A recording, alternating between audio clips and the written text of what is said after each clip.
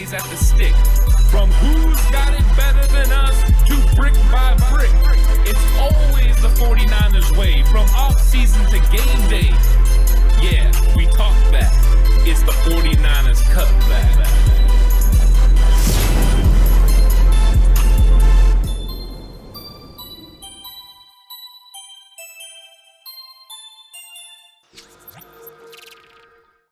It's 49ers Cutback Podcast time. Welcome. Sorry, everyone, we're a little bit late, but things are going nice out here at Back Alley Brewery in Galt, California, Alex. No, they're going swell now. Now they're going swell. Took a little bit of time, TCC. I apologize. But hey, up and running, going, streams going. People are starting to trickle in. So day 2. Let's do this. Yeah, well, we're ready for this, and we know the draft is getting going, and we're kind of seeing some of the things that happen, especially Christian Watson already coming off the board. We know that was somebody that San Francisco would have been interested in, but at 34, a little bit too rich to jump up and trade for him. 45, right? 45 was roughly the range we were looking at in terms of this being someplace Niners would come up for a guy like that. Yeah. But we're waiting to see who else still on the board, because there's a lot of names. A lot of names still on the board, a lot of guys still available, and a lot of ways for the Niners to go about addressing this draft. Yeah, that's very true. The 49ers are going to have to address it in a different way than we thought. And right now they're saying Sky Moore is Mel's best available player. God, no. No. Please, no. I'm not going to go with that. JHill, I know, man. You're sitting there going, please let it fall all the way to 61. I'll love it there. I'm not on board with you there, my guy. But listen, I get it. I understand the intriguingness with a guy like Sky Moore. Really, the question is now is what are the Jets going to do? I mean, they had themselves one heck of a first round with the guys they made. But did they, though? I'm not a huge fan of Pick 10. I'm not feeling the Garrett Wilson. I'm not on the same bandwagon as everybody else. He's a good player, but I think that's why New Orleans came up and got who they got, because he's better than his teammate. You like Olave? Yeah, I like Olave. I like Olave better. Yeah, Olave's a lot better.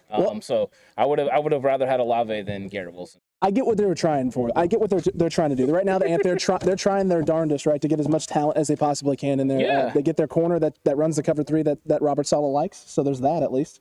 All right, that's that. They get their cover 3 corner early, and now we see what they're going to do now, because they come up and get Jermaine. Was it Jermaine Johnson? Yeah, they got Jermaine Johnson at the end of the first round. Nice pick out of Florida State. Yeah. JHill, what's up, man? Yeah, Florida State, here we go. Jermaine Johnson's one of those complete guys that can really bring it off the edge. He's a good player. I think that was a nice move. But the 49ers, they're going to have to do something here, probably in the middle of the draft, the second round. Potentially 50 would be a hot bet. I think they could come up and potentially grab a player, depending on who's left. Not wrong in that. They definitely could. And David V, up the membership, 9 months, TCC. Wow. Let's freaking go. Totally let's freaking go. Nothing else. Yeah. Well done, David V. 9 months. That's a long time. That's impressive. That's like the beginning of the membership process. That's about as long as we've had memberships available. So look at that. I mean, day 1 TCC member there doing his part, man. Yeah, doing big things. Doing his part for the TCC. Look at that. Yeah, Mr. Corey, how could you sit there and allow the Saints to steal Trevor Penning? Shame on ya. So Mr. Corey's not happy. The Penning was always going to be the pick for him, and that didn't happen. No. And then JHill says, of course, Ant knows what's up. I get it. I see what he did. I did with the nose. I get it, because you're the Knowles.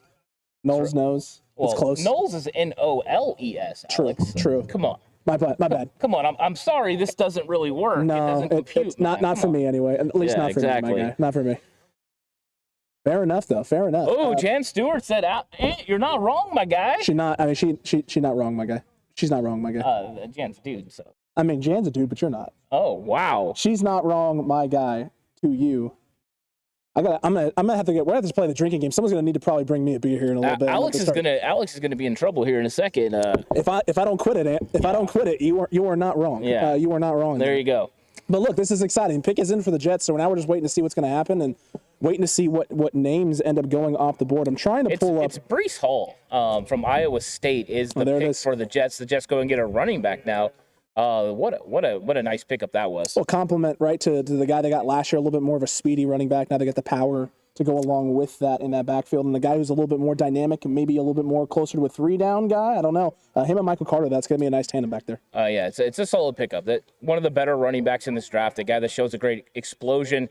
Speed power ratio is really there. This guy's an impressive player, and the Jets really got themselves a good one. Somebody that I'm sure the Niners would have been very comfortable with taking. But this early in the draft, nobody's coming up to get a running back, not from 61.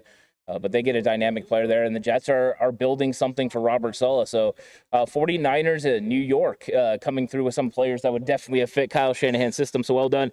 And while we're at that, David V says, hey, are those new hats? Oh, they are. David V, man, new hats. I don't know if you can tell, new shirt, because I'm a 49ers stan and Ant. I mean, since I'm an original, so. You are the original. You're the OG. I was the new guy on board here, so I mean, I go with the new shirt, but we do got the new hats, and I mean, I think there's not a better time other than now, right, to let them know about what's going on with the merch shop. Let it roll. All right, TCC, buckle up.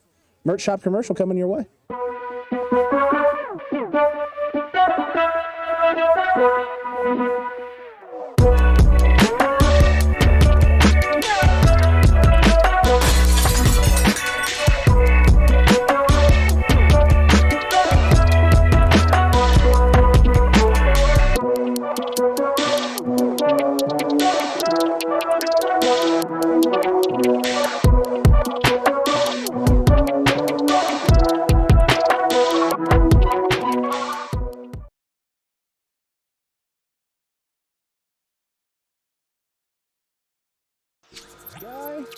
Oh my goodness, got a little lag on the thing there, but hey, it's okay. Commercial there, merch shop, new items for you. You don't want to miss those. New hats, new shirts.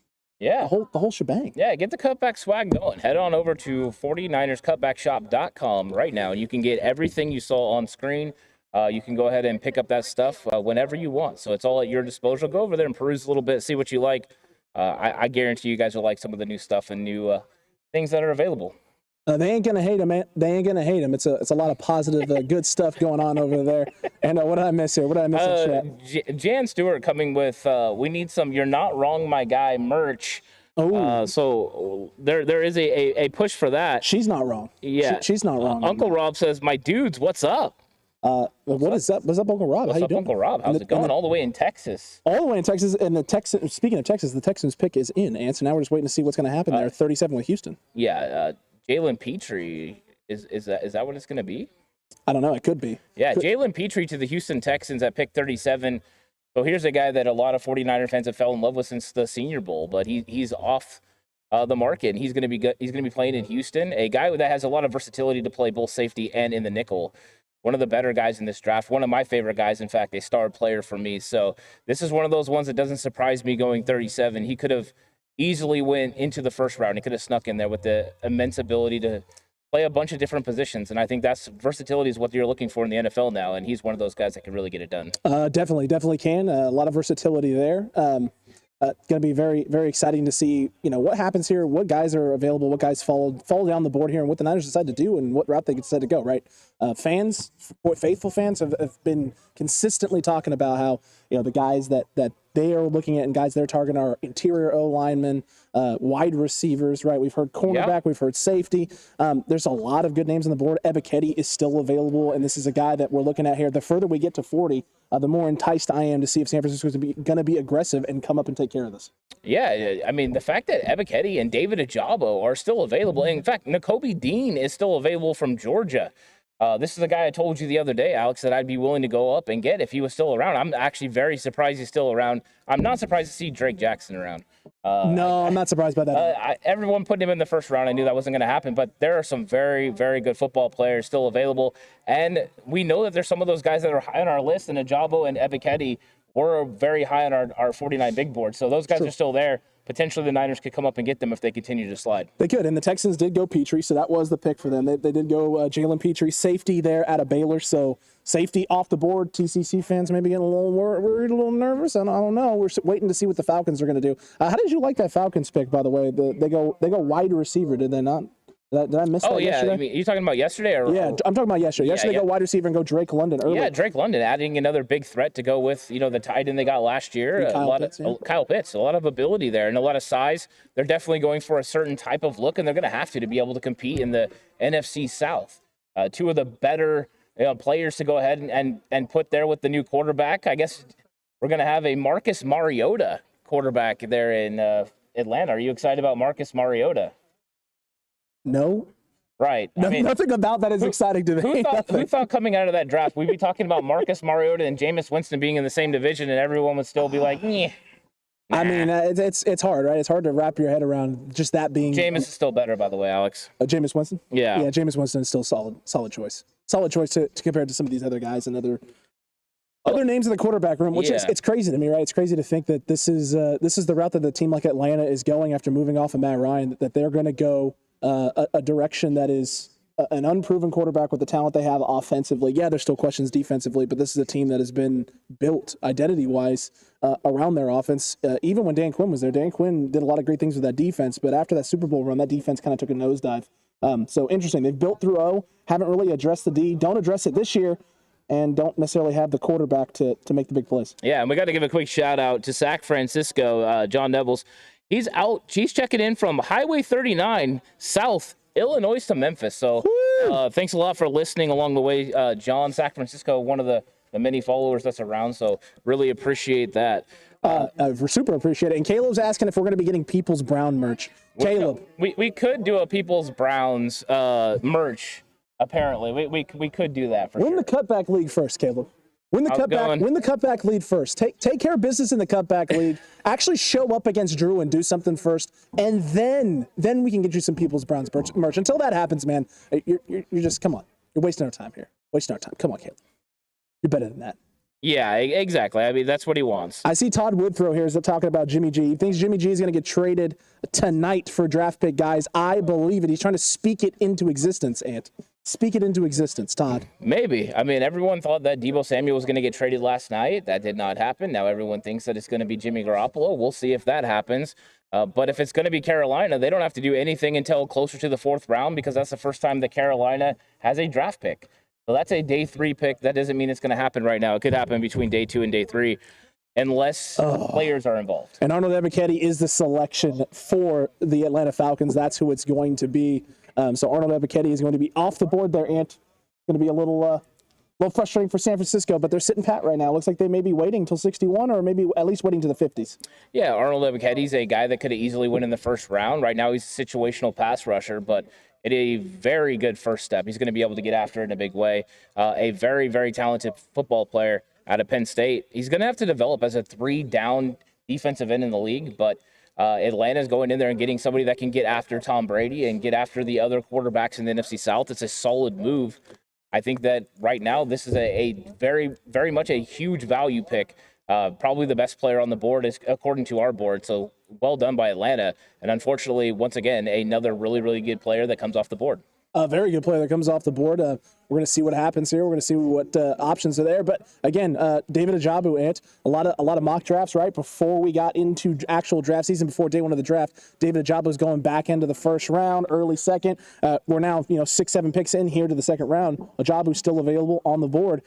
This could be a situation where we could be seeing Ajabu falling towards San Francisco. If he gets closer to that 50 range, do you expect the Niners to come up, or do you think they may test it and wait to see if a guy like that can fall all the way to 61? There's no way David Ajabu is falling to 61. He's a top 10 talent, but unfortunately he tears his Achilles in the process of the draft, and he's not going to be, at top level this season. In fact, he might not even play the entire 2022 season.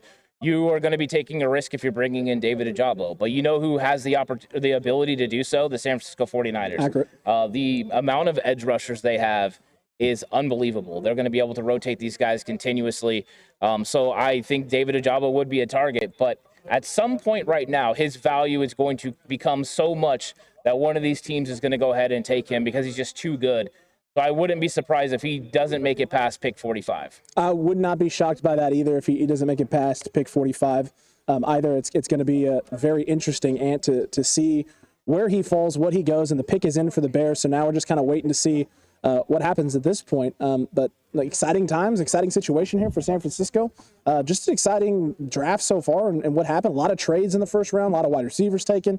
I don't think anything happened in the draft that I was shocked by. I think a lot of teams making similar moves, maybe shocked by how they decided to go or how aggressive certain teams decided to be. how the Lions were able to move up and not give up as much as I thought they were going to was actually impressive on their part. What I was impressed with was A.J. Brown getting traded and then signing a 4-year deal worth $100 million, which set the groundwork for what Deebo Samuel is going to get paid. So the 49ers sat back, didn't do anything, didn't move him, and now they have contract logistics set up. Same agent, they can call and say, hey, we want the same thing, and they can get it done. So I think that was a good thing for San Francisco, A.J. Brown being on the move, ending up they're in Philadelphia. So they're going to have an outstanding wide receiver group there. We'll see if Jalen Hurts can get it done. I don't know if I fully believe in that, but if not, they'll be willing to make another move next year, and I'm sure there'll be plenty of quarterbacks that'll be available. You ain't wrong there, man. You ain't wrong there. So we'll see. We'll see what happens. We'll see what route they decide to go. But this is exciting times, man. It's exciting times for the 49ers, exciting times for just what they can do and what this team is going to be looking like in the future. And exciting times for, this here. We got special guests coming up tonight. We got a lot of positive things happening all throughout the night that the TCC is going to want to be a part of and making sure they're staying tuned to basically the whole time, which is exciting. I'm excited for them. Yeah, they're not going to want to miss it. Of course, JHill is here already. It's true. In fact, I'm looking at his ugly mug right now. He's across from me. So if you thought you were going to be able to escape draft day 2 without getting a little face-off, I did not bring my referee gear, but who knows what could jump off when JHill and Alex share the screen again. I don't know, but JHill is here, and that means it's going to be magic. Oh, it's going to be a lot of magic, man. And look at that beautiful face, TCC. Look at that beautiful face.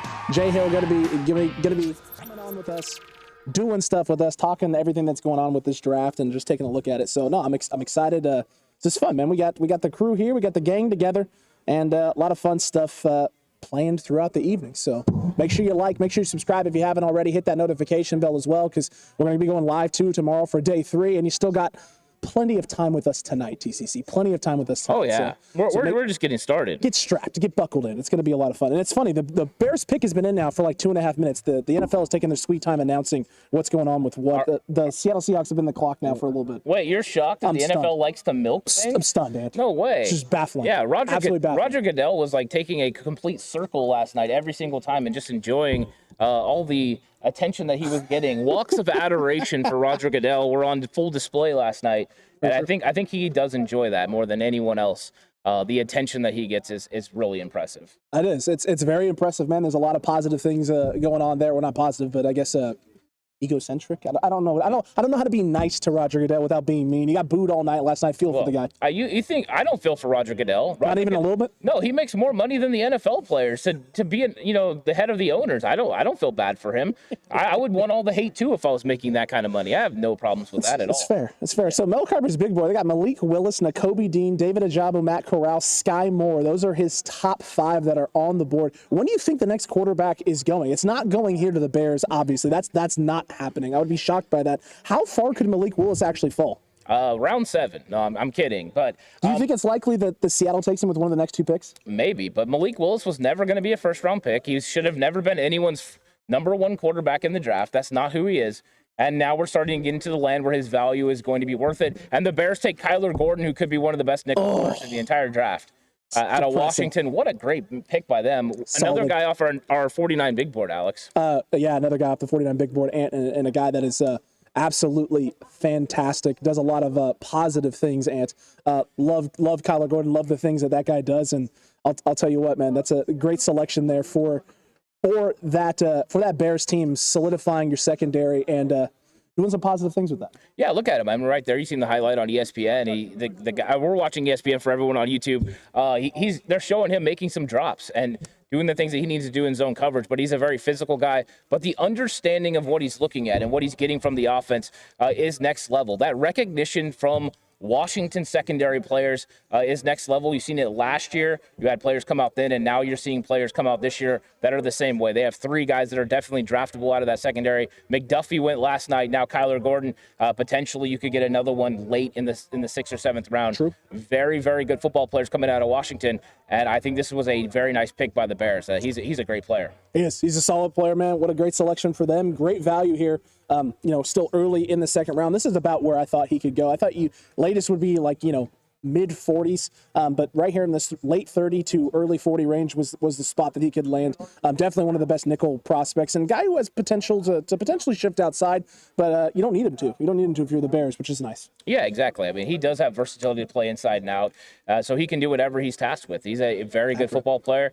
And now he's going to go up there and play against Aaron Rodgers and the lack of wide receivers that they continue to not get him. He has nobody. Sammy Watkins, hello. I guess that's the way Green Bay is going to go because I guess they did get Watson earlier, right? Okay, so maybe they got Christian Watson. So it's all fixed, Alex. It is all fixed. TCC, I'm so sorry. I'm so sorry, TCC. X, hit that. Put your hand up above that camera real quick. Yeah, it's all right. We turned on the strobe light. We're just enjoying life right now. Don't worry about it. Put your hand in front of it. Put your hand in front of it real quick. Give me a little hand in front of it. Pull that away. Pull that away. That's better. Good to go. There it is, right there. Thank you. Yeah, you fixed it. We're good. Appreciate it, my guy. Thank you so much. Just every once in a while, you're going to get a disco look from us. So if you're looking for a little disco, just get a little party boy going. It'll be fun. It's nothing to worry about there. Nothing to worry about. Nothing too much anyway, Ant. Nothing too much. So we're gonna see. We're getting a little washed out here with the light, but it'll be okay. TCC. It'll be all right. No, it's exciting times, Ant. A lot of things going on with this, and Seattle is going to be making their pick, and their pick is now officially in. After Seattle. Say that again. After Seattle. Oh, after Seattle. Okay, gotcha. Okay. So no, a lot of positive things here and a lot of things to be looking at. It's a lot of great players on the board. Ken Walker still available. Alec Pierce, Ken Walker, one of my favorite running backs in this entire draft. Alec Pierce could be an answer for San Francisco if they're looking to go wide receiver. That's potential there. But there's a lot of good players. Andrew Booth still being on the board, the corner from Clemson. That surprises me, to be honest. I think he's one of those guys that has a first round potential. So he's going to be one of those guys I expect to go off the board here pretty quick as we maybe have a run on corners because Kyler Gordon could be the first of one of those guys to go. Very well could be the case, and so we're going to see. We'll see what happens. We'll see who the guy is, who the pick is, and who the gentleman is that we're going to be going with here. But do we got JHill coming up next? Yeah. JHill is going to be joining us. So if you're looking forward to face-off, it's about to happen in a big way. Very true, Ant. Very true indeed. Exciting times. Exciting times for the Niners. Exciting times for the draft. I'm looking forward. I'm looking forward to seeing what happens. I'm looking forward to seeing where the Niners are going to come up and what's going to be happening with this team throughout this. I think we got a little bit of time for that, Alex. I don't think they're going to be coming up anytime soon. You don't think they're going to come in the 50s? Maybe the 50s, but we're not in the 50s. We're definitely not there yet. Seattle's going to have a couple of picks here, and then potentially we could start talking 49ers trade up, but I don't think it's going to happen here in the next 5 or 6 picks. I would love for it to happen. I don't expect it. I think they're going to try to keep some of that draft capital and make moves later in the top 100 area. It's possible, man. Yeah? Possible. Definitely possible. I'm excited. Let's see what some of the chat has to say here. I'm seeing, oh boy, JHill. We can't say that here. We got people around. My guys, Debo was never getting traded, was just smoke screen. I'm seeing that from Todd. I agree with you there. How many players are left on your big board? Asked Brad Jones. A good chunk, actually. I'd say over half. The crazy part about the big board, Cole Strange was the guy who was on our big board a little bit lower. Goes in the first round to New England. That was totally a New England pick there at the end of the first. Yeah, I had the same reaction that the Rams brass did. I laughed and said, I thought that guy was going to make it to about 100. That was the same reaction. So I think that he definitely got valued by New England a little bit higher than everyone else, but Cole Strange is a good football player. The question is, can he continually be able to anchor in the pass rush? If he can anchor and keep these pass rushers, the interior defensive linemen for the big guys in the NFC East, then potentially he's going to have, a nice career. But if not, he's going to get walked straight back into Mac Jones, and we know Mac Jones isn't exactly the most nimble guy to be able to create in the open field. Appreciate that. We really do.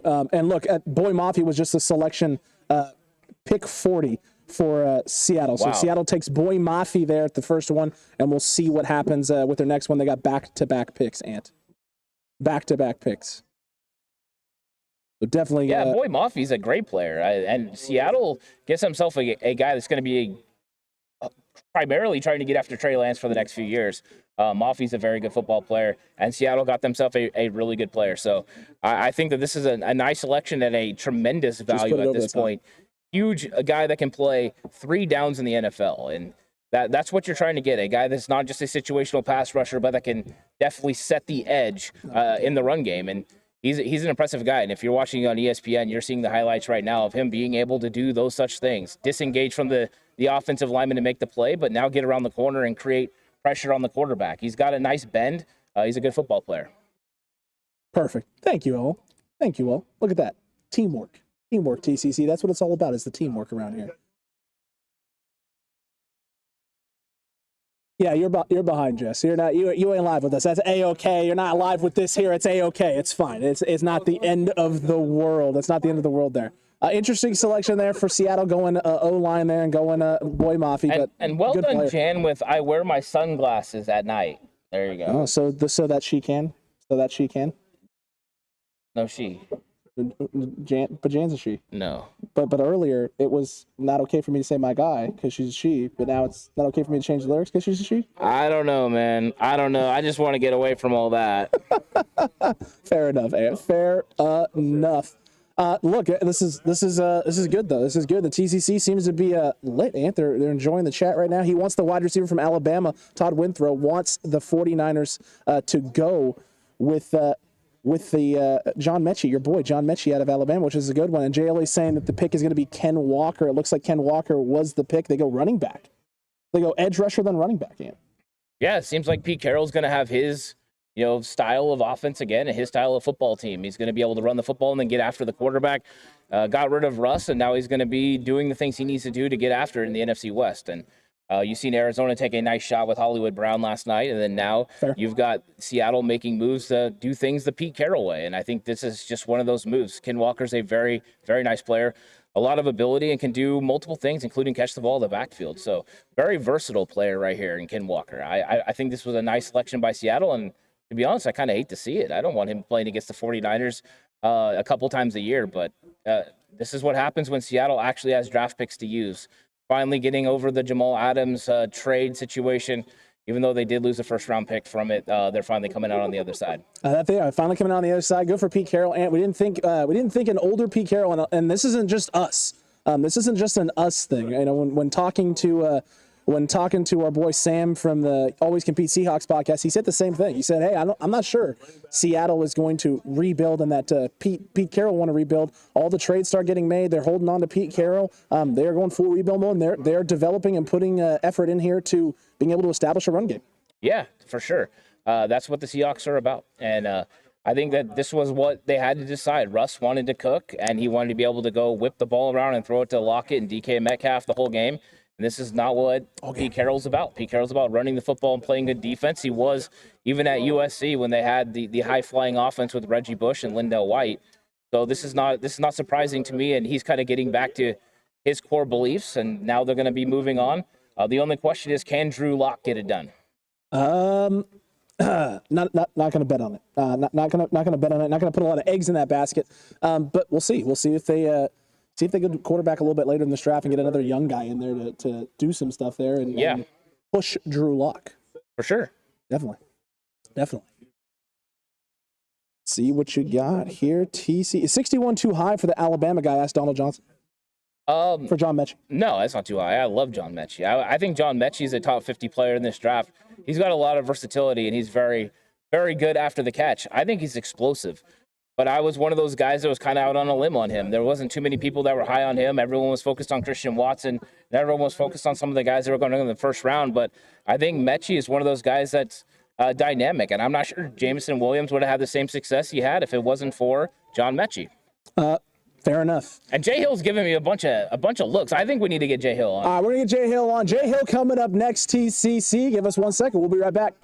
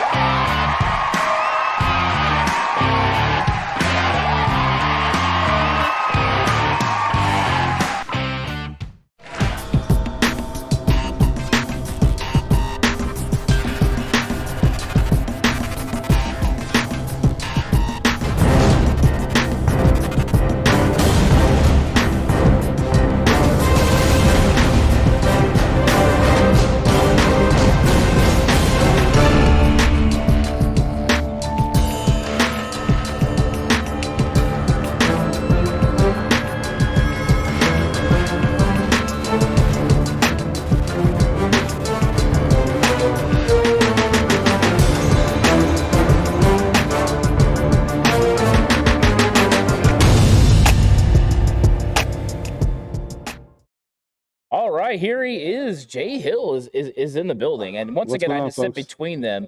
Alex and Jason are not allowed around each other because every single time they're around each other, it's just a huge face-off. I get it. I see what you did there. Yeah. Words go bad, and it gets ugly quick. You plugged the show. Well, here's the thing: if you didn't just spout nonsense, then we'd be fine. But you constantly spout nonsense. So we're part's wrong. Caught between a rock and a hard place here. I've heard you actually steal stuff I've said after I've said it when you. You couldn't even provide. Hold on, here's the real question. Yeah. We brought JHill on. Yes. There's only one thing that actually matters. Where in the world is our groomsmen's gifts? Yeah. Oh, I didn't bring. Oh my! Of course he didn't bring them. No. Of course he didn't bring them. No. Alex has his. Congratulations, Alex has his. Alex right here does not have his. No, I was gonna bring him actually today, but I got stuck at work. That they're actually they're really there. There's two guarantees when JHill comes on here. Number one, Alex is going to get upset, and number two, JHill is going to talk over everyone. That's just guaranteed to happen. Always going to happen. So welcome to the show, JHill. How's it going? How are you enjoying the draft so far? How are we doing? I'm doing well. It was interesting last night. I thought the Cowboys really messed up not taking your DN from FSU when he was just sitting there. Jermaine Johnson, yeah. He's the guy that I would have loved to have seen us get really, really aggressive on and get, because he's explosive. I thought the Jets have had a really good draft so far. Their picks yesterday and now round 2 getting Bryce, they're setting themselves up very nicely. Yeah, I think the Jets have done a good job, and they were willing to give all that away for Deebo Samuel, potentially, according to everyone else. JHill was very, very upset with me yesterday during text message time. I wasn't upset. I wasn't willing to take the 10th I'd say pick. Surprised. I'd say surprised because and Q talked over. You're a smart guy. Yeah. Yeah, so what happened, JHill? I'm just wondering.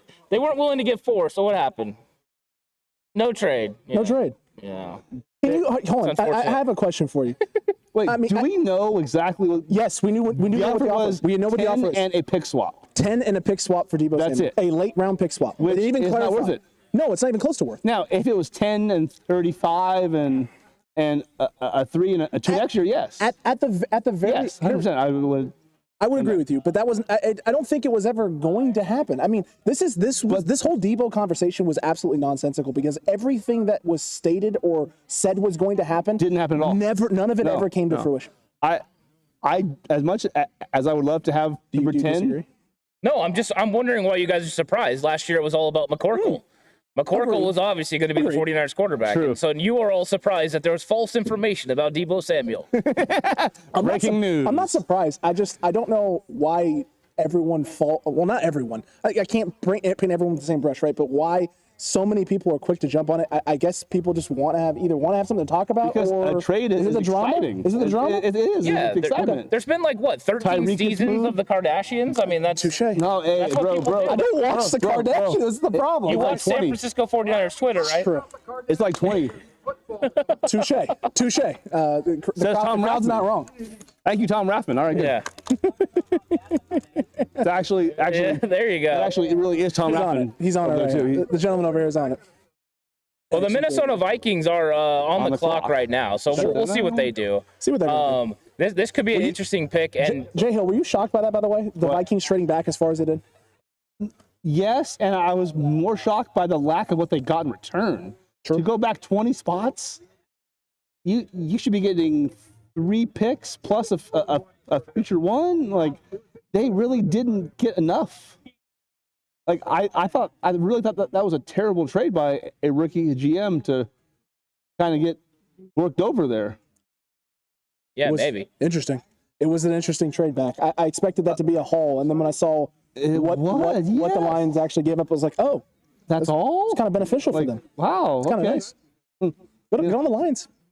Lions have had a pretty good little draft too. It's hard to say though, right? Because I mean, obviously day one you can't say but initial indications, like I said, I never look at a draft class for 2 or 3 years actually, but day one reaction, they got Jameson Williams, it's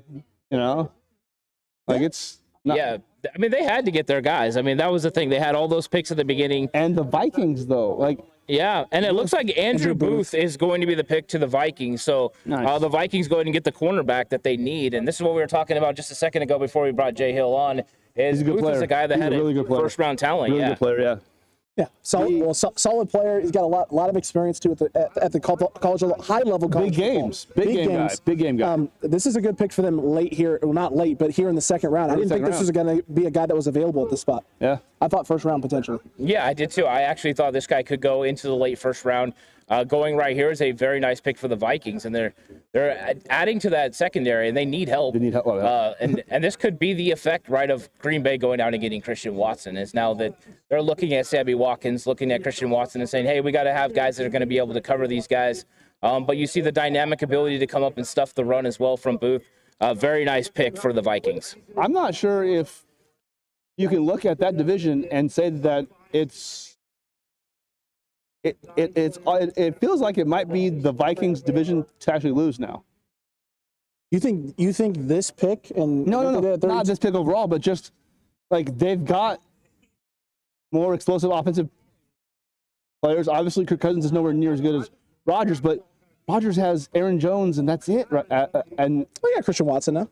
He's rookie, and Rodgers doesn't throw the ball to rookies ever. Yeah, but I think Christian Watson is the guy that's going to take over for MVS. Yeah. You lose MVS, you're not going to have to. Yeah, well, you don't have that ability to stretch the field with the guys they currently have, but adding a player like Christian Watson is going to afford them ability, but also Christian Watson can play in the backfield. I mean, he's one of those guys that has a lot of versatility. We've seen him even take snaps in the backfield as a running back, and I think that maybe LaFleur.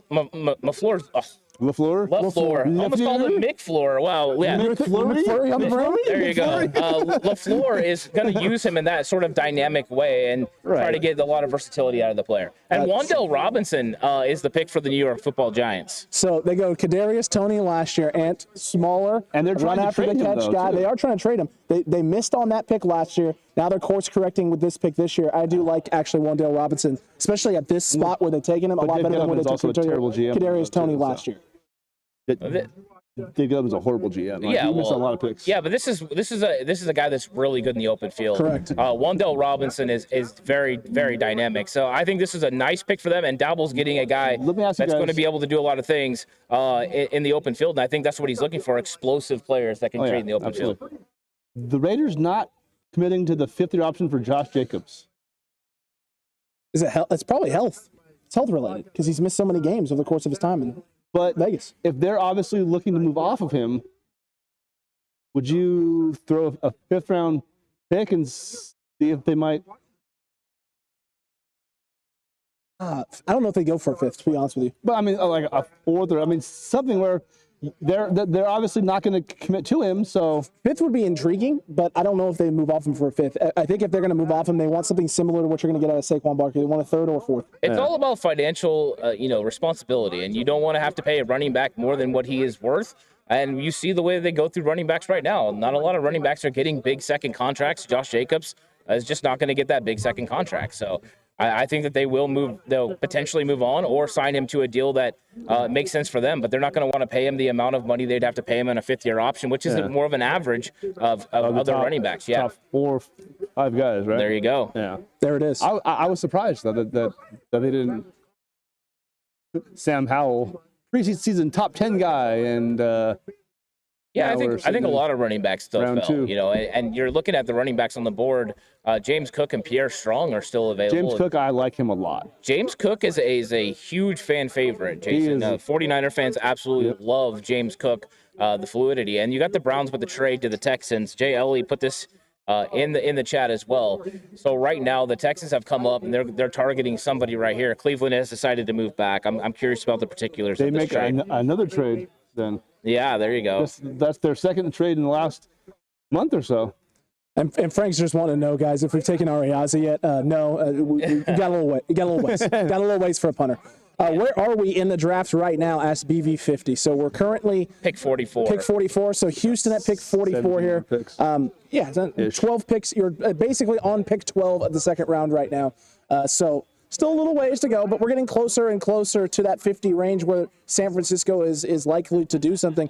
Jay, I guess based on what you've seen so far of this draft and what's happened, what are you thinking the Niners are going to do? Do you think they're going to move up? Do you think they're going to be aggressive? Or are you thinking the Niners are going to sit back and take best player available there at 61? I would love us to move up if there's a guy that John and Kyle will love. Like, if there's a guy that like, oh my God, we want him, then if it takes 2 picks to go get him, because to me, with not having a 1 this year and next year, our 2s become hyper important. Like, they have to be guys who by week 8 can make an impact. Like, we can't go the next couple of years with our 2 and 3 guys being red shirt guys like last year. Like, these guys need to be guys who can step in early on, get acclimated to the system, and go. Yeah, I mean, I think you're right. I think they need to get impact players. So potentially they're going to be looking for wide receiver and edge rusher. And I think that has been kind of the thought process the entire time through this whole process is the 49ers need to get an impact player that can help them this season. And if you're going to go in and get an interior offensive lineman, you run the risk of them not being able to contribute to your team in 2022. 2023, potentially, yeah, Alex Mack, we don't know for sure where he's going to be.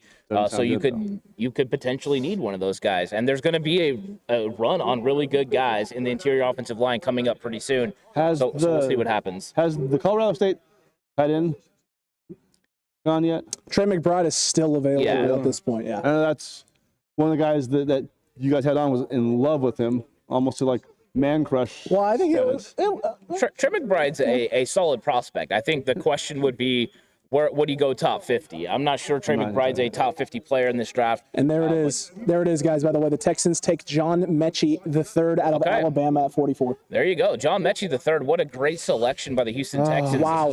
Definitely one of my favorite wide receivers in the draft.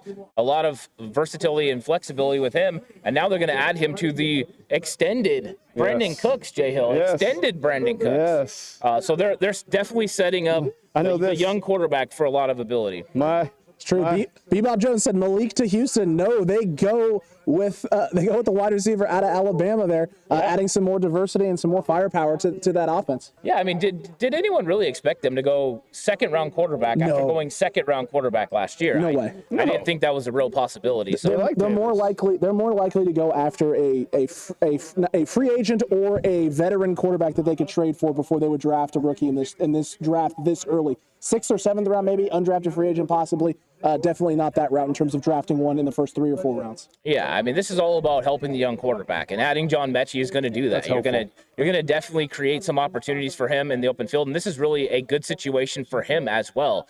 John Mechie going into a really good situation in Houston. He's a good player. You wouldn't normally say going to Houston's a good situation, but with the young quarterback and Lovie Smith taking over the defense, taking over the team, you would think this would definitely be something nice for them moving forward. It's very true, man. It's very true. Frank is saying Nick Cross, Marcus Jones, D'Angelo Malone. Lou saying use some 2023 third-round draft capital. And the TCC and the 49ers faithful are wanting these guys to be aggressive and come up, and I understand it completely. Yeah, I mean, because right now you have the running the possibility of running out of potential wide receivers that can help impact your roster this year. We know Alec Pierce is still one of those guys that's tall, that has the 4.4 speed and the wingspan to be able to get the ball in the air. One of the better players to do it. But is this too early to be able to trade up and get him? Are you going to wait till 61 if you're deciding to go wide receiver? I think that could be the better option. So right now, I'm not sure there's a guy. I don't know. Did David Ajabo get drafted? And did we miss that? He has not been taken. So he is still on the board. He's still available. The closer David Ajabo gets to 50, the more likely I would think the 49ers would be to pick up that phone and go up there and be able to redshirt this guy for somebody that could play 2023 opposite of Nick Bosa and really get after it. Talk about meeting at the quarterback. This guy is special. And here's the thing, too. The thing you just said about say that again? Yeah, he has an Achilles, so he's probably not going to help your team in 2022. Not this year. But he's a top 10 pick. No, he's great. Yeah. But that's just the one injury still that I just cringe about, though. It was that whole situation was rough. And here's the thing: what you just brought up about with pick 50, it is Kansas City. Kansas City has already gone edge rusher. They've already addressed that need. So the Niners could, in theory, make that move up to that spot, especially if Kansas City is targeting somebody who could potentially fall back there. Yeah. That actually does make sense there, right at the 50 mark. for San Francisco to go up and make that move. So 49ers fans, faithful, just stay ready, stay tuned, because that could be happening here in the next 4 or 5 picks. Yeah, and then you're only going up 11 spots. So if you're going up 11 spots, Probably cost you it's a 4 probably. Yeah, I mean, you have a lot of compensatory picks that you've been compiling, 11 picks next year. So you could potentially come up and use one of those draft picks to make a move, but we'll see. I think that there's still a lot of really, really good names on the board, and maybe the 49ers don't have to come up. I think Ajabo is just the most enticing. Other than that, I can't really think of another reason to come up right now. That goes against my idea of we need a guy who can play this year, but if the medical things check out and the rehab's going well, the Achilles is on pace to be 100% again, he might be worth the red shirt. As much as I hate to say that after I just went on a spiel of I don't want a red shirt guy, he was so good and he was so explosive that Has something changed? he had Achilles. So there's some of the chat that is pushing for Sky Moore, by the way. why? Sky Moore is somebody that a lot of people like his press release skills, the way he's able to win one-on-one. So potentially there's a wide receiver as well the 49ers could target. But since there's more than one, you have to trade up to get one. No. You can wait, right? You can sit back and wait. You could sit back and wait. And we saw this, right? We mocked Nick Benito to San Francisco at 61. He's still on the board. That's the guy I really like. There's a lot of people that like it. So I like him a lot. David Campbell said Ravens take Ajabo. So Smart. It looks like David Ajabo is going to be the pick here. He's not going to make it past. Son of a So gun. there you go. People in chat getting it done for us. Thank you. I appreciate that, guys. Yeah. Yep. So Ajabo gone. LOL gone, said Monica. Boo, says JHill, and you are not wrong, Jay. Yeah. Frustrating. Yeah. So No, Frank wasn't wrong. Frustrating. I'm okay with that. Like that. You know what? If we can get Nick, that'd be nice. Like Benito? I think he's. I'm good right now. I'm good. Well, now Nick Benito potentially could be the best edge rusher available. He's explosive. If you're looking to go edge, he's got one of the best first steps. Yes. But he is a situational pass rusher. Which we have Jason, a lot of already. But We do. Could Kamoko Toure actually be the reason why the 49ers wouldn't end up drafting Nick Benito with pick 61? potentially, yeah. Actually, yes. So if he's not the option, then this needs to be a receiver then. Now, we all love the little corner from Houston. Little Marcus Jones? Is this too early though? At 61? 61 wouldn't be too early. Trading up would be too early. So I think 61 would be the way to go. Gotcha. So I think 61 to 80 would be the hotbed for Marcus Jones. He's definitely somebody that every single nice. 49er fan is in He's love nice. with, No, besides me.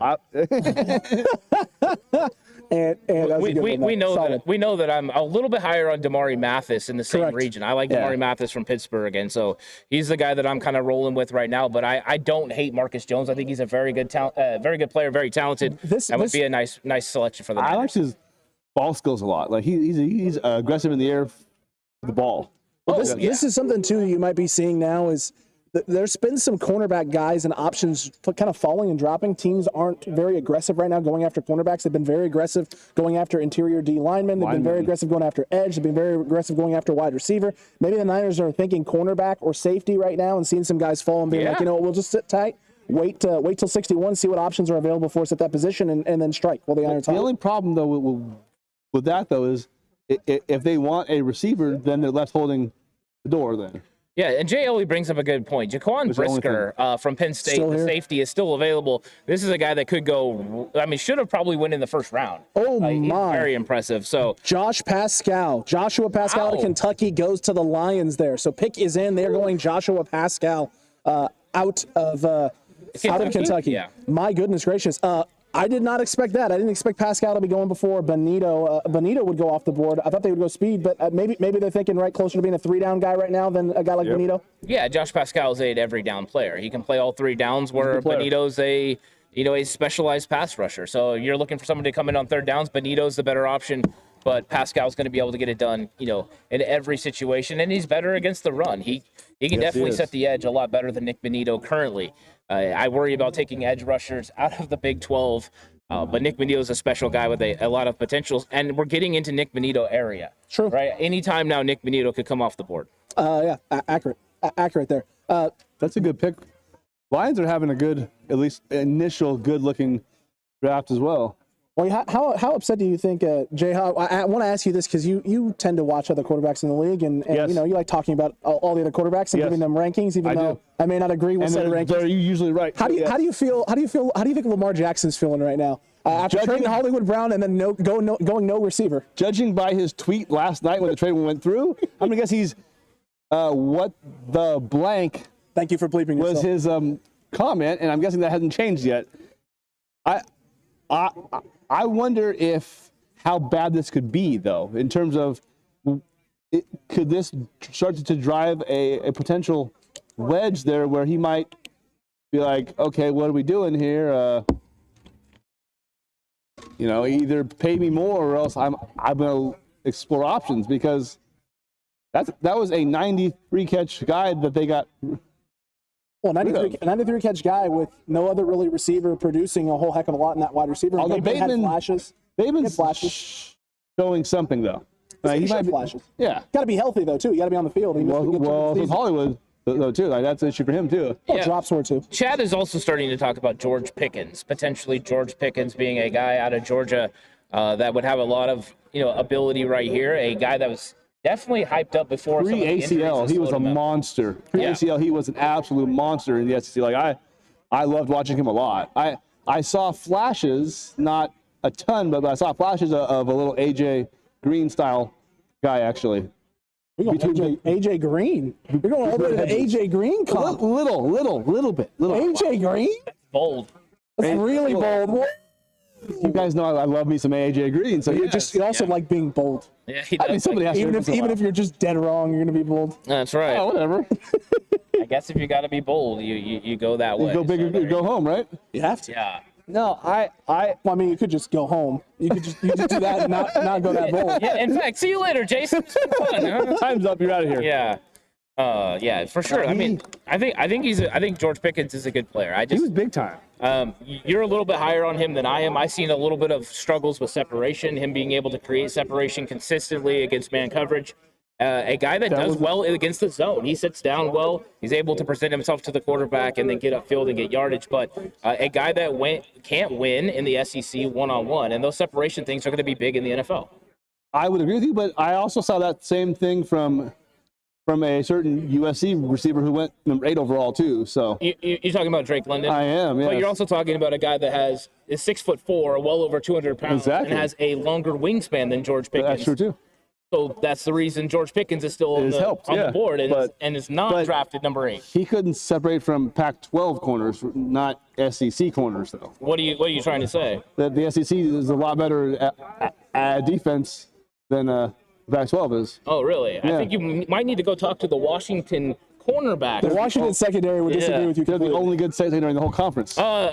Agree to disagree. How many other defensive? Well, Utah's okay at least, but they got torched by. Is the sliding scale coming into effect already? We just started, my guy. It is. How'd that great Utah secondary do against Ohio State in the Rose Bowl? Is Ohio State's offense pretty legit? I don't know. Did I miss something? I'm just asking. I'll be honest. I'm kind of hoping the Commanders will hurry up and make this pick. I'm hoping they will as well. And I'm hoping as well. Be out of the league Hey, right Jan does want to know, Jay. Jan wants to know, do you have sunburn? I a little bit, yeah. I was out on the golf course yesterday. Oh, how'd you shoot at least? Mid-80s. All right, not bad. Ain't too bad.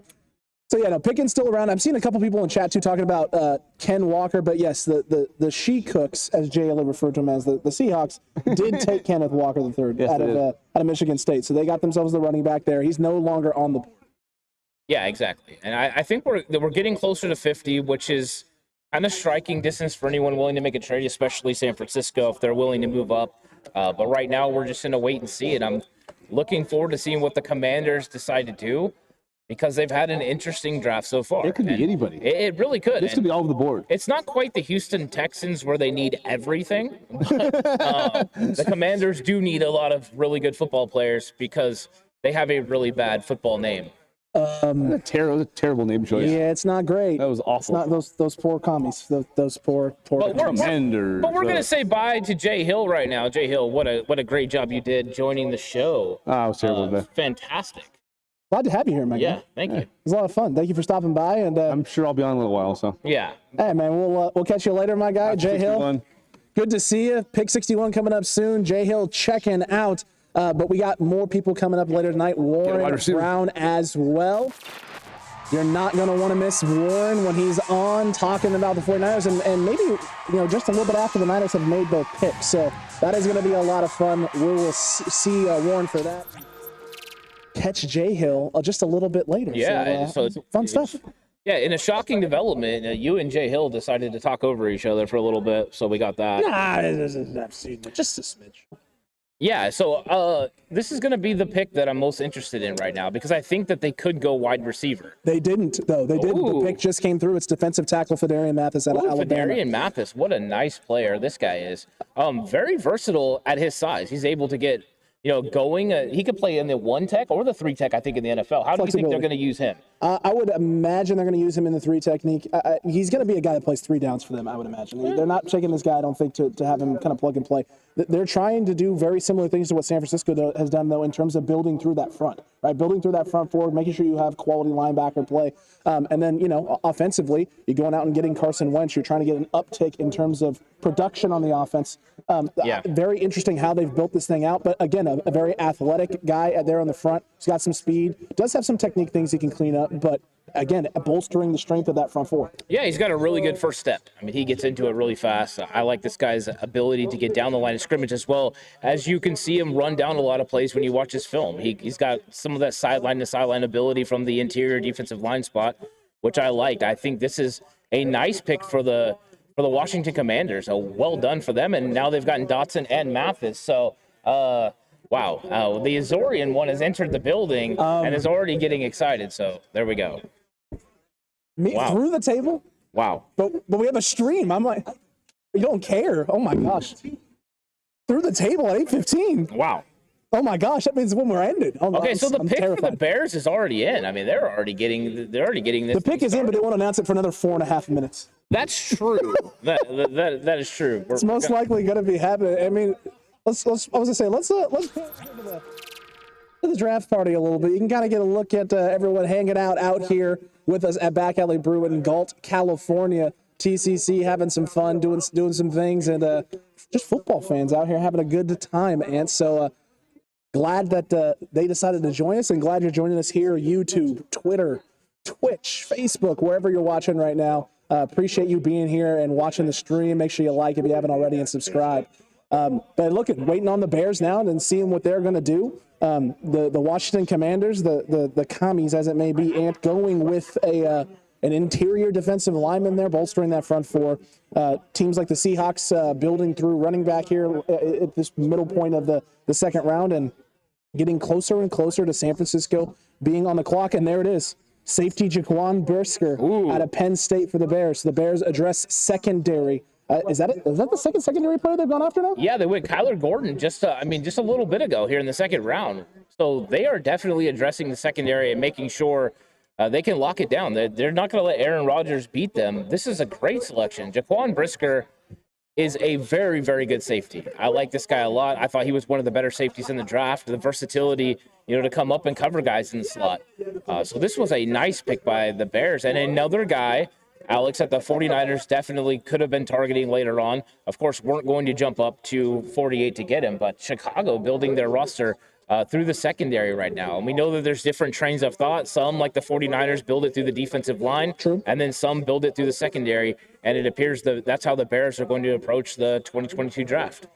That's exactly how it appears. And the Saints are on the clock, pick not in, so we're waiting to see what they're going to do. And, this has been exciting so far, man. Second round, getting off to an interesting start. The Packers going and getting our boy Christian Watson, and basically all of the faithful from the TC's boy, Christian Watson. Kyler Gordon going a little bit after that.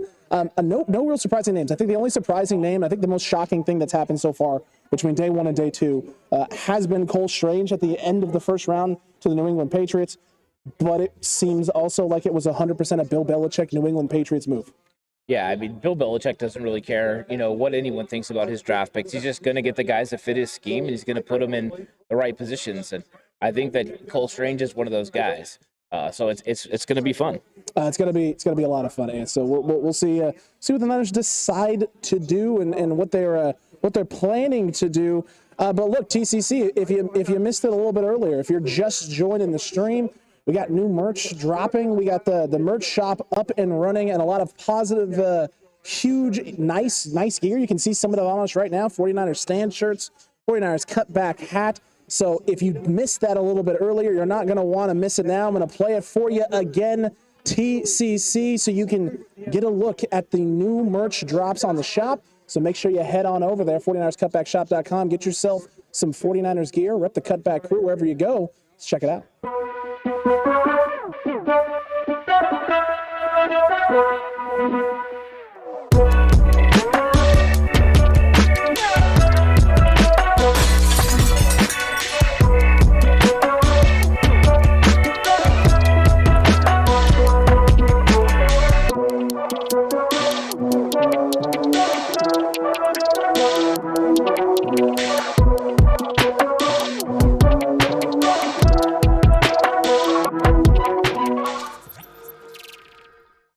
What is up? I'm going to be on my own here for a little bit as Alex is checked out. But this is where we're going to continue to move. We got the New Orleans Saints on the clock currently.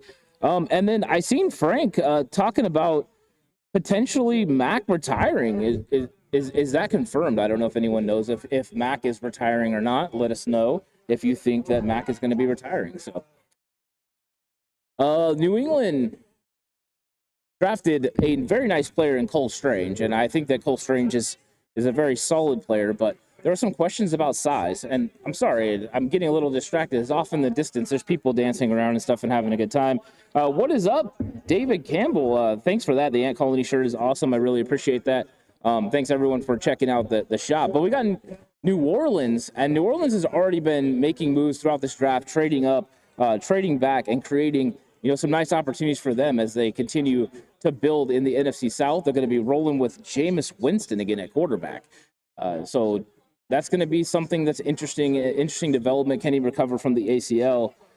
So right now, while we're waiting on that, we're getting closer and closer to San Francisco. We got Nakobe Dean, a linebacker. I know maybe the 49ers wouldn't be interested in linebacker, but a guy that has first-round potential. So he's going to be available right now. They could go up and get him potentially. But there's a lot of good players. Safeties as well. Nick Cross is going to be a guy that's available. So right now is still a lot of players on the board that could have a lot of interest to San Francisco.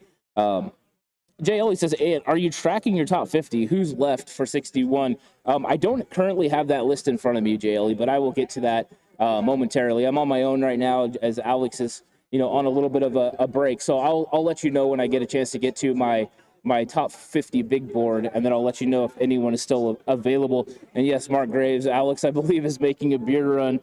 He said he needed to check out for a second. So I'm on my own right now, but I think this is something that's going to happen as New Orleans, is getting closer and closer to this pick being there. I think all 49er fans are waiting on pins and needles in the chat right now as they're saying Marcus Jones is still available and they're wanting Marcus Jones. That could be something that they need to get done. But right now, we don't know. The Saints pick is in, so we're going to be waiting for that. When we have an idea of what the Saints are going to be doing, then we'll be able to discuss that. But right now, there's still some really good players available, including Alex Pierce and Sky Moore. So Sky Moore, Alex Pierce are really good wide receivers, potentially. Trey McBride, tight end from Colorado State, and Abraham Lucas, the tackle from Washington State, who has position versatility. He's able to play inside at the guard position or play tackle. More a right tackle in the NFL than a left tackle, but still a lot of ability. So I think that there's still a lot of really good football players available. This is kind of the hotbed of talent for the 49ers and for a lot of the NFL teams right now. There's a lot of picks right now. In fact, it comes all the way to about 70 where there's a lot of talent, and there's a little bit of a break until you get into the 80s. So we'll see. We'll see what happens when this pick comes in and what direction. Maybe somebody's going to have to make a move. So far, it's been a little bit quieter than it was last night. Last night, tons of moves, people moving up and down the boards, trading players. Day one was an exciting day. Right now, Day 2, a lot more quiet, but we're seeing a lot of really, really good football players coming off the board, and I expect that to continue. The San Francisco 49ers might have to move up. If they don't move up from 61, potentially they might run out of enough players, and they might actually decide to trade back. We'll see. So I think this is something that we're going to watch.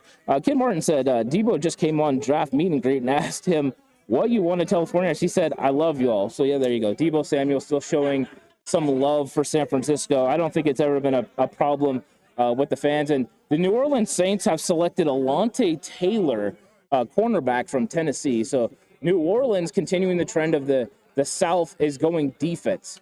You've had Atlanta going defense, getting Arnold Ebiketie, and now New Orleans going defense with Alontae Taylor. I see him listed as a safety on ESPN by Tennessee, but via Tennessee. But he's a very good football player that has versatility. If he is transitioning to the safety position, he's going to be able to cover in the nickel. This is kind of one of those new things that's happening as you get a hybrid caliber player that can play in the nickel but can also play safety. So this is one of those guys. Alontae Taylor was the star player for me. He was a guy that when I watched the film, I really liked the way that he approached the game. Very instinctive, very good against the run, and very physical. And if you're watching the highlights right now on ESPN, you know that's the case. Alontae Taylor's a very, very good football player. Fun film to watch. The thing with Alontae Taylor is, right here, there's tremendous value. And New Orleans gets themselves a really, really, really good corner. I don't know about the dancing, though. The dancing is something. So BV50 is saying, what pick are they on right now? I'm trying to see. They are at pick 50. So the Chiefs are on the clock for pick 50. They've already went Trent McDuffie, the cornerback from Washington, and George Karlaftis, defensive end. So far, Kansas City has been going all defense. So potentially you're looking now for an offensive name to come off the books. But we'll see what Kansas City does there and how it ends up affecting the rest of this draft. But what a great pick Alontae Taylor is. This is one of those guys I'm a big fan of. And so I think potentially New Orleans got themselves a lot better with this draft pick. And now Kansas City's on the clock, and they have some needs, which they've already addressed a lot of it. But potentially they could go wide receiver. I mean, they made the big trade, and now they're going to be looking to replace that production, get somebody for Patrick Mahomes. There are still some good names there. To me, this is Sky Moore potential written all over it. Could this be where Sky Moore goes? A player that a lot of people are very high on. I think that this could be his spot. So we'll see what happens with Sky Moore. And if he is off the board and potentially another, domino that falls as we get closer to 61. We're 11 picks away now from San Francisco being on the clock. Sky Moore and Alec Pierce, the top 2 wide receivers, according to Mel Kiper's big board. George Pickens, Calvin Austin III, a nice speedy receiver from Memphis that has a lot of versatility. Kansas City Chiefs have traded. So there you go. The New England Patriots are now on the clock. So New England is going to be making a pick here. So far, they've made one selection at pick 29. They got Cole Strange out of Chattanooga, the very first player ever drafted in the first round out of Chattanooga. So what an honor for Cole Strange, a very nice player with a lot of versatility. Could play center, could play guard in the NFL. We'll see how New England ends up using him. But now they're on the clock, and some of the needs change. I thought this could be a spot where Sky Moore goes, but now that New England is on the clock, we'll see if they are willing to go that way and go wide receiver. The pick's in. I'm waiting to see what this pick ends up being. But Sky Moore potentially could be that guy out of Western Michigan. All right, let's see. Malik Willis and Matt Corral still on the board. That's interesting. Okay. Wide receiver. I thought Malik Willis, the quarterback, was going to go in the top 5, according to a lot of people. Didn't see it on film, however. He's still on the board. He's on the meteoric slide that he's on. So we'll see what happens when the Patriots pick. But running backs, there's a lot of good running backs as Mel Kiper's board is rolling through. You see Damian Pierce and Isaiah Spiller, a phenomenal running back out of Texas A&M, would be a nice target. I just wonder where his number's going to happen. But when are we going to get that opportunity for Spiller to come off the board? Because I think he's a complete running back that can do it all. And I'm curious what they do there with that. So right now we're waiting to see what New England does. We're seeing if New England is going to decide to go with a nice player like Sky Moore. Are they going to go George Pickens? Are they going wide receiver? Are they going to help Mac Jones out, or is this time when Bill Belichick or when he decides he's going to go defense again? You know, I mean, there's some very nice players. Potentially, he could get somebody to be an edge rusher. It seems like that's something he likes to do. So they have a guy that they're definitely targeting coming up to this pick 50, and trading with Kansas City. So we'll see. We'll see what this ends up being. I am definitely curious. Jay Ellie says 0 first-round quarterbacks. I think Pickett went in the first round right to the Steelers. Oh, yeah, there you go. Jay Ellie saying he reached. Yeah, I think so. I think they did reach there. Maybe they're having flashbacks from 1984 when they passed on Dan Marino out of Pitt there and allowed him to go to the Miami Dolphins. So maybe they had that kind of flashback, and we all know that that's not the same, but something funny to think about for sure. And so we'll see what we get from the Patriots right now. So far, for some reason, these picks just take forever and a day to happen. So it hasn't happened so far. Let's see what's going on out here and at Back Alley. Look at this. We got people coming out having a good time. You see Alex out there having a good time out in the crowd, so that's fun. Well done. And I'm back. All right, guys. Let's see what happens here with the New England Patriots. Who is everyone's highest on? Jan says no first-round pick for quarterbacks. Makes sense. All right, later, Frank. Thanks for checking in on chat. We really appreciate that. Well done. So let's go through. Let's start looking at some of the big board, and let's see who we got left. Potentially, we're going to have some players that we could go ahead and address as New England goes off the board. There are still a lot of really good players, of course. We know Marcus Jones is one of the highest guys left on our big board. Marcus Jones is a very, very, very good player. But right behind him, Damari Mathis coming out of Pittsburgh is a very solid player, very instinctive and an absolute thumper, very physical. Those are guys that are very high on our board and could potentially, go at any time. So if you're looking to move up, this could be one of those spots where you do it. New England took their chance right now. Nick Cross still on the board. He could be one of these picks for New England. Kirby Joseph, the safety as well, if they decide to go that way. Okay, let's see. Here we go. The pick is in for New England, so I'm really hoping this comes through. And BB50 says very good knowledge, and on the Marino fact. Yeah, definitely. Marino was one of those guys that was fun to watch. A Hall of Fame talent that never quite won a Super Bowl. Unfortunately, Joe Montana was the one that got after him and prevented that from happening. So maybe they think they're going to strike gold with Pickett. We'll see. I don't know. I don't know if Pickett's that guy. They're going to have Trubisky to be the guy that bridged the gap until Pickett is ready to go. Bridge quarterback there. Can Pickett beat him out in training camp? Maybe, potentially. So that's going to be something that could definitely happen. All right. New England takes Tyquan Thornton, wide receiver from Baylor. Wow. This one is surprising. So New England, once again, goes with surprising player Tyquan Thornton, the speed receiver out of Baylor with a 4.2 speed. What an ability he has. But is this a little early? Pick 50 for Tyquan Thornton, a guy that was thought to have been a late 4th, early 5th round pick. And now he is going in the 2nd round to the New England Patriots. I mean, Bill Belichick just really doesn't care. A guy that he got all the size at 6'2", but 181 pounds. You wonder how his strength is going to translate to the NFL. You wonder if he's going to have that physicality. But I mean, this is kind of one of those guys that can stretch the field. Mac Jones getting himself a big weapon here in Tyquan Thornton. Someone that can stretch the field, is going to be a vertical threat, and hopefully allow other players like Kendrick Bourne to be able to create underneath.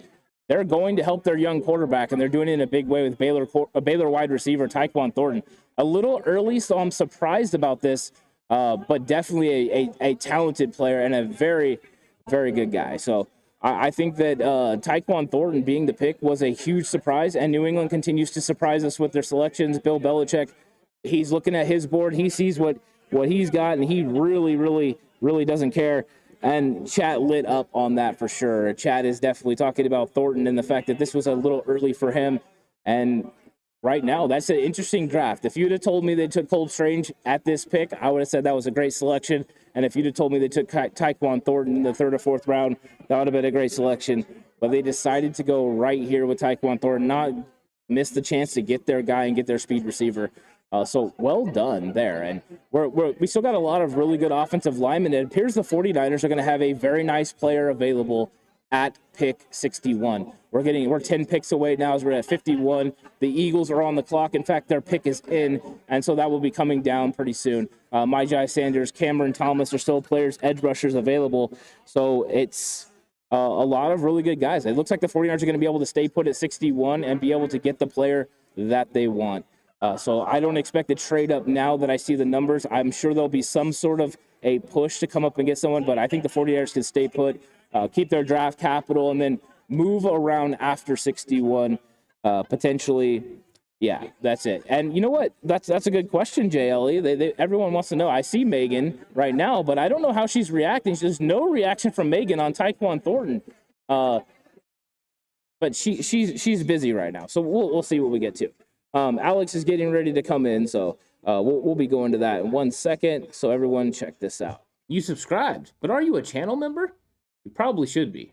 You get extra additional content, Madden gameplays, you get early access to tons of different videos, as well as what do we call those things again? Oh, that's right. Live membership only live streams. That's right. Only for members, only for you. You get all of our time and not just football, Ant. Yeah, lots of other stuff as well. So go ahead and click the join button right now and join the 49ers Cutback crew. Get some cool emojis also. Oh, yeah, that as well. So hold on, Ant. Hold on. Yeah. You just told me this is breaking news because I was saying what's up to some of the TCC. I was saying hi to everyone that's here tonight and a lot of that fun stuff. And talking with some of the people who've driven, a couple hours, if not all over the place. So Paul Sanders right here with us. We got Robert here tonight as well. We got Lou here tonight as well. Saunders, is that better? That's better. Saunders. That's just specifically for Paul. Saunders. Yeah, you're destroying his name. What are you doing, man? In a shocking turn of event, and if you give me a couple of beers, things get a little bad. Start to turn into JHill. A little bit. So Mr. Saunders has heard it all. Paul Saunders has heard it all his life. Yeah, Paul and Saunders. we're doing it okay. But apparently the Pats traded up for Tyquan Thornton. Yeah, they took Tyquan Thornton in the second round. Pick 50. They traded up for it, Paul. Yeah, pick 50. 4.2 speed guy, but I mean, it was interesting. Definitely. Is killing me. Yeah, in fact, chat lit up wanting Megan's response to Tyquan Thornton and Cole Strange being their picks, but she's talking right now, so it's okay. She is. Megan, Tyquan Thornton. The Pats traded up for Tyquan Thornton and took Cole Strange. Thoughts? She hates it. She hates it. So she hates it. She's giving me the glare right now. Oh my Lord. Yeah. Oh my Lord, TCC. I can't even wrap my head around that. I just went to say hi. I felt like I was gone 5 seconds. You were gone. Yeah, you were gone 5 seconds, and the world burned. That's basically what happened. The Pats are setting the entire draft on fire. Oh my gosh, in a bad way. Yeah, and the Eagles are on the clock. In fact, their pick has been in for like the last 10 minutes. So JLE was wanting us to go over our big board a little bit, and we can see that Marcus Jones is the number one guy left on our big board. Cam Jurgens just went. Okay, so Cam Jurgens to the Philadelphia Eagles. What a nice pick. I mean, I think Eagles fans can be very happy with Cam Jurgens. You call him Jurgens, I call him Jurgens. Jurgens. But he's definitely the jerky man. So according to what we've heard about that. According to Caleb. Yeah. So I mean, he's a very, very nice prospect. I think they got a center to help. They're doing a very good job of building that offense around Jalen Hurts, right? A.J. Brown, now Cam Jurgens to go ahead and have a nice offensive line for him. They're building it for Jalen Hurts. Now, Hurts has to be successful this year. If he's not, then they're going to be looking for quarterback next year, potentially in the veteran market, because they're going to have a very nice roster. They're going to have a great roster, and a lot of fun things happening out here. TCC. Everyone here at Back Alley Brew, make some noise, get excited. Look at all of you guys out here having a blast, having a good time. This has been a lot of fun so far, and the night is still young. It is. It's still young. It's not even dark out right now. It's a lot of fun stuff happening. You can see Warren there getting ready. He's going to be joining us here shortly, TCC. So a lot of good stuff and a lot of fun times happening. Yeah, I'm looking forward to having Warren on here and getting his perspective on what is going on throughout the night. And this is going to be a fun night. We're just getting started here. We're 10 picks away from San Francisco picking. I guess 9 now. And The Eagles go ahead and get Cam Jurgens, who's a huge target for a lot of 49er fans. Cole Strange in the first round. True. Interior offensive line, potentially we're starting to run out of. If you're going down our big board, the next guy for interior offensive line is Dylan Parham. Out of Memphis. Out of Memphis. So Dylan Parham is still available. Potentially, that would be somebody the 49ers could target. I don't think, and I said this while you were gone, Alex, I don't think now the 49ers are going to trade up. I think they will stay pat at 61. Because there's a lot of good football players, including Marcus Jones, Damari Mathis, Alec Pierce, James Cook, Brian Cook, Dylan Parham. I'm actually kind of surprised that Alec Pierce is not off the board yet, just because of the amount of wide receivers that we've seen come off the board. The fact that you had the New England Patriots trading all the way up for Tyquan Thornton, kind of signaling, right? They want a wide receiver. They wanted to address it. I felt like actually Alec Pierce was kind of the name, and there goes George Pickens, wide receiver for the Steelers, off the board as well. So, I mean, the wide receiver run has been real. It is something that is happening. The fact that a guy like Alec Pierce with 4.39 speed and the 6'3" size and frame, either teams are not loving the value with where he's at, or maybe this is a guy that teams just don't want part of their roster. They don't think they can make it work. I think the value for Alec Pierce is still coming up. It's going to be 60 plus. So that's when you'll see Alec Pierce, the big receiver from Cincinnati, come off the board. But right now is 4.4 speed and the wingspan. It should be something that teams are definitely interested in. It should be. I think he is somebody that's going to come up pretty soon. But on the big board, he is the third guy left on the big board. So at some point, he's going to come off the books. George Pickens, though, however, for the Pittsburgh Steelers, what a good selection, a guy with a lot of ability. And I think that the question for him is going to be able to create separation against man coverage consistently.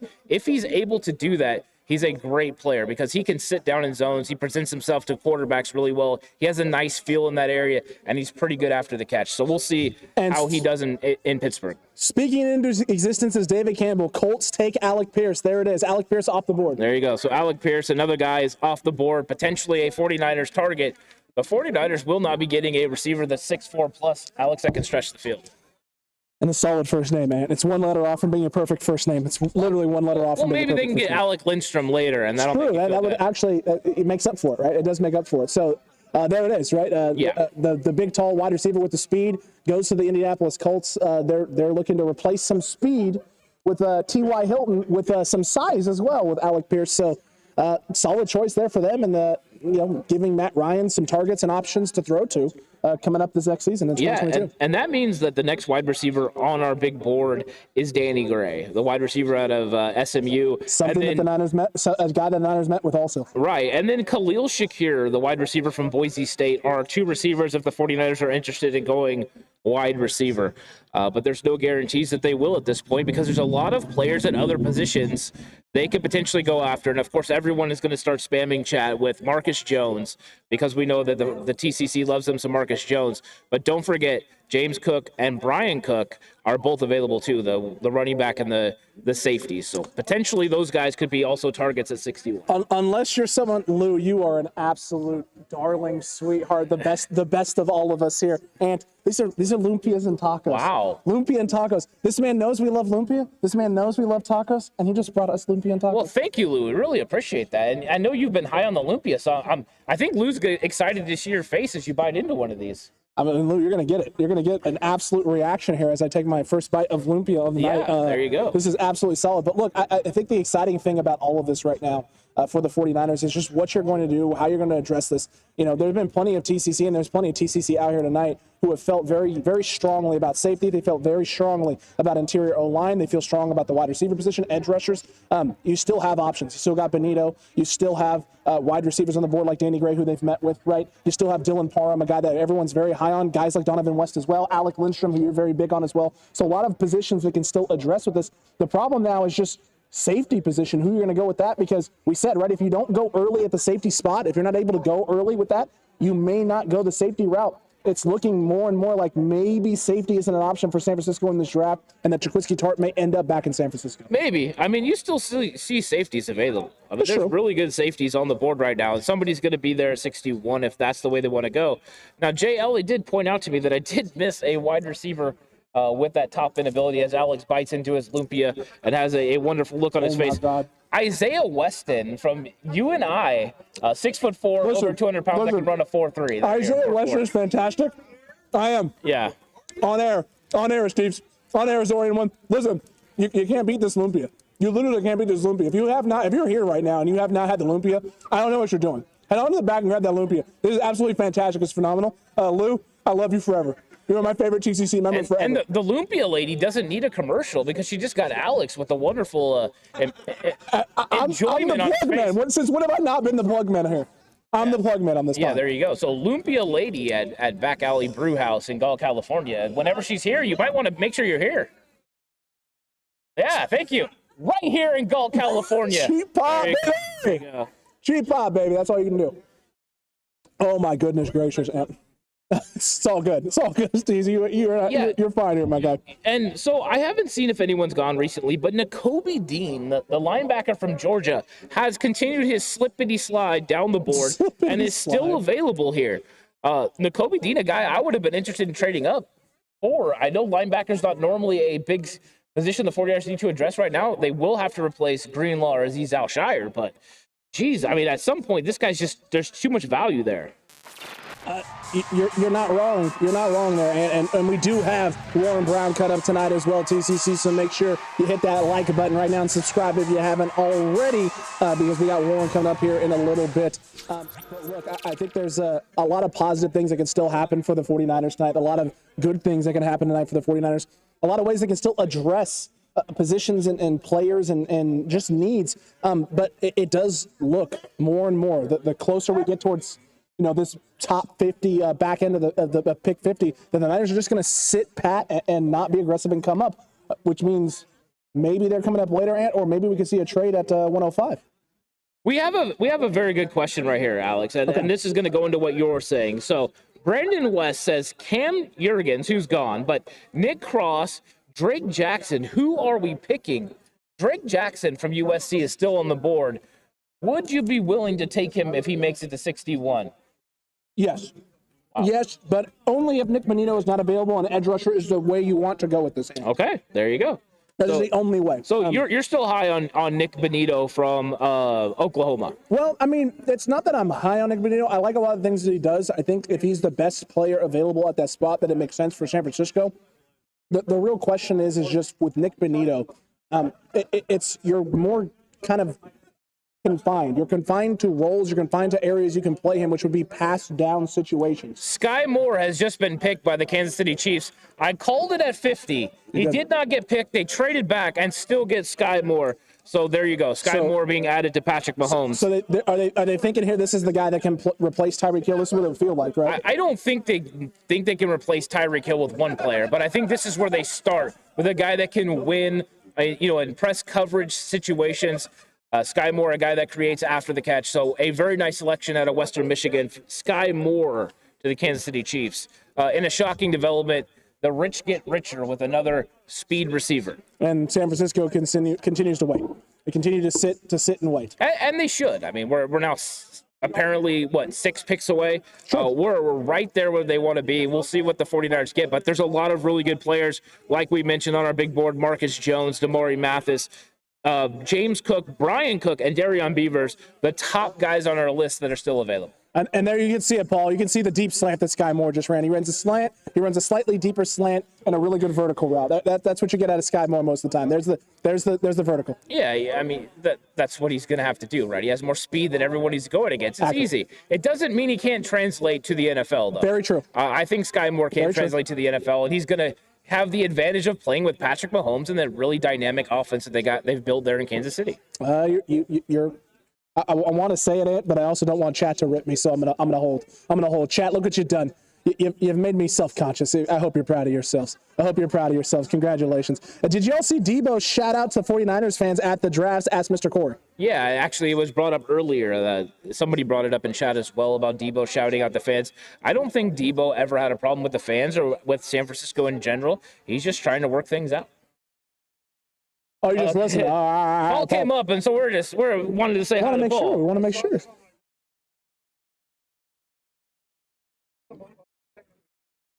Yeah, there it is. There you go.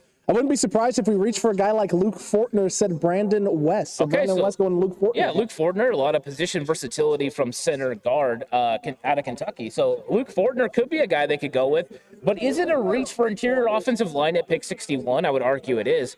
So potentially 93 or 105 would be a better situation for the 49ers to address interior offensive line. So I don't think Luke Fortner would be the answer. And Trey McBride is the pick for the Cardinals. So the Cardinals going another tight end option, Ant.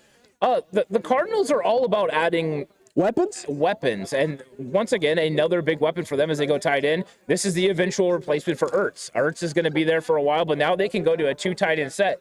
This is about changing the way that they look at things and putting other teams in the traditional 4-3 packages. This is a little bit of a shift. So maybe Cliff Kingsbury's looking at this as the opportunity to not let teams sit in the nickel, which has been primarily 70% of snaps have been in the nickel now, but now to sit back and get into 4-3 sets where you have to play the base 4-3 and have both linebackers. Good thing the 49ers have Aziz Al-Shire and Dre Greenlaw with Fred Warner, right? That's accurate, Ed. It's a good thing to have a solid base 4-3 down set and package with 3 talented linebackers as well as a talented front 4.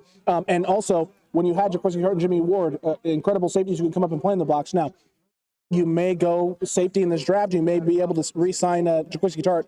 Luckily for San Francisco, that's not as much of a problem. The problem for them right now has been speed on the outside, the wide receiver position, which is what a lot of these teams in the NFC West have been going after. The Rams have been doing this. The Cardinals have been doing this. Seattle, not so much right now. They did do it last year, going Dwayne Eskridge in the draft when they went already having, they went early with Dwayne Eskridge, already having DK Metcalf and Tyler Lockett under contract and already on the team. But, Seattle, things are changing there in terms of what they're going to be and how they're going to go about attacking. Arizona maybe making a little bit of a shift, although they did, commit and go after and get Hollywood Brown yesterday. I went on the He's on Fire's podcast, and they were absolutely in love with it. How did you feel about that, by the way, that trade? Pick 23 for Hollywood Brown. Yeah, there you go. I mean, I always value a proven commodity over a draft pick because there's just no guarantees. But there is a guarantee of what Hollywood Brown can do. So I like that move overall. I think Arizona got better with that pick. It's very true. Now, Jay Ellie, while we're waiting for the Cowboys pick to come through, Jay Ellie wanted me to go over the best available wide receivers on our big board. Fair. And so we know that Pierce Witt. So now we're getting down. It's Danny Gray. It is Khalil Shakir as the 2 guys that are the next top 2. That's when you get to the next tier, David Bell and Velus Jones. Yep, David Bell, Velus Jones. Mel Kiper has Velus Jones above him. And the selection is in. Dave, get excited, Dave. Get excited. It's Sam Williams, by the way. Defensive end out of Ole Miss. Sam Williams. So they did address edge rusher. I thought they were going to go this earlier, Ant. But maybe Sam Williams is the guy they absolutely love the entire time, knowing that he's going to fall and they can go get this guy in the second round. If that's the case, then they address some multiple needs there. Yeah, there was a little bit of interesting things coming up with Sam Williams before the draft. This is a guy that we talked about on Warzone a little bit. But I think Sam Williams is a nice pick for them. They needed to add edge rush, and they're going to address it this way in the draft. A really, really nice player. So I think this guy has a lot of position versatility, a guy that can play on the edge but can also slide in on obvious pass downs. A solid player for sure. Definitely Jerry Jones is not afraid to take people with potential off-the-field issues. He's just getting after it. They're getting after it in a big way. There's a lot of things to like about Sam Williams. You knew there was going to be some issues and some sliding for this gentleman. Not as far as we saw in some of the mock drafts. But, hey, get on the Cowboys. They go and get an edge rusher. They go get an edge rushing presence, and they go this route instead of a guy like Nick Benito, and maybe it's because of the versatility, like you talked about, being able to slide on the interior as well. Oh, it's the fact that he's going to be able to play all 3 downs, right? Too. He can set the edge against the run. With Nick Benito is going to be a situational pass rusher to start. Buffalo has just traded. So Buffalo Bills have just traded their pick to the Buccaneers, and the Buccaneers are going to be moving up. They've only made 1 selection so far, and that was Logan Hall, defensive end from Houston. Oh, it's a big thumbs down from Dave. And a shocking surprise. Negative Dave is negative. Yeah, Cowboy fan in the house says absolutely no on the Sam Williams. Nakobe Dean is still on the board. Yeah, Nakobe Dean is still there. Yeah. Oh my goodness gracious! So Nakobe Dean's still on the board. Dave not happy with it. Dave wants to go home. He's ready to call it quits on the draft. Yeah, so I wonder what Tampa Bay felt was necessary to jump up and get right here. Because now we're getting to the point where the 49ers are within striking distance. I am curious where they go. Tight end, maybe. They could go tight end. We just saw a tight end come off the board. Potentially, they could go and strike on a tight end. Could it be Dylan Parham here? Ooh, you think they're going to go in? They could go interior. I mean, they did have an interior guard retire, right? They have some holes there on the interior O line. Maybe this is Dylan Parham here. Yeah, but they have my guy Steiny. They do have Steiny. Come on, we do like us some Steiny. I do. He follows me on Instagram. He does follow. Not the cutback. He follows it on Instagram. I don't know why, but I'm glad he does. He's my guy. It's absolutely solid. Yeah. It's absolutely solid. I'm not gonna lie. And I just saw Mel Kiper's big board for running backs. I saw Dameon Pierce ahead of Isaiah Spiller, and I want to throw up now. I don't understand the Dameon Pierce being ahead of Isaiah Spiller. Isaiah Spiller saying, do it all back. Well, here's the other thing. I know Jay Elliott mentioned earlier and brought up our big board for wide receivers or just our big board in general and who's best, right? So Kiper just showed his big board and a couple of names there. Calvin Austin III is a name that a lot of TCC and 49ers fans have been talking about and that they actually like. He's actually at the top of Mel's big board for wide receivers, so definitely another name to be keeping a look at. Could be going here soon or could maybe even be going to San Francisco. I would be shocked if it's Calvin Austin III because of the Ray McLeod signing, but it is still likely. It is still possible. Yeah, we'll see. The Buccaneers potentially are going to shed some light on that. If they go wide receiver, guy Calvin Austin III, he's not going to be available. Oh, no way. In a shocking turn of events, and he wouldn't be available if that happened. Thank you. Yeah. I appreciate exactly. That, man. Pick 57, and we're getting close to pick 61. We're getting absolutely close to pick 61. I can't wait for pick 61. I'm really excited for it. The fact that the 49ers are actually going to make it all the way to 61 is a little bit surprising. I think we were all thinking they were going to trade up into the 50 range, maybe even potentially earlier than that. But with Christian Watson and some of David Ojabo and Arnold Ebiketie going off the board, there was really no value in making that happen. So they stuck around at 61, and it looks like they're still going to have a very good football player to draft. Yeah, they are definitely going to have a good football player there to draft. And do we want to get Warren on? Do we want to get Warren on right now? Sure, we could have Warren come on right now, and he could be on when we do pick 61 potentially. So Warren, get your butt down here, my guy. Let's get you on here. Up next, TCC Warren. We're going to get him set up. We'll be right back. See you shortly.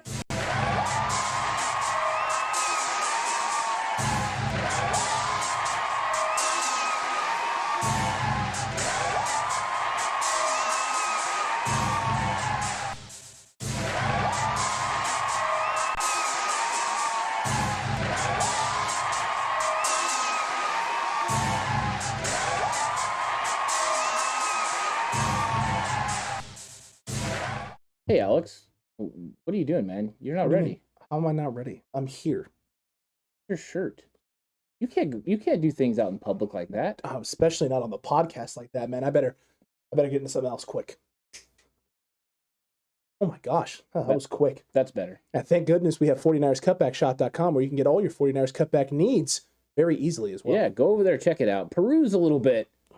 New drop coming soon. Pretty much this is where we're getting to.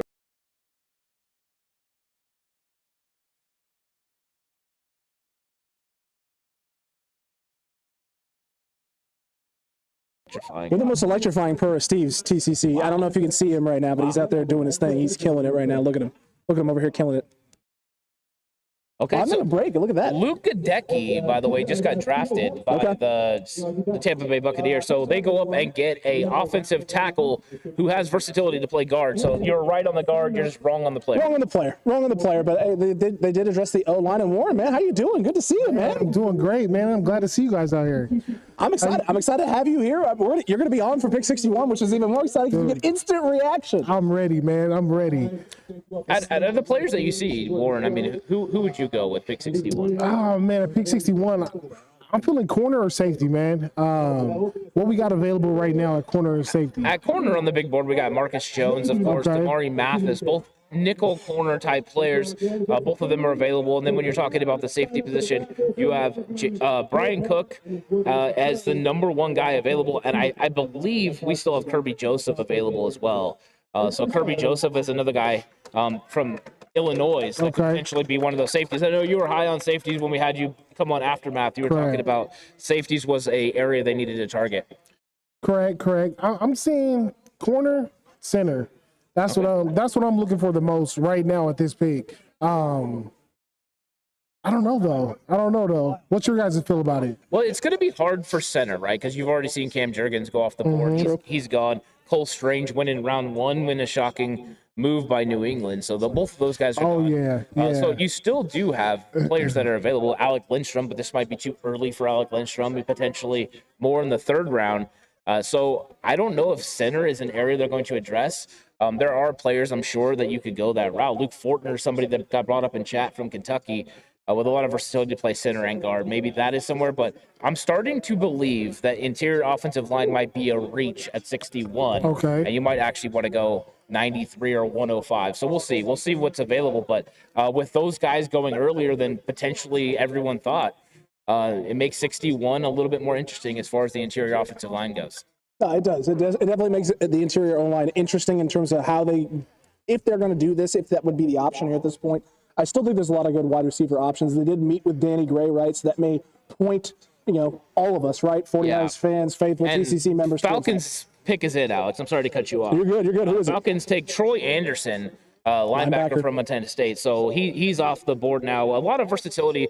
Interesting thing with him is a guy that played offense and defense in college.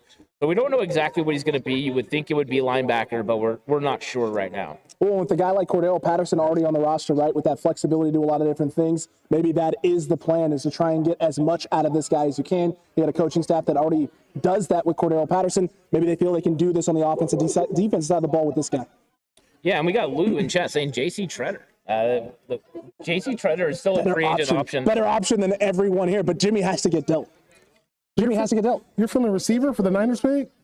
Maybe. Yeah. I could see it. I could see receiver here. I could see them going on with a guy like Danny Gray. You've already met with him. You love him. I love his film. You're ready for Danny Gray at 61. I'm not ready for Danny Gray at 61. We just saw Valus Jones go at 50. I mean, it could happen. If they go Danny Gray at 61 and pass up Marcus Jones, Damari Mathis, I don't know how I'm going to feel. Look, here's the thing, though, right? Here's what we do know. Cornerbacks have been sliding. Quarterbacks have been sliding. The cornerback position has not been. There hasn't been the run on it. Cornerback or quarterback? Cornerback. Great question. Cornerback has been sliding. It hasn't been going early. They've been falling in this draft. There hasn't been a run at the cornerback position. Usually 2 at a time. Yeah. So maybe they feel like, hey, we can get one of those guys, or maybe there's a guy they're sitting there looking at going, maybe options at that 93 range, make them move up a little bit. Then I don't know. Yeah, and I'm wondering. I seen Dean get put by Jay Elliott. Does that mean Nakobe Dean is gone, or is that who the 49ers could target at pick 61? The Vikings are picking next. If he was available at 61, I'd be shocked. You have some decisions to make, to be honest. Yeah. I mean, well, the Niners have done this, right? They've gone early. They've gone early before in the draft. They've gone after guys a year early at certain positions to make sure they hit and fill areas of need. So that way they have less difficult options to make the following year. So if Nakobe Dean made it all the way back down there, I agree with both. I mean, it's a no-brainer. If Nakobe Dean falls that late, I mean, nobody's expecting him to fall that far. The Vikings have selected Ed Ingram. So Ed Ingram goes to Minnesota. 2 picks? Yeah, so we're almost there. 2 away. Ingram? And Jay Elliott is saying Nakobe Dean could be the 49ers target at pick 61. So a first-round talent linebacker from Georgia potentially falling all the way to 61. It'd be hard to pass up at that point if you're going best player available. Absolutely. So that's a name to watch for sure. Or, I mean, that could be a perfect trade back situation. If somebody's interested to go up to get Nakobe Dean, I mean, the Niners may be interested in trading back. They might. And there you go. So you see Ed Ingram, the 6'3" guard out of LSU, a very nice player. Of course, LSU players don't normally fit what San Francisco does. As you see him body slam someone, so that's really nice to watch on film, right? Man, LSU players are super talented, though. So, I mean, anytime you get a player from LSU, I mean, I feel like you're winning. These guys are always superstars in the league. I love the athletes they produce out of LSU.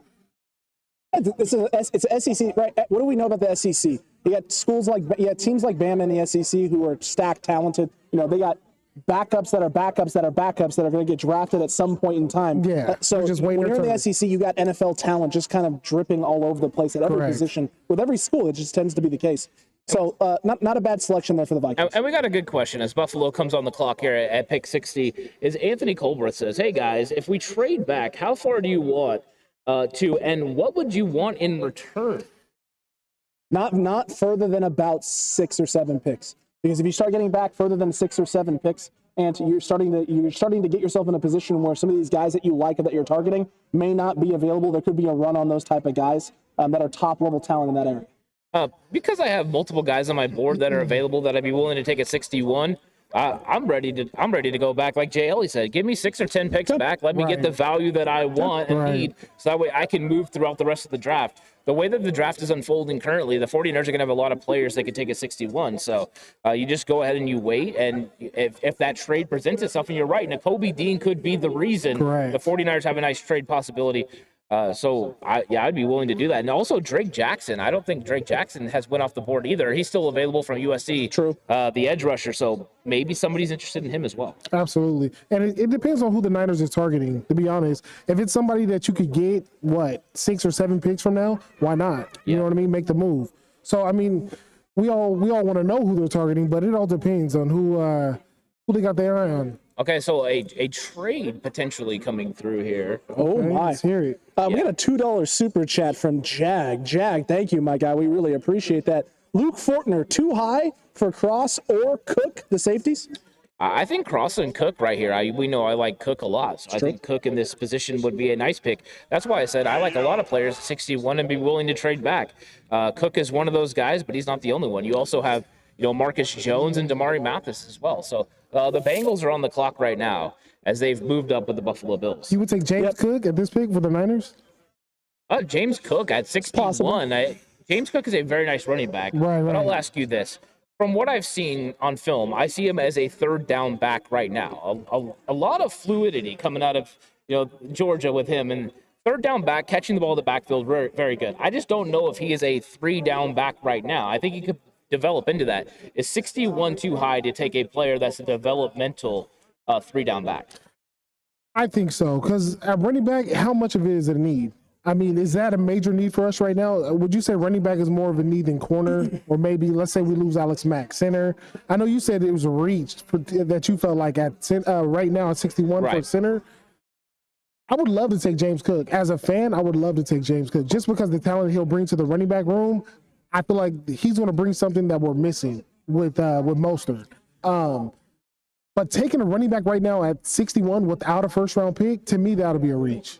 Yeah, I think potentially it could be a reach. I think running back in the second round is always a reach. Correct. I thought they reached last year when they went Trey Sermon in the third round. So I think this is one of those things where running back, the value of a running back has definitely changed over the years. So there's a lot of very good running backs still on the board, including Isaiah Spiller, who actually we have ranked ahead of James Cook because of his ability to play all 3 downs. He's out of Texas A&M. Okay. So potentially there's still that as well. So you're not in a position right now where you really do have to take anyone. So John Lynch mentioned in his press conference that he would be willing to trade down from 61 if it, in the event it presented himself. Maybe 61 is not where they make a pick, but they actually move back. The Hall of Famer did come, JHill. You are correct there. The Rev Doc is in the house. What's up, Rev Doc? The Niners are officially on the clock. The Bengals pick is in, so now we're just waiting for the NFL to decide, hey, the drama and the suspense can be lifted, and the Niners can now officially make the pick.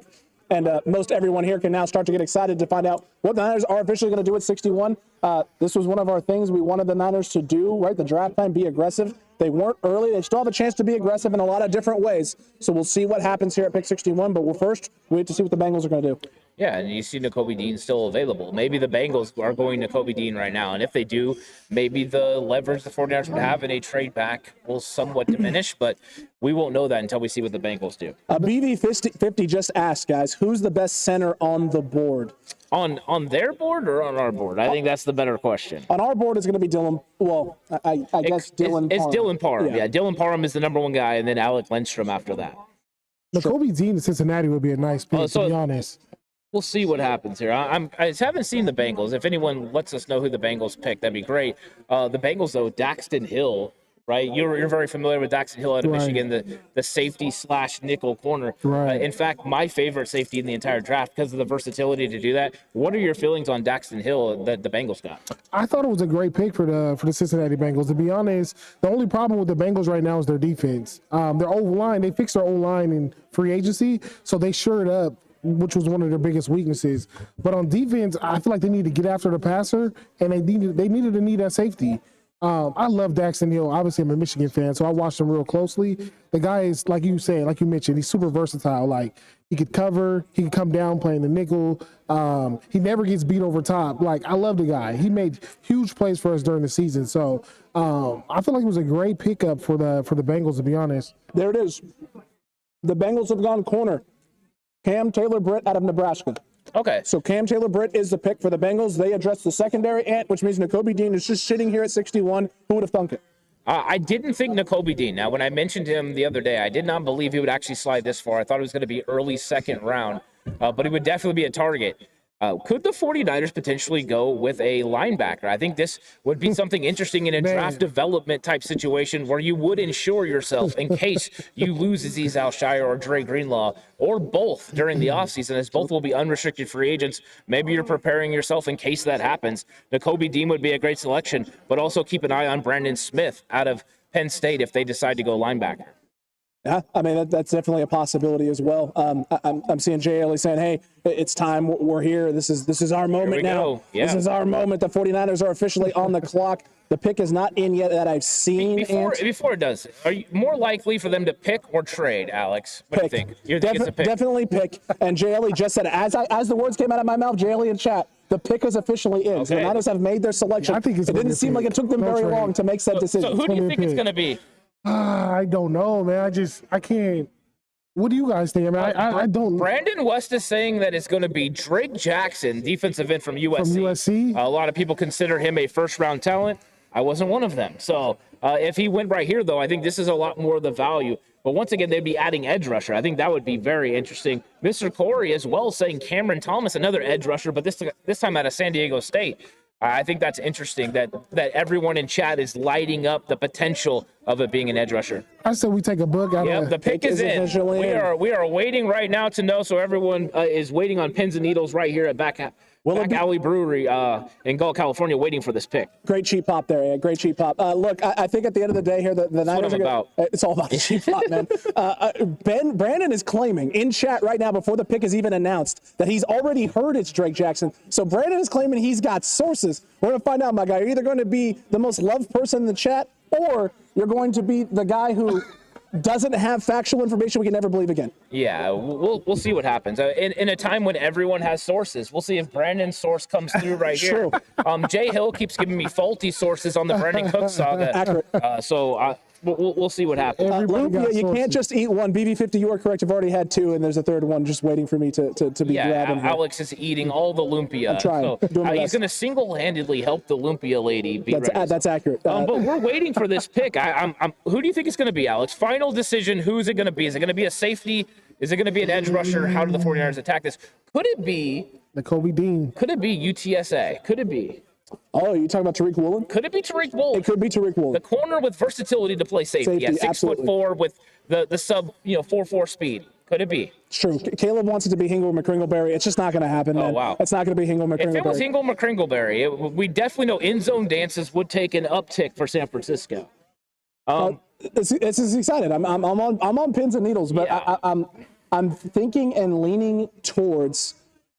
I'm leaning towards Nakobe Dean just because of BPA opportunity there and what you have there. You can address the linebacker position a year early, right, and be in a really good spot. You don't put yourself in a position where you're in trouble going into next season. What are you going to do at the linebacker position? Which guy are you choosing between Dre Greenlaw and between Azeez Al-Shire? This allows you to handle it right now at the spot. I know Mel's saying BPA, right, is Malik Willis. The Niners aren't going quarterback, which means the next guy on that list is going to be Nakobe Dean. Right. This could be the strategy, right? Just take the best player on the board. Right. Yeah, and because Nakobe Dean wasn't supposed to be here, he did not make our top 49 picks. We didn't think this was possible. No, yeah, we didn't think. A Twisted Clown saying Drake, so we'll see what happens. But this happens every year. Somebody always falls. Yeah, they do. They always fall. Somebody always slips, and Drake Jackson is that guy. Maybe they saw on film what everyone saw. BB50 is running a drum roll. Alex, can you do? I can. Drum roll? Okay, stop. Okay, thank you. I appreciate you. I didn't want to have to hold that. I did not want to have to hold that. You don't know how long. I mean, the NFL could wait another 10 minutes if they decide. Well, right? we know I've been saying impact player, so I expect it to be an impact player. That meant edge rusher or wide receiver. A lot of the wide receivers are off the board, except for Danny Gray, Khalil Shakir. Danny Gray still has that elite speed to be able to get down the field, but I think this is too high for for Danny Gray. Fair. So I would expect it to be somebody else. And we're seeing Twisted Clown saying the pick is in. It's Drake. We'll see. We're going to see. We're gonna... Drake Jackson? No, I don't got no order there. I don't got no order. You're killing me, Robert. You're absolutely killing me over there, my guy. Look, this is interesting. I'm wanting to see what this is going to be. If they go edge here and they go Drake Jackson, I think that would be a surprise to me. It would shock me just because I didn't think this would be a guy they would target at this spot. Yeah, Drake Jackson being available wasn't supposed to happen. So it doesn't surprise me, though. These guys love the D tackles. They love the D line. Well, they love D-line. Yeah. And I mean, he would be able to play the edge rusher in the wide 9 scheme. It wouldn't be that hard. But with the versatility to move inside and play like they have other guys, like they did with Arden Key last year, playing in those spots. So he would make sense. And David Campbell says 49ers take Drake Jackson. So the pick is going to be Drake Jackson, defensive end from USC. There it is. Drake Jackson is going to be the pick there. A little bit of a shock, a little bit of surprise in terms of the name. I don't think it's as much of a surprise in terms of the position, guys. Going DN here. Drake Jackson's a very good player. He's got a lot of versatility, and at this spot, just too much value. You have to go with Drake Jackson. He's probably the best player on their board. And once again, how many edge rushers can the San Francisco 49ers have, Alex? So many edge rushers ready to go. Drake Jackson is added to the list. What an absolute competition for the 49ers at training camp.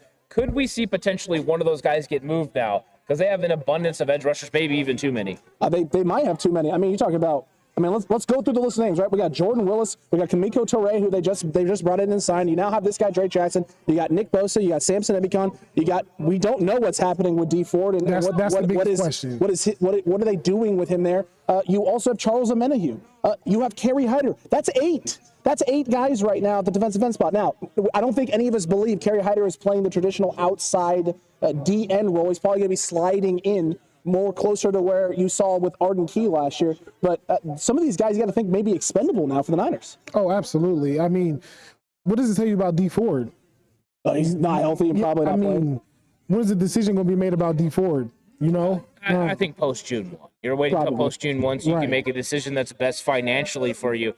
So that designation is going to be there. And we know the Chiefs are on the clock right now. They'll be making a pick. The 49ers don't pick again until 93, which is a big gap. And for everyone that's been wanting Marcus Jones out of Houston, the 49ers would have to move up. He's not going to be available at 93. Will the 49ers move up? This is going to be a long period of time. But Drake Jackson is added to the 49ers defense. And once again, they add strength on strength, consistently adding edge rushers in the draft. How you guys like the pick? As somebody that didn't really care for him in the first round when he was going late in the first round, I wasn't a huge fan of the idea of Drake Jackson. However, at this point in the draft, it's way too much value at pick 61. I don't think anyone thought he was going to get there. So you have to go ahead and take the best player available. Drake Jackson could be that guy on their board. Nakobe Dean would have been that guy on my board. But Drake Jackson's a very nice pick, so I really like it. I like Drake Jackson. To me, I feel like we have bigger needs, though. Let's address the O-line. Let's address the secondary. I feel like it was a reach a little bit. These guys, but they've made their name drafted across the D-line. I mean, if you know one thing these guys, our front office is going to do, what Shanahan's going to do, what Lynch is going to do, they're always going to take a D-lineman, no matter what, early in the draft. Well, it had to be impact player, right, Alex? It had to be edge rusher or wide receiver that can make an impact. Most of the wide receivers for this position were already gone, so it was going to be an edge rusher. Drake Jackson potentially is the best one on their board, and he could have been just their BPA, best player available. You just roll with it. Oh, we got a really good football team, best player available, bam, done. I agree. I can see that from best player available, but why not Nakobe Dean though? Let's why not? Yeah, probably it's not just. You also have to figure in positional value, right? We know the 49ers build from the defensive line back. Correct. Positional value adds to that as well. You have to, right? That's the thing. That's the thing you have to look at with this front office and how they've tried to build the identity of this team. The identity is built on this front seven. It is. Right? So linebackers are included in that. But the strength has always been, to the next level, has always been that D-line. It's always been that edge rushing group. You do have Samson Ebicom on a 1-year deal right now. He could be gone after this. Charles Omenihu on a 1-year deal as well. So there's a lot of guys, a lot of names, Jordan Willis. All of these guys are on 1-year options. So they could be options in the future for San Francisco. Or you take Drake Jackson now, right? You address all of these guys potentially leaving or not being able to bring all of this back and hoping you have even stronger depth in the future if this guy develops as well. And see, we thought the same thing in last year's draft at running back. Yeah. Because, so Zerman and Elijah Mitchell. Exactly. Yeah. And so people are asking, Brad Jones especially, asking if we're happy with the pick. Yes, I'm very happy with this pick. Anytime you can add a player that potentially has first round capabilities and you get him in the second round, at the end of the second round, in fact, you have to be happy with that. You're just adding strength on strength. So let's get it. Let's keep building this defensive line. You have to keep building the defensive line. You got to build this way. This is your identity on defense, right? You don't have to have the greatest secondary pieces. I didn't even know this was Alex, but Kyer Elam was still available, and he just went off the board right now. The Bills just took Kyer Elam. No. I thought he went the first round. Yeah, he went earlier. No. He went safety from Florida, right? Okay. Well, that's a false alarm. Yeah, I thought he went retracted. Wow. Oh, David, come on, David. Brian Jackson just went off the board. Brian Cook, excuse me. Brian Cook just went off the board. Okay, Brian Cook went before this. He said the Bills took him. That's why I said, they're talking about earlier. Oh, okay, they did take earlier. Okay. So they were the ones who drafted him, so I was right. You were right. The Bills did draft him. It was just not right now. Oh, my God, man. If Kyer Elam was still on the board and I missed that, I'm a fool. There was no way he was going to be love my boy Kyer Elam. Still love the other gentleman out of the University of Florida as well. Number 2. Yes, sir. Man, how's the Loopy over there, man? The Lumpia is glorious. Everything about this is glorious, TCC. This is a lot of fun. A lot of people coming out and hanging out with us tonight. Yeah, and CJ saying he immediately logged on just to get our reaction on Drake Jackson. Drake Jackson, what a great selection for him. CJ, you were here last year, right? So you saw the Trey Sermon reaction last year, as well as the Ambry Thomas reaction last year. Definitely not the same level of reaction. Last year, a lot of disappointment on faces around here on the cutback when it was Trey Sermon and when it was Ambry Thomas, just because we knew deep down in our heart of hearts, right, that it was most likely the guys they're targeting were Walker Little and Paulson Adebo. And John Lynch basically comes out and confirms it after the second round.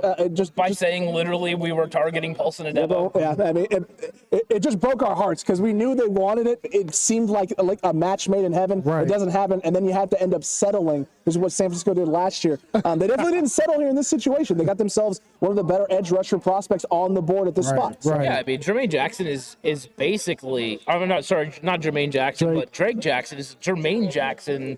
Is Jermaine Johnson? Jermaine Johnson on the mind with Drake Jackson. There you go. Well, he's like the poor man's version. So there you go. Just 1 calorie. That's why he's a second round. Not even enough, man. But interesting, Nick Benito is still on the board. We talked about him being a situational pass rusher.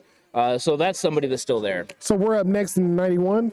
93. 93. So unless the Niners would be aggressive. 30 picks from now. I would feel like they have to be aggressive at this point, right? Don't you think they have to come up with 93, or do you think they can still get one of these other guys in that spot?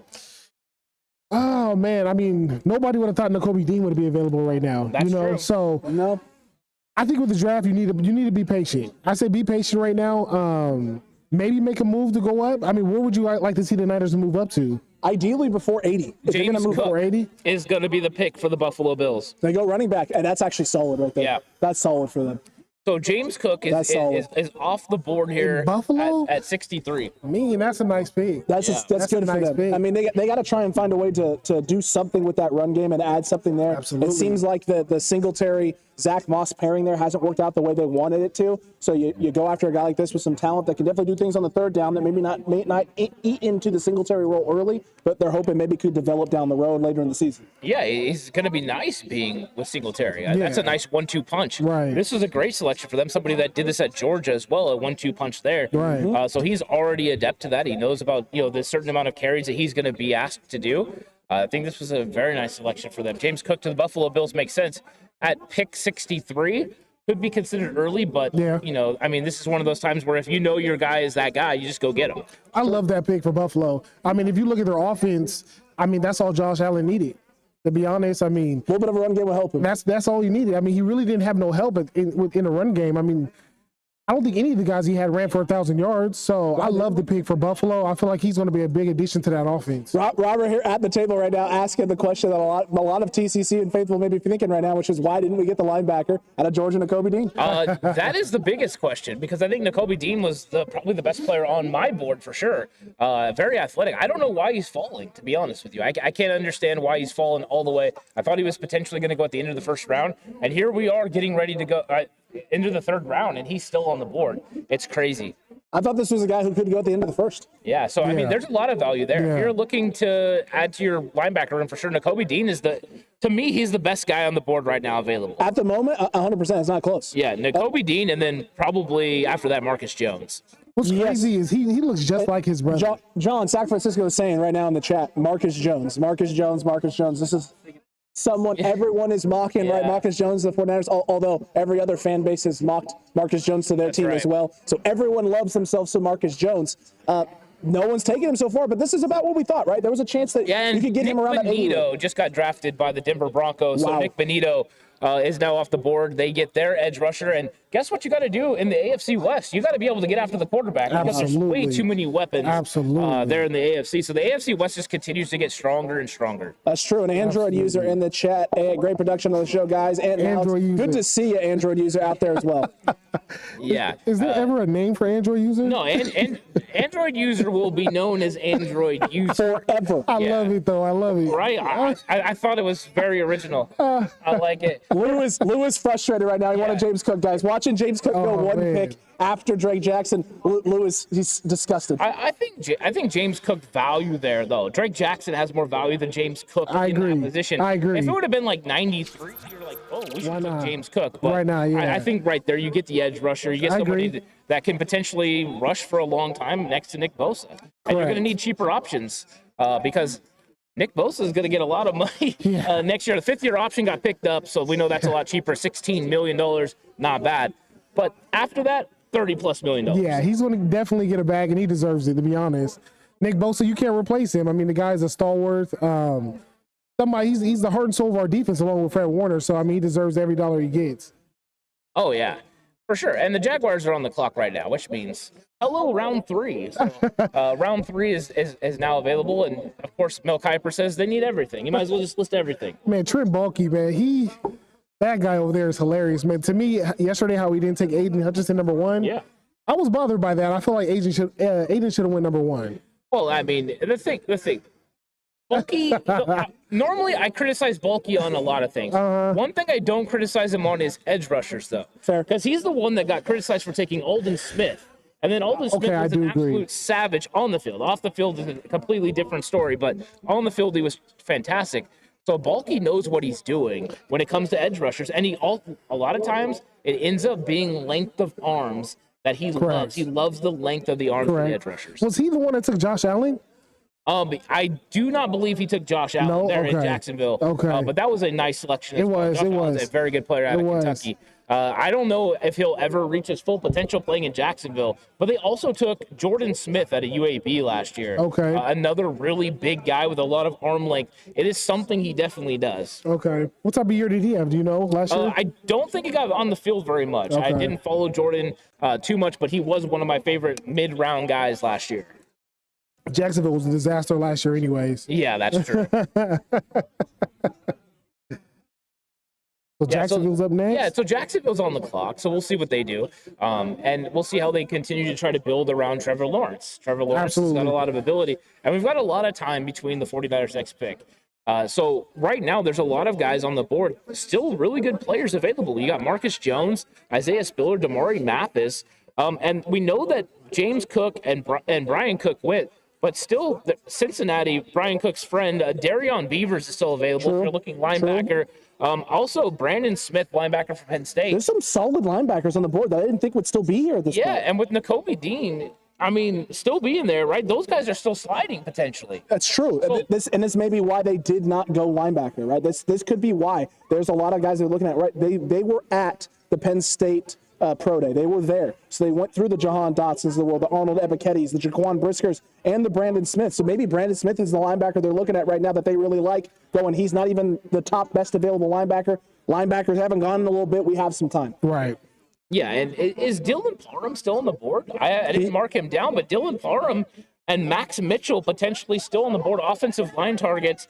Maybe the 49ers would be interested in coming up and getting one of those guys. Max Mitchell, a offensive tackle out of Louisiana that has a lot of ability, maybe even versatile enough to move to the inside as well, but could potentially take over for Mike McGlinchey if Mike McGlinchey moves on after his fifth-year option is done.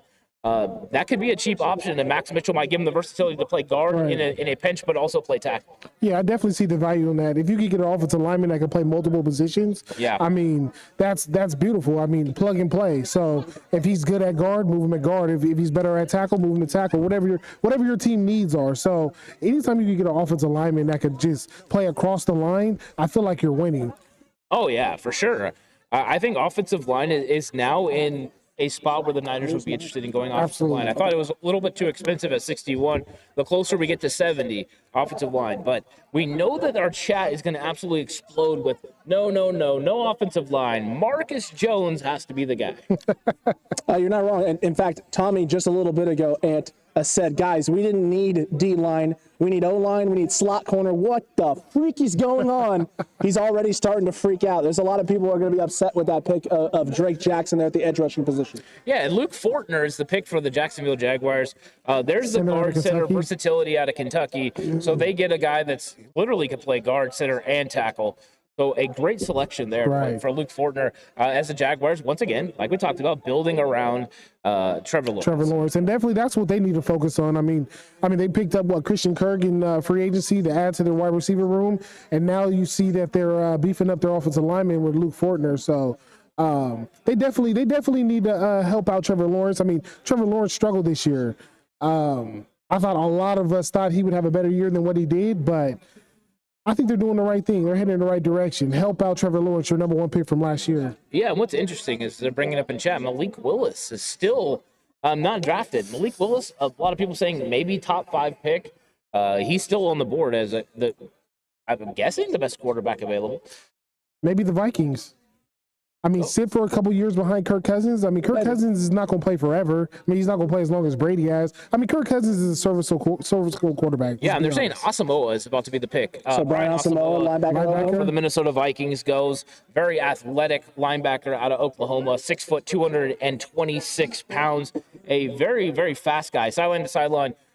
The questions about him are a lot to do with the coverage skills. And as you're moving into the NFL now, your linebackers are asked to play more coverage than ever in the nickel situations. Right. So right now he's going to be somebody that's going to have to transition, but a very nice player and a lot of value here. But once again, the traditional linebackers are still on the board. Oh yeah. I like this pick. I watched quite a bit of Oklahoma this year, and to me the guy's super athletic. There wasn't anything he couldn't do. I seen the guy get after the passer. Super tackler. Look, 12 tackles for loss. I like the pick from Minnesota. Yeah, I think they did hit on a linebacker once again, building through defense. This is something that you see right now going on in the NFC North. They're building through defense because Aaron Rodgers and the Green Bay Packers have all that talent. Yep. So we've seen the Bears addressing it, and now we're seeing it continue with Minnesota. They're going in there and they're getting players. They addressed some of the secondary as well. So very, very well done by them as they're trying to compete with the Green Bay Packers and stop Aaron Rodgers, because Aaron Rodgers got himself Christian Watson earlier, and so now they've got the replacement for MVS. So that was a nice move. So the Giants are up next. What's their needs? Where do you guys feel like they should go? They have a lot of needs, and it all depends. They went earlier with a wide receiver, but they're all about getting guys now that can fit into Daboll's offense. Daboll's going to be bringing what he was doing in Buffalo, I'm sure, with a few twists. They did not exercise the 5th-year option on Daniel Jones, so the quarterback is going to be something that is interesting. Now they win it. Are they going? Is that what they did? Did they go Joshua Azidu? Yeah, they go Azidu. So they go O-line again. There you go. So Joshua Azidu is the pick out of North Carolina. Zone fit scheme, Alex. A nice selection. Great selection. Fits their needs, fits what they do. Not a bad value here either at this point of the draft. A little surprised they didn't go with someone like Parham, who's got maybe a little more flexibility, can do some different things. But Azidu, talented guy there, played in his own running scheme, blocked the last 2 years for a handful of very talented running backs, including a guy, Ty Chandler, who's going to be coming out this year in this draft class as well. So definitely not a bad selection here for them. Giants going O-line heavy. Yeah, they're really looking to fortify that O-line. I mean, last year, first round, they went O-lineman, didn't they? Yeah, so it looks like, man, they're really putting resources behind Daniel Jones, to be honest. Trying to figure out if this is the guy, right? Right. So they want to figure out? Yeah, I think they are. I think Daniel Jones, though, is got 1 year to prove it. Right, no 5th-year option. They're looking to move on potentially if he doesn't get it done. So the fact they weren't willing to exercise his 5th-year option, I think, says a lot about him. And maybe they're still planning on addressing this, but I think veteran quarterback would make the most sense for them to address it. Could they be in the Jimmy Garoppolo market? Ooh, that's interesting. I hope so. That would be great, right? That would be absolutely great if they're in the Jimmy Garoppolo market. But I heard rumors they were trying to trade Kadarius Toney. They still are trying to trade. And I don't get that. To me, he's a playmaker. I love Tony's talent. They should trade Kadarius Toney. I don't think he fits what they want to do. He doesn't fit what anyone wants to do. Kadarius Toney, and as a University of Florida guy who liked Kadarius Toney. You're a Gator fan. I'm a Gator fan. Yeah, I love Toney. Huge. So I love Toney at the University of Florida. Correct. However, coming out of the draft last year, there was a lot of hype on his ability to break tackles. I heard Deebo Samuel comps with him, and I was just like, this is not the same type of player. He's not even that shifty. He's very quick. He's very speedy. But I saw a lot of straight line speed out of him, not so much the lateral quickness and things of that nature. I did like him. I didn't think he deserved to go anywhere near the first round. I thought a third-round pick on him would have been probably a great spot and a lot of value for a team. They went early. Urban Meyer came out and said it was his one regret of the draft, right? Not getting Kadarius Toney early. Yeah. That blew up in his face along with a lot of other things as well. But you have now a situation where they're moving off this. They went Wan'Dale Robinson. They are definitely either going to be trading this gentleman or probably cutting him. What's the problem with Toney? Is it off the field? Well, health was one of it. You could just watch what I said about Kadarius Toney last year during our draft breakdown, where I said to Alex, Kadarius Toney is going to be an absolute bust in the first round. He did say that. He doesn't have the flexibility in his hips to be able to create in the open field. He's not dynamic in that area. Does he have straight ahead speed? Yes, but not in the NFL. It's a little bit different game, so I did not believe he was going to be that guy. And so far, I've been proven right. Maybe he'll get traded, get into a different situation, and be a better player. Right. But I kind of chuckle because it's a Florida guy. So as a Florida State guy, it does stink. You have to do it. Oh, so Florida State guy. That's right. Gainesville and Tallahassee. There's a little bit, right? With as well as we work together, you think there'd be a little more tension brewing here, but no, there's a lot of respect for both football programs over here, although Ant does love ribbing me. Well, the rivalry hasn't been the same of late. Both programs have not been doing very well as of this moment. This moment. Yeah, I tried to block it out, so thanks for bringing that up. My apologies. Robert here, who's here at Back Alley Brew, by the way, man. just asked, where are you guys at? We're at Back Alley Brew in Galt, California, so another cheap pop there for you. Way to go. Thank you for that plug there, Robert. Shout out to Back Alley Brew for the support and letting us be here tonight. John saying, what is lumpia? Lumpia is absolutely delicious, and there are no words for it. You just need to try. Nice explanation. You don't give any ingredients. I'm not going to. Go straight to it. It's just delicious. Lumpia, first off, can be a lot of different. You can put a lot of different things in lumpia. It's very hard to pin and narrow it down. Let's just say it's like a mini tostada, except it's not Mexican food at all. It's not Mexican food. I have lumpia here as well. So, oh my lord, you have lumpia as well? I'm going to get into these later. So, Alex, when I go on my break, expect me to eat the lumpia. I'm surprised I left them so close to you. You probably would have ate them. If I didn't know, I thought those were tacos. If I had known they were lumpia, they might have already been gone. So there's that. What round do we draft punters? Says Soothing Sounds. Round. So we're almost there. Pick 134. That'll be tomorrow. Matt Ariaza. That'll be tomorrow. That'll be tomorrow. Not really. Sean Bullard with the great description of lumpia little egg rolls. There you go. Yeah. Little egg rolls. Solid there, Sean. Absolutely solid. I was trying to see. There was another great question here in chat. I'm trying to get to it, but I'm not finding it. So TCC, I apologize. The chat has been flying tonight. It's hard to keep track of it. Best two linebackers available from Georgia. Yeah. Yeah, there's two really good players. Channing Tindall is a fun player to watch as well, but a throwback kind of player, right? A big physical guy that's really good against the run. He can track you down. He has tracking ability. But one of those guys is an absolute thumper. So if you enjoy watching guys that hit really hard, Channing Tindall's one of those guys. Very, very true, and very, very true. But look, TCC, we're going to let Ant get to his break. We're going to let Warren get off and get going and enjoying the rest of the evening. Give them some love in the chat right now. Warren, man, thank you for joining. We really appreciate it, man. It's been a pleasure. Yeah, man. Thank you. Great job. Thank you, guys.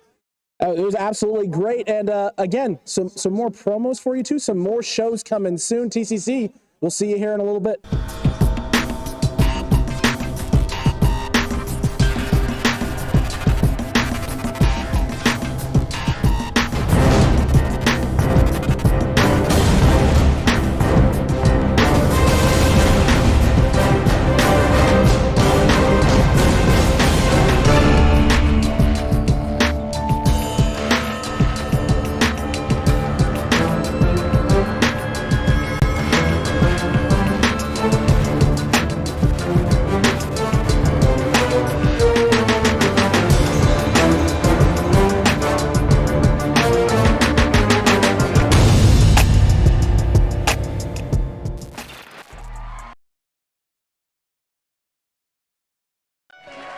My apologies, TCC. It's actually not Horst coming up next, but it is, in fact, the Azorean One. The Azorean One will be coming up next. And shout out to Nico, who just got here. Absolutely phenomenal.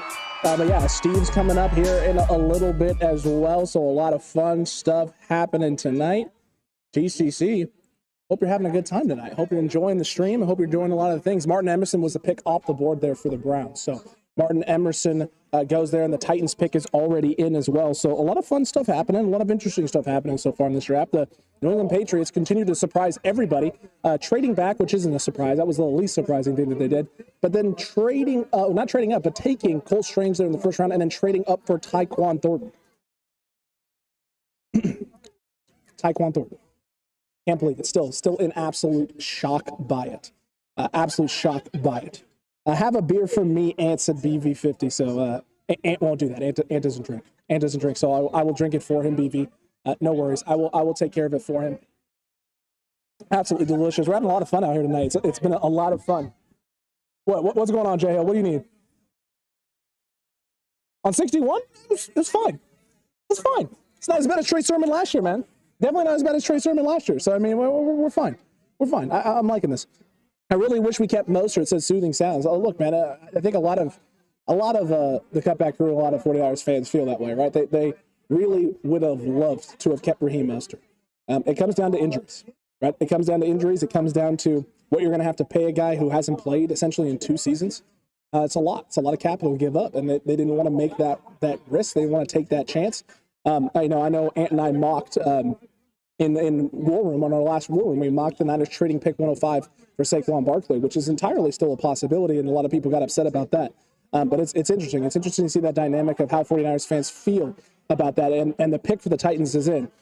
We saw them, right? We saw them cut and get rid of Roger Saffold, and now they've gone offensive lineman Nicholas Petit-Frere out of Ohio State, so they're addressing needs and addressing holes. We've seen a lot of teams doing this, a lot of playoff caliber teams that were in contention this last season, getting rid of some key pieces who cost a little bit more money and cost some extra stuff, and then go with cheaper options, go the cheaper route with young guys. We just saw Green Bay do this earlier as well in the second round, right? They moved off of Devontae Adams, not the big contract.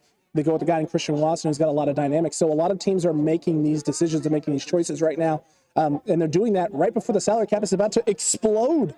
We would think coming into this next season, the Niners not doing that with Deebo Samuel, which I think is a relief for a lot of different people. For a lot of different people. So TCC, exciting times, a lot of interesting things happening. And we got a $2 super chat from Sterling Holt. Next Niners pick is Danny Gray. So he is claiming and calling it right now. Danny Gray is the next pick. And Sterling, you would not be wrong in thinking that. The Niners did meet with Danny Gray. He's a guy that has been flying up mock drafts and boards essentially since after the combine, post-combine, 4.39 speed, a lot of run after the catch ability. He is a 49er style wide receiver in terms of what he does. David Bell also is an option who is on the board and would be available for the 49ers in this spot as well. So a lot of options for the Niners, a lot of things they could do. A lot of fun things there. Lou says those late picks are not making the team. We need to use them in our 2023 third-round comps to move up for potential starters.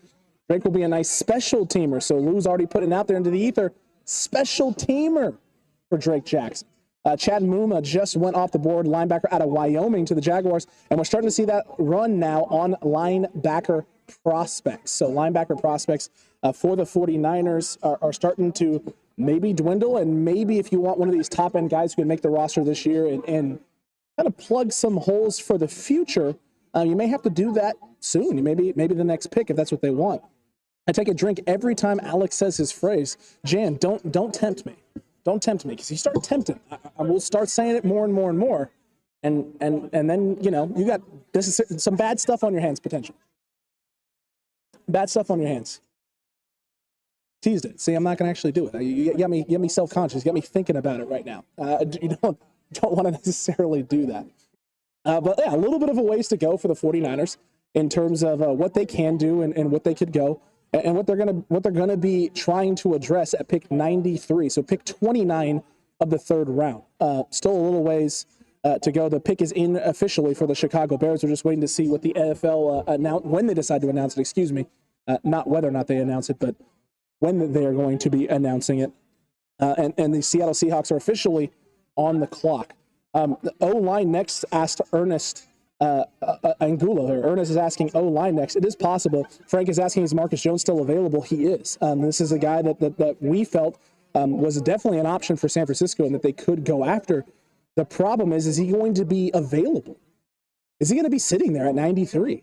A lot of teams, a lot of fan bases, a lot of organizations feel this guy fits in their schemes in the nickel role. He's got a lot of diversity as well as what he can do in the return game as well. He's got a lot of positive attributes, the nickel corner out of the University of Houston. So the nickel corner at the University of Houston is definitely a possibility and a target for the 49ers. The real question is just where? Where is he going to go? There still has not been a run on corners. We said this about linebackers. There was no run on linebackers. It looks like the run's about to happen.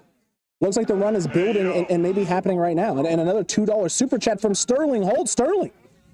Appreciate the support there, my guy. Thank you so much. Second and third rounder type. Chandler, you talking about Ty Chandler to the University of North Carolina, the running back? You may be able to get him a little bit later. Running backs have not been flying off the board right now. The value is not as high. It won't be maybe until the fourth or fifth round that you start seeing more running backs going, getting to pick 134 and such. And if that's the case, then a guy like Ty Chandler may be available after that down the road a little bit later. Bears take Velus Jones. So wide receiver Velus Jones. They traded up for Velus Jones. We've seen Tyquan Thornton go off the board. We've seen Velus Jones now go off the board. Speedy wide receivers who have a lot of dynamics and do a lot of different things in the wide receiver room. Velus Jones, a guy at Tennessee that can do a lot of things in the return game, which is why Ant and I both liked him. The problem was you weren't going to take him at this spot. You're not going to do that. There's guys like Danny Gray, guys like Kyle Phillips that are still on the board right now in the wide receiver room that can do a lot more things in terms of the route running and being able to attack the field and provide you with ways to beat defenses. Velus Jones is a little more limited in the receiving game right now. There's a lot of top-end speed, but some decent size there. He's going to be a good slot option early and definitely adds a lot in the return game. So interesting. And we've seen now two wide receivers that were projected and expected to go a little bit later in this draft. Tyquan Thornton, the New England Patriots trade up for and get ridiculously early in the second round. And now Velus Jones in the third round very early on. The Bears trading into that spot and taking that man. So wide receiver, the run on wide receivers has been real in this draft so far. It has been something that has started in the first round, and we saw teams miss on wide receiver who were waiting for guys to see if they fall, who ended up trading for wideouts. So wide receiver run is happening. It is a real thing, which means that maybe the Niners are feeling like they're going to have to go wide receiver. Maybe they're going to feel like they're going to have to trade up to go get a wide receiver. If they have to trade up to go get a wide receiver, what are you giving up? What does that look like? I'm imagining it's going to be future picks, and they're not going to future picks and some back end stuff in this draft. Again, it's going to be really hard for any of those guys to make the roster, right? To make the roster, picks 220, pick 221, pick 262, even getting back to that 180 pick as well. The Seahawks pick is officially in also, so now we're just waiting to see what happens there and who the options are. And shout out to everyone watching us, everyone on Twitch watching, everyone on Facebook watching, YouTube and Facebook. Thank you so much for tuning in tonight. Hit that like button if you haven't already and make sure you're subscribed. I can see Seattle drafting Malik Willis. Todd Winthrop says this definitely could be a quarterback option here for Seattle. Seattle could be going that route here. I think they have other holes and other things they could fill. And the fact that you still have Matt Corral on the board, you still have Malik Willis, this may not be quarterback. Then again, I didn't think Velus Jones and Tyquan Thornton were going in the second and third round, respectively, early. So what do I know? All right, what do I know? I have nothing at this point. I know as much as anybody else at this point. It's going to be interesting. But we keep stacking up running backs. No more, says Joseph Whitebird. So Joe does not want a running back here. Not a running back. I think there's still a lot of solid options. You still have Pierre Strong that's available at the running back room. You still have Isaiah Spiller. What is going on, sir? How you doing? You doing good? What's going on? You having a good night? Good to see you. Good to see you. Oh, we had some tacos. So look at that. We're getting some taco love out here as well tonight. So some lumpias and some tacos, which is absolutely solid. I bet people pronounce Venus like the planet. You're not wrong, BV. I just said it for you, just to hit on that, right? Wanted to hit on that note there. It is Velus Jones. Velus Jones at the University of Tennessee. 71 just got picked. 72. You guys like Drake over Bonito, says Renee. I like Drake where they got him. There's a lot of potential there to be to develop into a 3-down guy who's a little bit closer to being a 3-down guy than Bonito is. He just doesn't have the top end speed. Just doesn't have that. And the Niners have shown, right, that they'll address positions earlier than maybe they need to, a year early. You do have Samson Ebby coming on a 1-year deal, and if he continues to improve and do the things that we saw this past season, you may be looking at a situation where you can't afford to keep Samson Ebby coming around if you're going to be paying Nick Bosa. Right? If you're going to be paying Nick Bosa and extending him, you may not be able to keep a guy like that around. You may not be able to keep a Charles Meneu if he has the kind of season we all think he can have. So you go that route a little bit earlier, and you address it now with a guy who's got some 3-down potentiality that could potentially move to the inside and be that flex guy, moving outside on base downs and moving inside. We've seen Eric Armstead start that way and then transition into the interior role. Maybe Drake Jackson has taken a similar sort of path. We're going to see. We're going to see. Like to trade up, my guy, says Todd. So Todd wants a my guy trade up. So I feel you there. I feel you there. And Frank, punter's not happening. At least not tonight. It's not happening tonight. Niners aren't doing it. I like Ariaza just as much as the next guy. I will not meme, though, in this draft. It's not happening. We're not memeing. We're not memeing. You're just not. You're not going to do it. The Seahawks pick is in, so now we're just waiting to see who the gentleman is, who they decide to go with at this point. Will they continue to address O-line? Will they go the tight end spot? We haven't seen a tight end come off the board in a while. The Seattle Seahawks do need a tight end. Tight end is something they need to address. They've addressed running back, they've addressed edge, they've addressed O-line. So maybe tight end is the option here. Maybe it's Greg Dulcich out of UCLA. Maybe that's the guy they're looking at right here, a guy who's a little bit more well-rounded tight end here at this spot. It took a while for the first tight end to come off the board. It was Trey McBride. And maybe Greg Dulcich is the guy that they're targeting and looking at right now at this point in time. So, stay tuned. It's going to be, hopefully the NFL decides to get off their behinds here at some point and announce a pick, and it's not. It's another offensive lineman. It's offensive tackle Abraham Lucas out of Washington State. So they are definitely going offense here. Doing the things they did not do when Russell Wilson was the quarterback. Didn't address the O-line they now have. They've addressed the O-line twice with 2 of their picks. They also go running back Kenneth Walker to Michigan State, who, if you've been around for a while on the channel and you've been listening to me, you know how high I am on Kenneth Walker. He was the only player in this draft that had Debo-esque running style and Debo-esque physicality in terms of how he runs and how he attacks. Definitely not Debo Samuel. Don't get it twisted. It's not Debo Samuel, but Debo-esque things with how he plays. Seattle goes that route with a little bit more physical running back. It's exciting. It's exciting to see what the NFC West teams are doing. We saw Arizona also trading earlier and getting a more proven wide receiver commodity at the wide receiver position. So, interesting. Abraham Lucas is the pick. They're going O-line. They're addressing it. They're trying to counter what we've seen from San Francisco. The real question is, and Ant and I have talked about this, with this gentleman. With this gentleman here, Abraham Lucas, this is a guy who was asked to be more of a pass pro guy. A lot of positive things in the pass pro, not so much in the running game. He had some weaknesses in the running game in terms of technique and fluidity and how consistent he played. Also not extremely dominant. Very good with his leverage and things of that nature. But if you're wanting to be a more run-heavy team, right, you want running back, you've now addressed the O-line twice for the Seattle Seahawks. There's question marks in terms of what this guy can do as a run-blocking option for your team. Now, I don't know what the plan is with their O-linemen, the guys that they've taken, but very interesting draft strategy here for Seattle with what they're doing and how they're going about building their roster. But again, a lot of the teams in the NFC West are trying to make sure that they can compete. Right? They want to compete with the other guys that they're seeing. They compete against the teams that they're facing twice a season. Each of these teams they got to deal with twice. What do the Niners have done? They've run the football very, very well. A lot of these other teams do things like getting after the quarterback. They do it very well. The Rams, very good at it. Aaron Donald and what was Von Miller, but now isn't. They were able to do that very, very well. Arizona went after and got J.J. Watt. They saw a lot of positive things out of a lot of different guys at the rotation that they had there on their D-line last season, as well as the addition of Zaven Collins and what Isaiah Simmons continued to develop into. And the Niners, we know what the Niners are, right? Built around the D-line, built around this front 4 and front 7, right? Getting after the quarterback and being able to put pressure and apply pressure. So Jelani Woods, Colts take Jelani Woods there at 73. So Jelani Woods, the tight end out of Virginia, 6'7". He's huge. He's absolutely gigantic, TCC. He's absolutely gigantic. I'm a little surprised they went this route, but they're looking for the pass catching option. They're looking for the upside and making things easy for Matt Ryan, the quarterback. So adding weapons for Matt Ryan at the quarterback position in a very stacked AFC, getting the 6'7" prospect out of Virginia. A lot of positive things for that gentleman. However, struggles playing in the three-point stance. Absolutely struggles playing in the three-point stance. I mean, you can see it here on some of the highlights that they're going to show right now.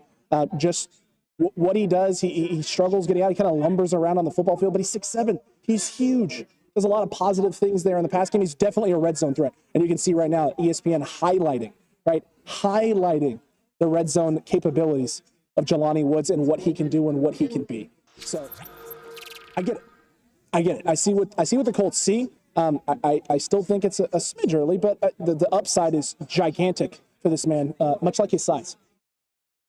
It was not intended. It was not intended, pun, but it happened nonetheless.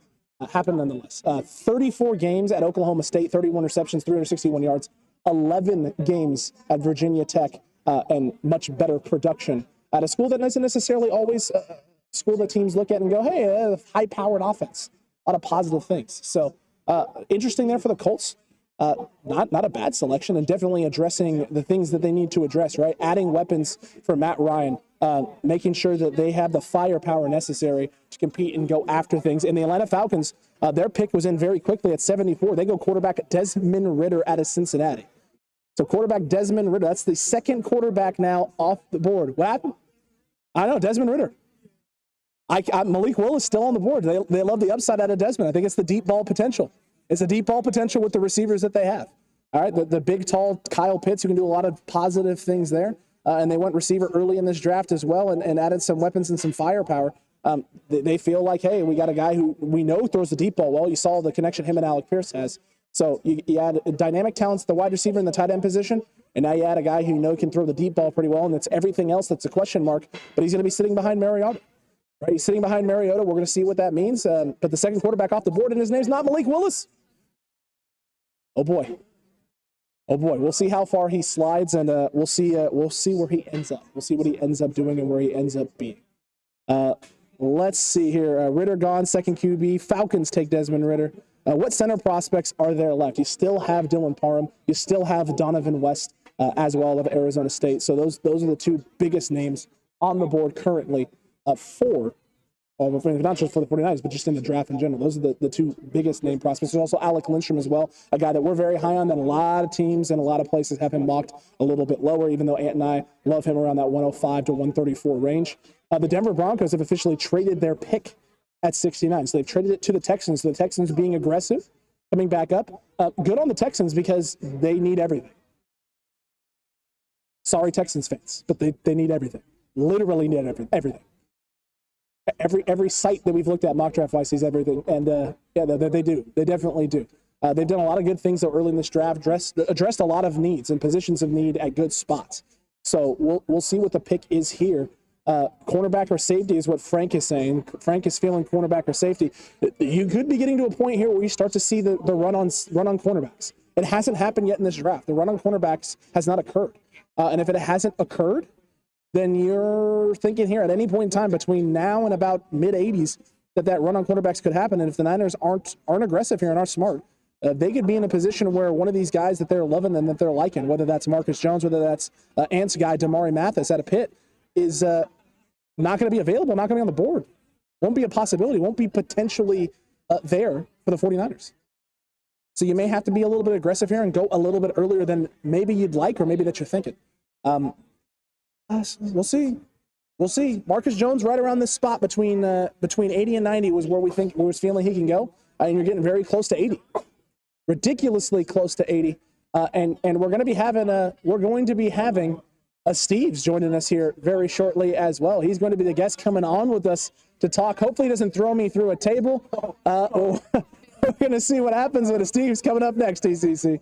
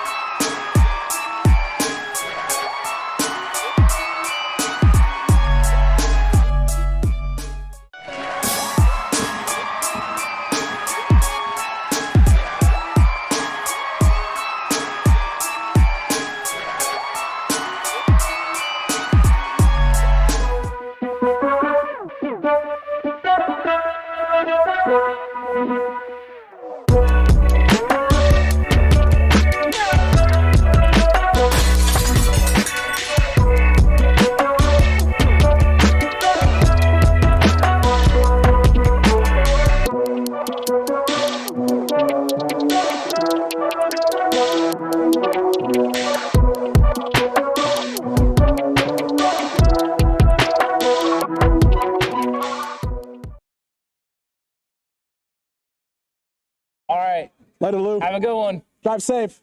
Drive safe, Lou. And the Azorean One is now. Oh, wow. Stare down. And I'm not comfortable. It's real. The Azorean One is not forgotten. The last time, sorry, I'm in the wrong venue. My apologies. Hey guys, how's it going? Yeah. This isn't lock it up, man. Sorry. This isn't lock it up, my Sorry. guy. Yeah, exactly. I mean, and this is one of those times it's draft time right here in Galt, California. Oh. Yeah, there we go. Cheap pops all pop over there. the place. You got a cheap pop it. And the draft is an interesting thing because you get a new player all the time. This is one of those things that you've been a 49er fan for a long time. Since birth. And every time they add a player. Now, I want to ask you this because I haven't got a chance to ask you since. But how have you recovered from the season so far? I'm okay. I'm okay. It's day by day, step by step. You know, sing the theme song from Step by Step. Yeah. And that's how I feel. It's that championship game, you know, just you try to move forward. You try to keep on keeping on. And it's being a Niner since birth.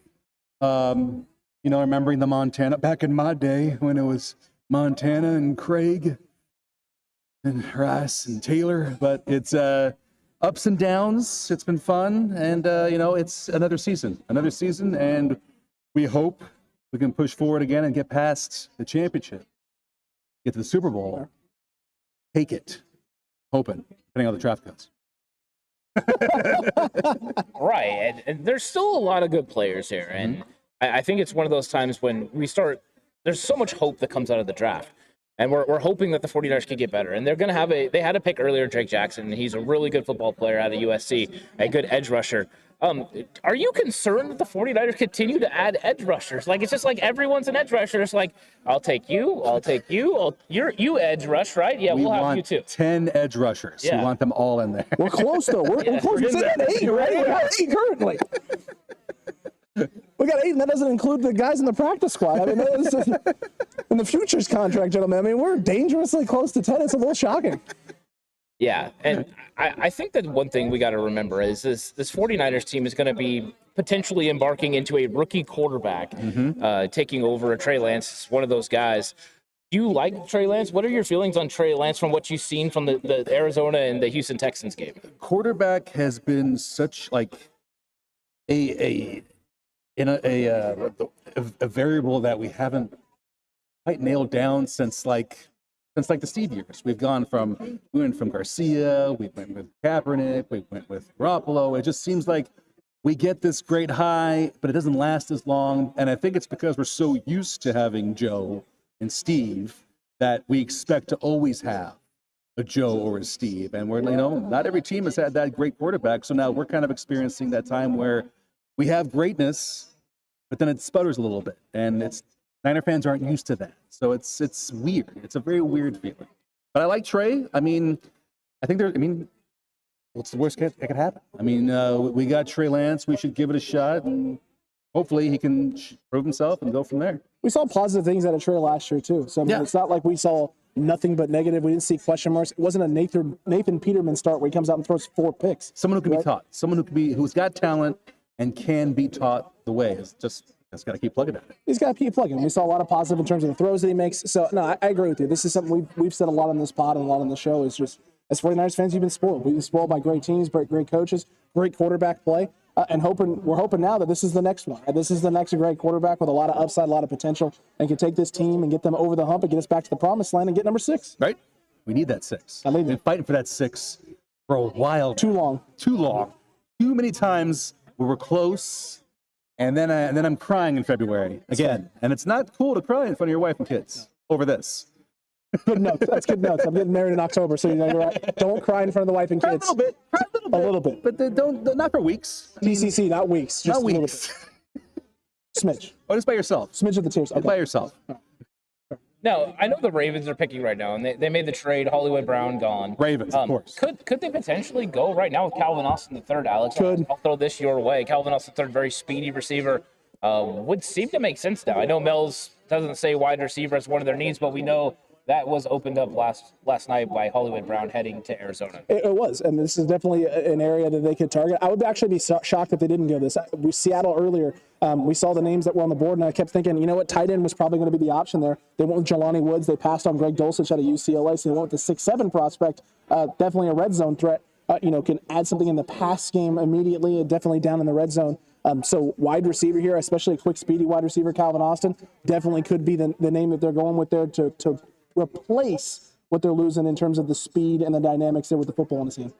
When does Vince McMahon come out and choose his pick for the Raw brand? Does that happen? That's not happening. That's not happening. No, Wrong that's not this draft. one. That's not happening. Wrong draft. Wrong draft. Sorry about that, man. I'm glad you let him know. Instead of the wrong notes. Yeah. Yeah. Don't get Ray started. Don't get Ray started in the chat now. Yeah, and what were you feeling about the Deebo Samuel situation? It's something that's kind of taken a life of its own. He doesn't get traded, of course, but it's a lot of reporting where it's like, what's the actual truth? Did he want to leave? Does he actually want to stay? Do they want him to leave? And it felt like a story that went crazy. I mean, the last thing I heard, like, he never actually said he wanted to go. He wanted to stay. So the guy was a key figure for us last season. The guy was there when we needed him. The guy made plays happen. And it would be a hit not to have him. I mean, of course, if it does, we adapt, we move forward, we move from there. But he's just such an added key that we enjoyed so much that it would be nice to keep him there. I'm hoping it was just some misinformation, jumbled reporting, but who knows? I would like to see Deebo still in the red and gold this season. And a huge hit just happened because Baltimore takes Travis Jones, the defensive tackle, out of Connecticut. Very nice player, Alex. A elite first step, a guy that can really get aggressive on the inside. Going to be a dynamite player once again in the AFC North. A very good player. I like Travis Jones a lot. I'm kind of surprised he's still around at 77 because that first step is tremendously good. So he's a guy that's going to be playing up there, and I think he's got a lot of potential. Definitely does. Definitely does there. Trying to take a look here. And the Colts pick is already coming in, by the way. It's going to be Bernard Raymond. It's just coming. I'm actually kind of surprised he went this far down here into the third. I thought this was a guy that some teams were going to take in the second. Versatility there, and still he's green. This is a green prospect. This guy doesn't have a lot of experience playing football. This guy who's just coming into his own as a football player, especially tackle on the offensive side, and came in at Central Michigan as a left tackle prospect, did a lot of positive things there. A little surprised he went here, but teams feel like maybe there was more development than people were saying or projecting coming into this draft. Yeah, he's one of those guys that plays with a nasty streak, and you'll see him putting people on the ground pretty consistently. This would be your kind of offensive lineman, as he likes to body slam guys. So this guy's a very good talent. Coming from a small school, he's definitely one of those guys that's not played against a level of competition of some of the other players in this draft, but it does have a lot of versatility. Like Alex said, he can play interior and on the outside as a potential right tackle in the NFL. So to make you feel better, Warren brought this up in the chat. Warren had said, hey guys, Deebo just put out a new shirt, a Deebo Samuel is back shirt. I checked his represent just now. Deebo Samuel just put up a shirt on represent. Deebo Samuel is back shirt. So whether or not that means there's something going on and maybe a contract is getting close here, but Deebo Samuel just dropped a shirt on his merch shop. Breaking news. Yeah. Maybe he just eliminated the wide back part of it. For like the last few days, I've been saying the wide back thing is annoying. I come up with a better name. I don't like wide back. No. Yeah. So maybe he just. I'm back because he's no longer. I'm wide back. No, I'm not wide back. I'm just back. I'm just back. Just back, but not as a wide back. How's it looking for Rod Tidwell? Yeah, I don't know if he's going to get the money that he's seeking. Maybe they'll show him the money. I mean, they should. I think they should. Rod earned it that season in Arizona. Yeah. Somebody did get their Rod Tidwell in Hollywood Brown last night. How do you like a name like Hollywood? You like that? I hear that, and I either see feather boas. Black and white flashing. Okay, you went Hogan. Oh, you went like Hollywood leather Hogan? vest, leather pants, shades, Hollywood, you know? That's fair. That's fair. We're inching closer to the 49ers pick. Okay, here we go. And they're keyword there was inching. Inching, yeah. It's an inch. It's a slow pace at this point. Inch by inch, life's a cinch. But Cleveland is on the clock right now, and the 49ers have a pick coming around. It's almost 20 picks or something like that. Do you have a position that you want them to take a player from? Like, do you have a certain position you think they have a need that they need to address? I I can't say I have all the stats that you guys have, but the offensive line, I think, is something that we had a few weaknesses in. And being someone who very, very long ago was an offensive lineman, many years ago when less bones clicked like they do now. When you were when you were learning the fundamentals. Learning the fundamentals, the flag football champion. Yeah. And then a Lodi Cardinal. There you go. Don't exist anymore. I was an offensive lineman, and you got to protect the quarterback. And I feel like there's always something to be said about strengthening your front line, getting some beasts up there who are quick, who are going to be able to protect your quarterback and your running back. And I feel like there were some weaknesses at key moments this last season that gave us a loss when we could have had something better out of it. So I would say make sure the offensive line is strong. I think we got talent when it comes to quarterback, when it comes to receivers. Our front line needs to protect those guys in the backfield, and that's what I would focus on. And Chat's agreeing with you. Juanito just said it. Offensive line needs work. It needs work. It needs help. And the Browns did just take defensive end Alex Wright out of UAB. So they go with the big, lengthy prospect there to UAB with a lot of upside, a lot of potential there. I see earlier, too, Robert asked, why no trade for Jimmy? Why has Jimmy not been traded yet? And this is something that was getting teased. We all thought could happen on draft day. Then nothing's really happening with it. Then it starts getting leaked that maybe something's going to happen. Jimmy's still on the roster. Steve, do you think that means anything? Like, Jimmy's still being here, do you think that means the Niners don't trust Trey? Or do you think they're just biding their time and waiting for the right moment? It's a loaded question. It is. There was so much behind having Jimmy here. I mean, the media about it, with him being the student of Tom Brady and the talent that he had. So I think there's still this element where it's like they want him to be the franchise quarterback. There's people who want Garoppolo to be the next Joe and Steve. And there must be this feeling where we want Trey. Maybe they want Trey to be that great backup. Maybe Trey is Steve, and they want Garoppolo to be Joe. Like we want to mimic the 80s, 90s again. I don't know. It just gets this feeling like they want to hang on to Garoppolo, and I don't know.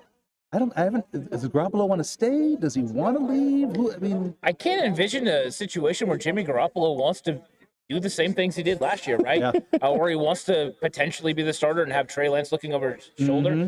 And Trey Lance is so much better than he was last year already. You saw the development during the season. He's going to be so good next year. I don't know how Jimmy would be able to, beat out Trey Lance in training camp. I think this is Trey's team, and I can't see Jimmy wanting to sit back and be the backup quarterback. And he's definitely not going to allow the 49ers to come to him and say, like, hey, Jimmy, you want to take a pay cut for us, to be the backup? I can't envision that. So I think they just need a willing trade partner. And the only willing trade partner so far that we even think is a possibility is Carolina. And they don't have a pick until the 4th round. So potentially after tonight, between tonight and tomorrow, a trade could get done. Mm-hmm. But I mean, I'm not saying that's imminent because we just don't really know what's going to happen with Jimmy. Yeah, tough to say. I mean, and Jimmy, he already spent most of his career backing up Brady. He doesn't go back to backup. Yeah. He doesn't go back on that bench.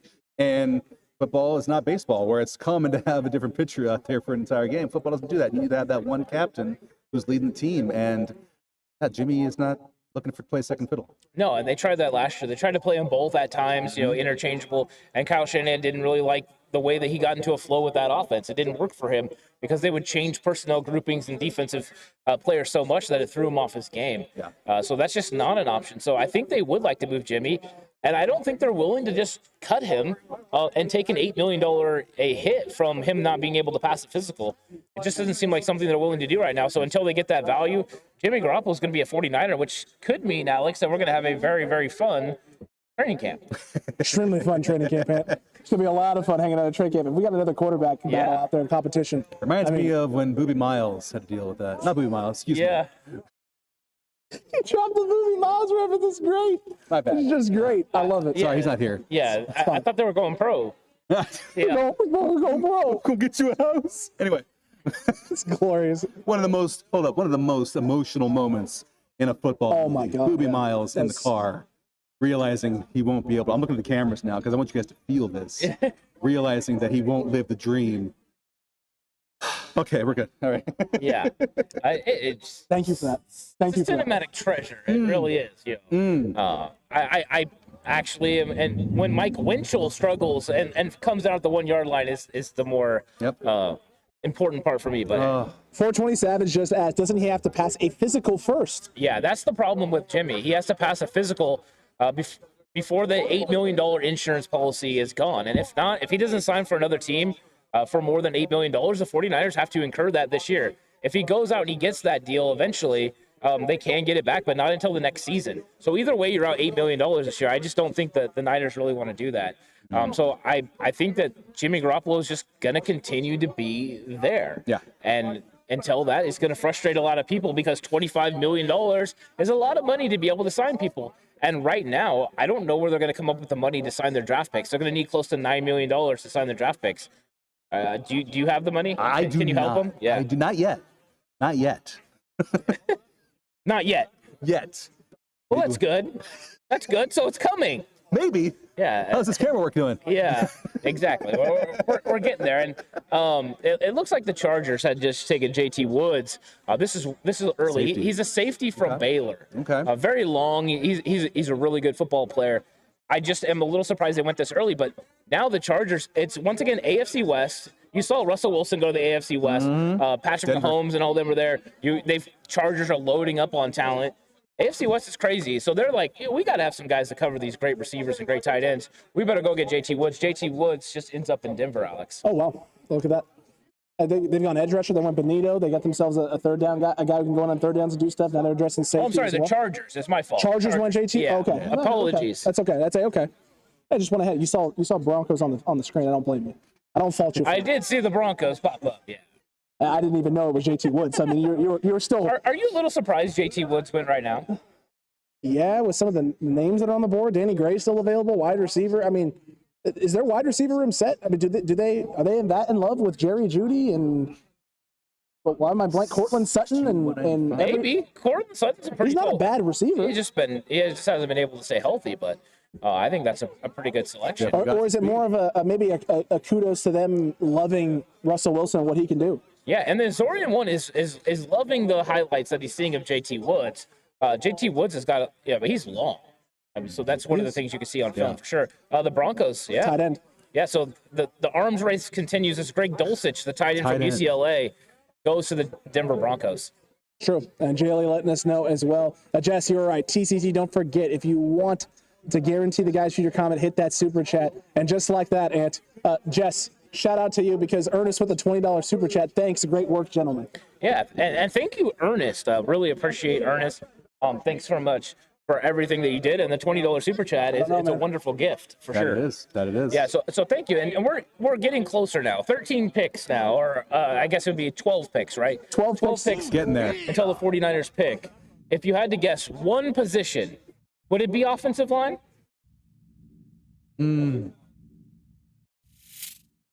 Our last two. What do we get? What do we got? We've so far we've got Drake Jackson, the edge rusher. Edge rusher, yeah. Yeah. I say go with an offensive lineman. Oh, there you go.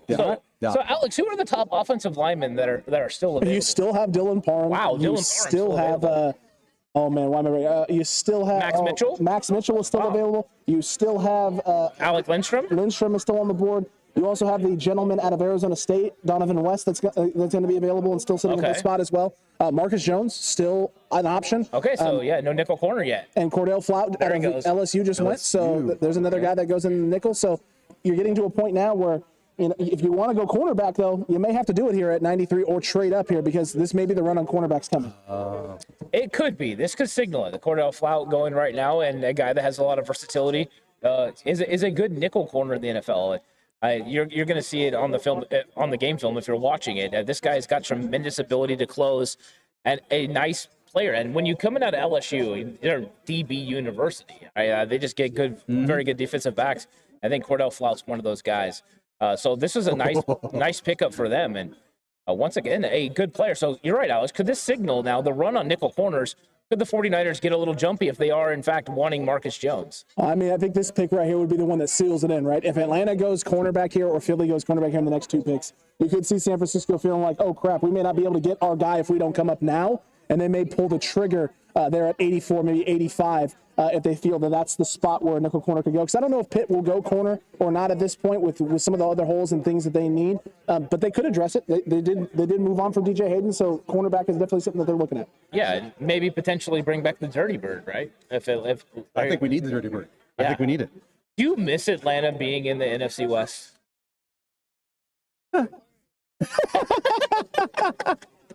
My memory's there. Oh, and it was easy to remember the NFC West. Right. True.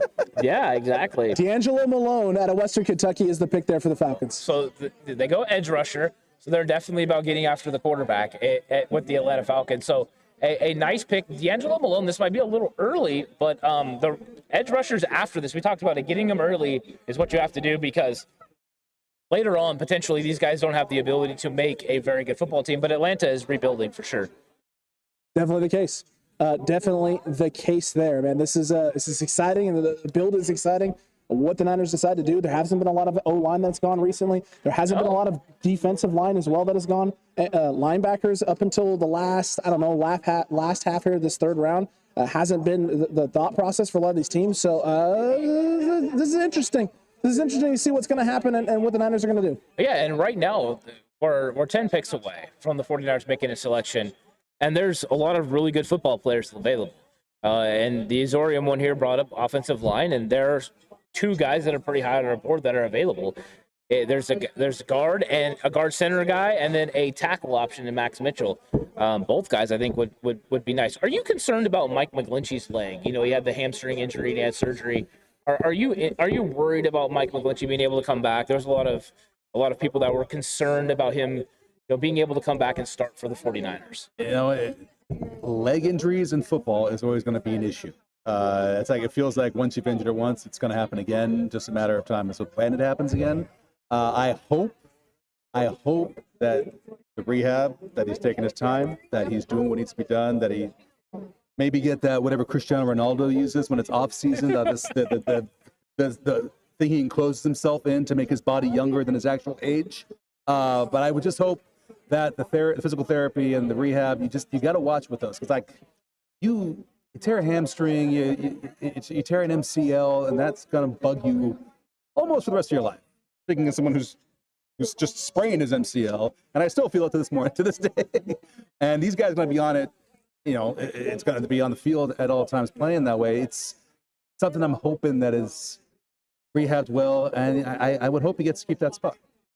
Yeah, I think so. I think hopefully McGlinchey's back. He's already back to within 10 pounds of his playing weight from last season. So the rehab must be going pretty good because he's not completely, smaller like he looked in 2020 where he went on the keto diet or whatever he did and lost all the weight.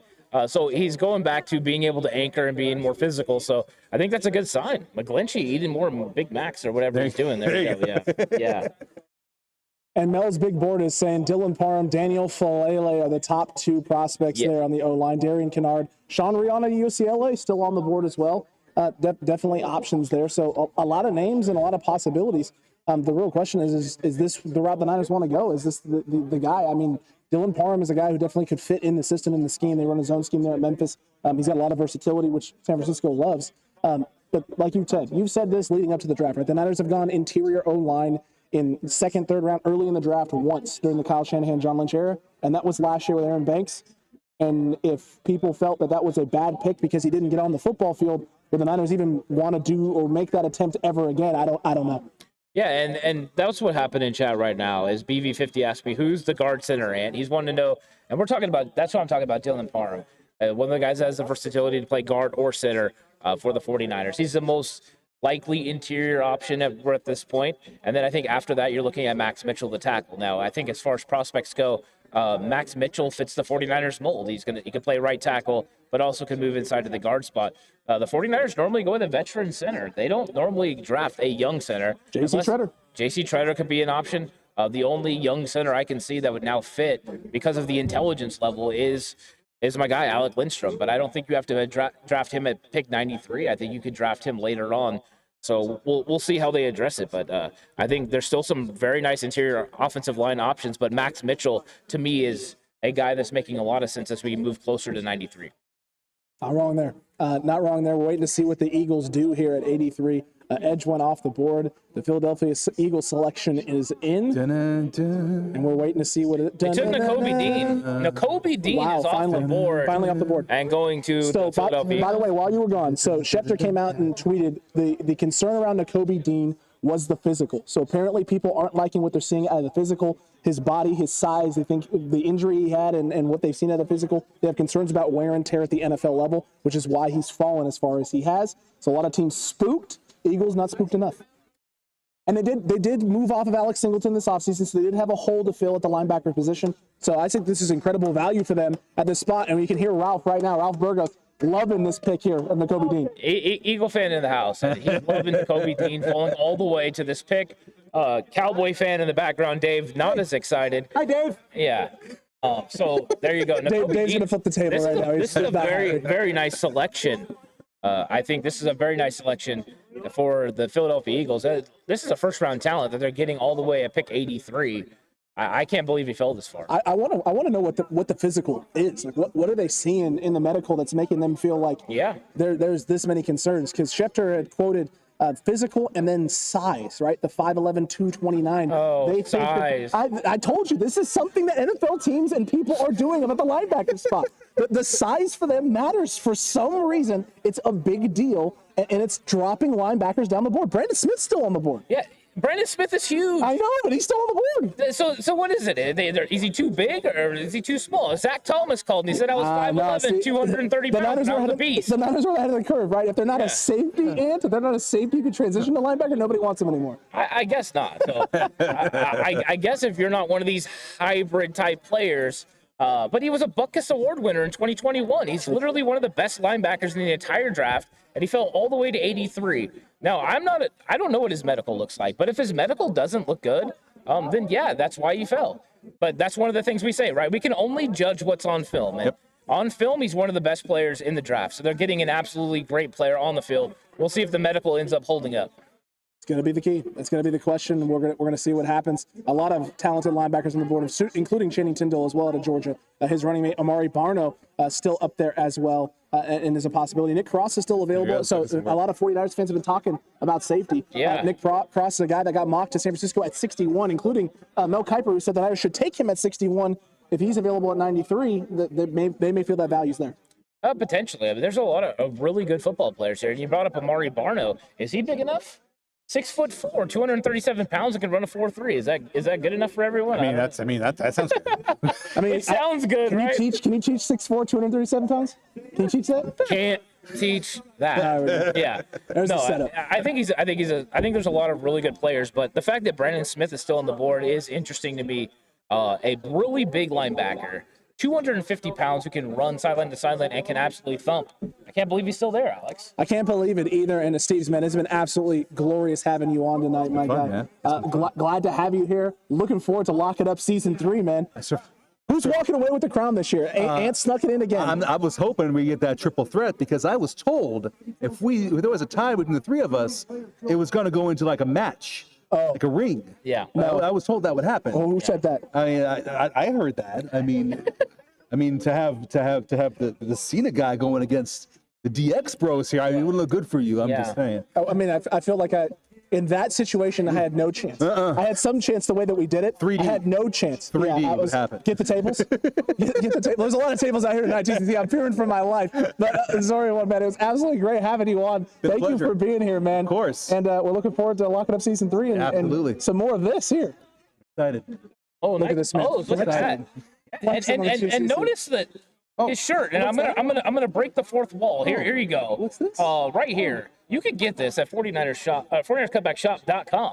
I'll give you a little Randy Orton with it right there. Oh, beautiful. Look at how is he getting across? Look at he's getting across the overlay to the other side as well. It's absolutely incredible. This man is everywhere, TCC. He's absolutely everywhere. He's absolutely killing it. Been a pleasure, Cutback.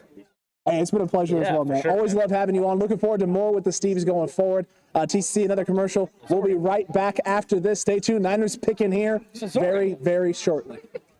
You subscribed, but are you a channel member? You probably should be. You get extra additional content, Madden gameplays, you get early access to tons of different videos, as well as what do we call those things again? Oh, that's right. Live membership only live streams. That's right. only for members, only for you. You get all of our time and not just football, Ant. Yeah, lots of other stuff as well. So go ahead and click the join button right now and join the 49ers Cutback crew. Get some cool emojis also. Oh, yeah, that as well. What is up, everyone? I'm still here. Alex is gone. I don't know where he went. He's gone. I don't know if he's coming back. No, I'm just kidding. So we've got Marcus Jones. I got to break in with this. Marcus Jones just went to the Patriots. So the 49ers man crush of Marcus Jones is gone. Unfortunately, every fan that's a 49er fan has just got upset because Marcus Jones is gone. The corner from Houston. So you know what that means? I heard some stuff coming over here from Paul. Paul, you know what that means? We're probably going to have to get my guy Damari Mathis now, right? Unfortunately, Marcus Jones off the board. Which one's your running back, Paul? That I don't know. Oh, you're talking about James Cook. Yeah, he's gone. He went pick 63. James Cook is gone. Yeah, Lou wasn't happy about that either. So there you go. He's gone. Marcus Jones was a very good talent, though. And so New England striking on the nickel corner that I believe that every single fan base really wanted. A very versatile player, 5'9", 185 pounds, but with the fluidity in the hips to be able to flip, play man coverage, but also has the zone capabilities. A very, very good player. Alex is about to rejoin, and he's going to find out that Marcus Jones goes to New England. Oh, you got to be kidding So me. we only have one person, or actually a couple, because I guess, here at Back Alley Brew, there's a New England fan as well. But sure. Megan will be very happy that Marcus Jones is going to be here. Someone that she heard us talking about consistently. So, I mean, this is just depressing. Yeah, so you know what that means? Maybe me and JHill will finally get our guy, and we'll get Damari Mathis. It's possible, man. Yeah. It's possible. It's also possible. I mean, there's so many possibilities. There's a lot of guys right in this spot as well that the Niners have talked to and interviewed already. Yeah, and as should have been done, the whole entire chat just lit up. Frank is not happy, by the way. Frank is not happy. Marcus Jones' guy is gone. There you go. Wasn't aggressive enough. We'll see. We'll see if the 49ers weren't aggressive enough. Now Frank has already turned his attention to Nick Cross, who's available as well. True, Ant. They're going up. They want the safety prospect now. They want secondary. Nickel cornerback felt like the only thing coming into this draft that was a legitimate hole for the 49ers. Yeah. Like nickel corner, who is it? We heard Fred Warner, right, talking about how Darqueze Dennard feels like the guy, but yeah, we'll see. We'll see what happens. It does feel like nickel corner is the route that the Niners should go, and they definitely can still address it with a very high-quality prospect in Damari Mathis at a Pitt. So we'll see. We'll see if that's the route they decide to go with for the 49ers. Yeah, now it's not so sure that 93 is that guy. We've been talking about this for a while, and I think everyone that's in 49er land was pretty sure that the Niners were going to have to go up into the mid-80s to be able to get Marcus Jones, even maybe ahead of that. Marcus Jones is a dynamic player who you thought could be plug-and-play. There's not very many more plug-and-play nickel corners. Cordell Flout was one of them. He's gone. Marcus Jones, he's gone. So who do we have left now?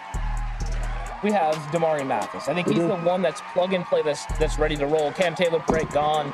Can you think of anyone else that could potentially go in this spot that's a nickel corner if the 49ers are looking to address nickel corner? They better not.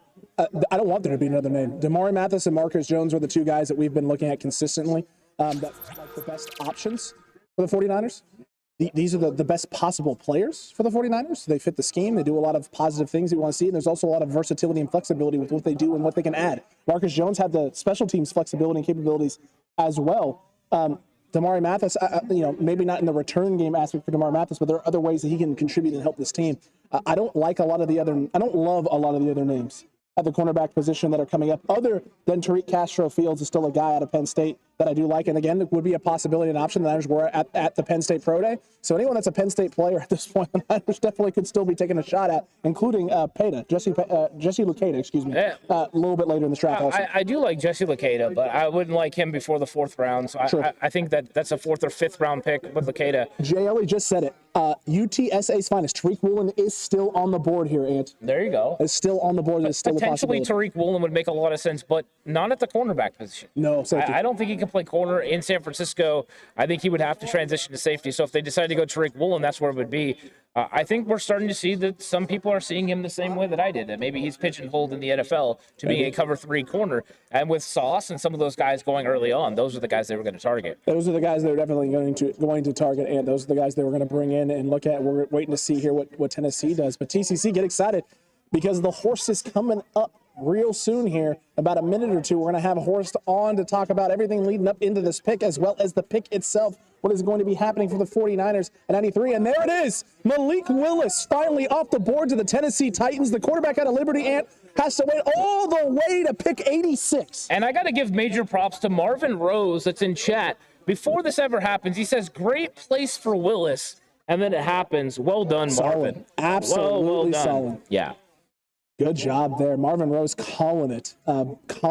JLA saying both Bama cornerbacks. So you got Josh Jobe and Jalen Armour-Davis. Those will also be solid options. Jalen Armour-Davis would make sense at 93 or 105. A guy that's been moving up boards at a rapid pace. Started, fourth, fifth round, has made his way up all the way into the third potentially. I think that would be nice. So it definitely would, and it definitely would be nice there. I wouldn't hate Jalen Armour-Davis here at this spot. A couple of things, Alex. When we're going over our big board, is Isaiah Spiller still available? He is still available. So Isaiah Spiller is the number one guy on our board. Would the 49ers potentially go running back? Yes, unless the plan is to deal 105 for a guy like Saquon Barkley, right? Unless you're going to be dealing a pick for a running back, then Isaiah Spiller could make sense here at 93 or 105. Yeah, because, I mean, the guys that are on our board now that are available are running back, and then also we're going to have linebackers, Brandon Smith and Darion Beavers. Those are guys that are high on our board as well, Dylan Parham as well. Very true. Very true.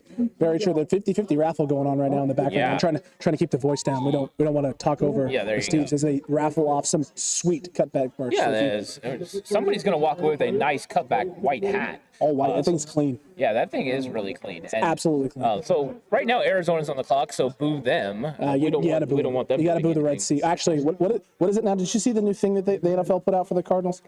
Did you see their hashtag? All right, later. Good to see you. Good to see you, Reb Doctor. Okay, so we've got the Cardinals coming up. I'm sorry, I missed what you were saying, Alex. I forget what it was. The NFL put out some hashtag for all the teams and their slogans. There was Fly Eagles Fly. There was Tighten Up, a bunch of other stuff. You would think it would be hashtag Red Sea Rise Up for the Cardinals, but it was some weird thing. And a lot of Cardinals fans are thinking they're going to be changing. No Red Sea Rise Up. There was no Red Sea Rise Up. It was something like Go Birds Go or something like that. It was really, really odd. Yeah, and Marvin, no problem. You get the shout. When you do what you just did on chat, you deserve the shout. He does shout out. Well done.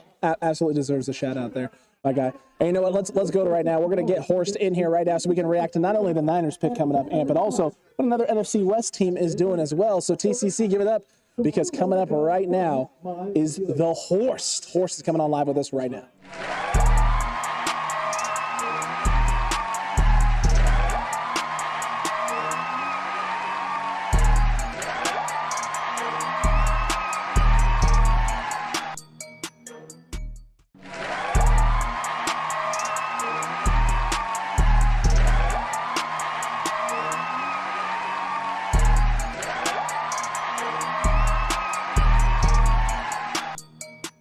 Hey, Alex. What are you doing, man? You're not ready. How am I not ready? I'm here. Your shirt. You can't do things out in public like that. Especially not on the podcast like that, man. I better get into something else quick. Oh my gosh, that was quick. That's better. And thank goodness we have 49erscutbackshop.com where you can get all your 49ers cutback needs very easily as well. Yeah, go over there, check it out. Peruse a little bit. New drop coming soon. And Paul just won the 50-50 raffle. Yeah. How Paul Saunders wins 49ers Cutback, the white hat. It's clean. So if you saw it in the ads, Paul is rolling with that. So there you go. We're gonna have to try and get Paul to show that. And we missed it because that was going on. The Horst is here. I am here. Wow. I'm in the building. I've been in the building all night. JL's been hitting the Horst emojis in chat the whole time. You know, I think JLA is going to be the first one to buy a Horst shirt. You've got to give the people what they need. Yeah. What they want. What they want. No, what they need. Oh, it's what they need. What they need. They need some Horst in their life. They need Horst in their life. I don't disagree. It'll change you. So, Horst, we just saw Cameron Thomas from San Diego State go to the Arizona Cardinals. They're loading up on guys to potentially stop Trey Lance. So, from what you've seen so far, right, you've seen Hollywood Brown go to Arizona. Where do you think the 49ers need to go to be able to compete with these other teams in the NFC West? Well, I think a lot of it's just based on them up front, containing Kyler, keeping Kyler in the pocket still. Kyler's still can't drop back and play quarterback from the pocket. I think that's why we saw them go with Drake Jackson, is they're still focused on playing great football up front. And since you brought that up, because you're the USC guy, Drake Jackson, here we go. What did you think about the pick of Drake Jackson at 61, and were you surprised he fell that far? Twofold. That's actually about where I had him ranked. I know a lot of people had him as a first round guy. I thought first round was too high for him, but actually where they picked him, I think that's a good solid pick. I liked it. Okay, gentlemen, breaking. The Arizona Cardinals did make the selection. They made the pick. It's wide receiver Jalen Tolbert out of South Alabama. They go another wide receiver. Oh, wait. Maybe it was. Oh, it was. It was Cam Thomas. It was the end Cam Thomas. The pick after that was Jalen Tolbert out of South Alabama. So thank you for the correction. Yeah. Cameron Thomas. So where did Jalen Tolbert end up? That's I'm not 100% sure. Okay, so I got to try and pull up Jalen Tolbert went ahead and has gotten moved. And we're getting really, really close to the 49ers pick. The Cowboys. Oh, the Cowboys. We'll ignore that one. Sorry, Dave. But as far as the 49ers, they address edge rusher. They now have I don't know how many in the room, but it's the most talented edge rushing room I think in the NFL. I don't think there's even a question at this point. Where do they go next? Is it interior offensive line, or what do you think? I think the three obvious places are defensive back, interior line, and running back. Right. I think a lot of people are expecting him to add a running back in the next 2 days. We still have Zamir White sitting here. Ooh, you like Zamir White. We still have Brian Robinson from Bama, although I don't think he really fits their scheme. Did Pierre Strong get picked? Pierre Strong is still on the board. Your guy Pierre Strong's there. Yeah. I think there's a lot of talent still on the board. James Cook, right? James Cook is gone. He went pick 63 to the Buffalo Bills. The running backs you have left, that's where it gets a little interesting. You have Isaiah Spiller from Texas A&M. He's the top running back on our board, and then Pierre Strong as well. Brian Robinson, the running back out of Alabama. Those are three running backs. If you think the Niners could go running back, I think those three make the most sense. Yeah, I definitely would agree with that. I'm not as big on Spiller as you guys, but I know a lot of people are, so maybe I'm wrong. I'm big on Jimbo developing running backs. Jimbo Fisher does a pretty good job. Dalvin Cook being one of those guys. You know what? That's a fair point. Yeah. And that's a really fair point. He's come out with who? Dalvin Cook. He's come out with Cam Akers. Cam Akers. He's put out some good ball players. Yeah. But I don't know. For some reason, I like Zamir White. Zamir White's a good prospect. He did not make our top 50 big board, Horse. So if you'd have contributed to it, maybe Zamir White would have been able to finagle his way in. But he didn't get it done. So I'm curious, would he have been on the Horse Big 50 board? I'm not sure. Wow. I'd have to think about it. Think long and hard. I was trying to think about taking Spencer Burford out because that's Alex's guy anyway. Sure. Well, but he's probably not very good. Ouch. He's actually pretty That stinks. good. You gotta like him. Then there's what do you There's guys? the pick right here.